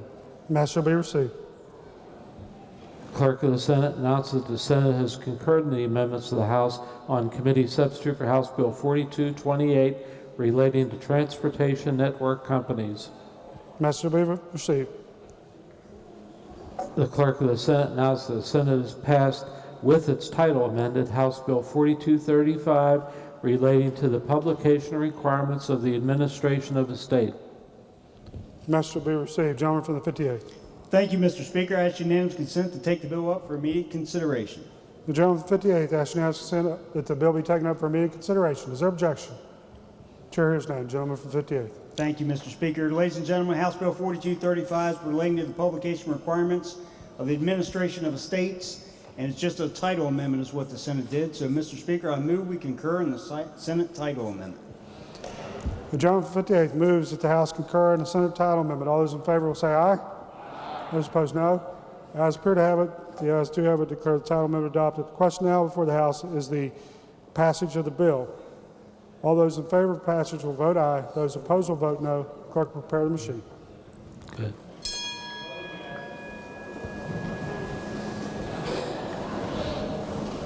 Has every member voted? If so, the clerk will close the machine and ascertain the result. On that question, 77 ayes, 0 nays, 23 members absent, not voting. Majority of members elected having voted in the affirmative, I declare the bill passed. Clerk, please report the title. House Bill 4235. There are amendments to the title. Not as title is read by the clerk will be and remain the title of the bill. Clerk, please communicate the action of the House to the Senate. The Clerk of the Senate, now that the Senate has passed with amendment House Bill 4362. Gentleman from 58. The message will be received. Gentleman from 58. Thank you, Mr. Speaker. I ask unanimous consent to take the bill up for immediate consideration. Gentleman from 58. Ask unanimous consent the bill be taken up for immediate consideration. Is there objection? Chair hears none. Gentleman from 58. Thank you, Mr. Speaker. Ladies and gentlemen, House Bill 4362 establishes a felony offense of strangulation. The bill creates a new felony offense of strangulation. The Senate only made technical changes to the bill that do not alter the elements or the penalties. Therefore, Mr. Speaker, I move we concur in the Senate amendment. Gentleman from 58 moves that the House concur in the Senate amendments. All those in favor will say aye. Aye. Those opposed, no. The ayes appear to have it. The ayes do have it. Declare the House concurs in the Senate amendment. The question now before the House is the passage of the bill as amended by the Senate. All those in favor will vote aye. Those opposed will vote no. The clerk will prepare the machine. Yes, every member voted. If so, the clerk will close the machine and ascertain the result. On that question, 78 ayes, 0 nays, 22 members absent, not voting.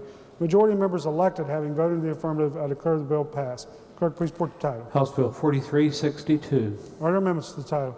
Not the title as read by the clerk will be and remain the title of the bill. Clerk, please communicate the action of the House to the Senate.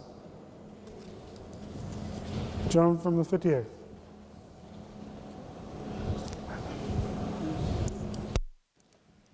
Are we leaves of absence?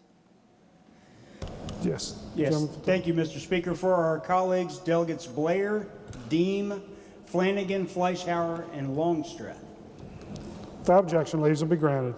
Miscellaneous business. Gentleman from the 58th. Thank you, Mr. Speaker. Subject to announcements, I move the House adjourn until 11 a.m. Monday. Are there announcements? Gentleman from the 35th, Douglas Nelson. Thank you, Mr. Speaker. The Committee on Finance shall meet Monday afternoon to consider legislation. The agenda is posted and the time will be determined on Monday. Gentleman from 27th, Douglas Schott. Thank you, Mr. Speaker. Checking on the availability of the chamber for a public hearing on Monday at 8:30 a.m.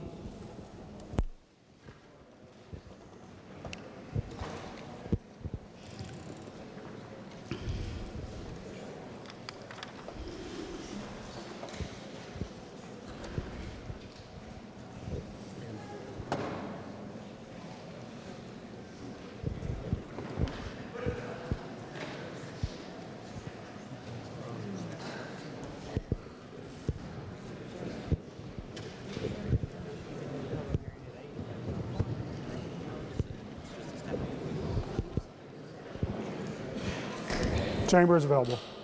Thank you, Mr. Speaker. To the members, on Monday at 8:30 a.m. here in the chambers, the Committee on the Judiciary will conduct a public hearing on Senate Bill 298, allowing restaurants, private clubs, and wineries to serve alcoholic beverages on Sunday. The members of the Judiciary Committee will reconvene. The Republican members will meet with the chairman at 2:30, and we will reconvene the entire committee today at 2:45. Gentleman from 61st, Douglas Duke. Mr. Speaker, the House Education Committee will meet Monday at 2 p.m. in the Education Committee room. The agenda will be posted. Gentleman from 27th, Douglas Ellington.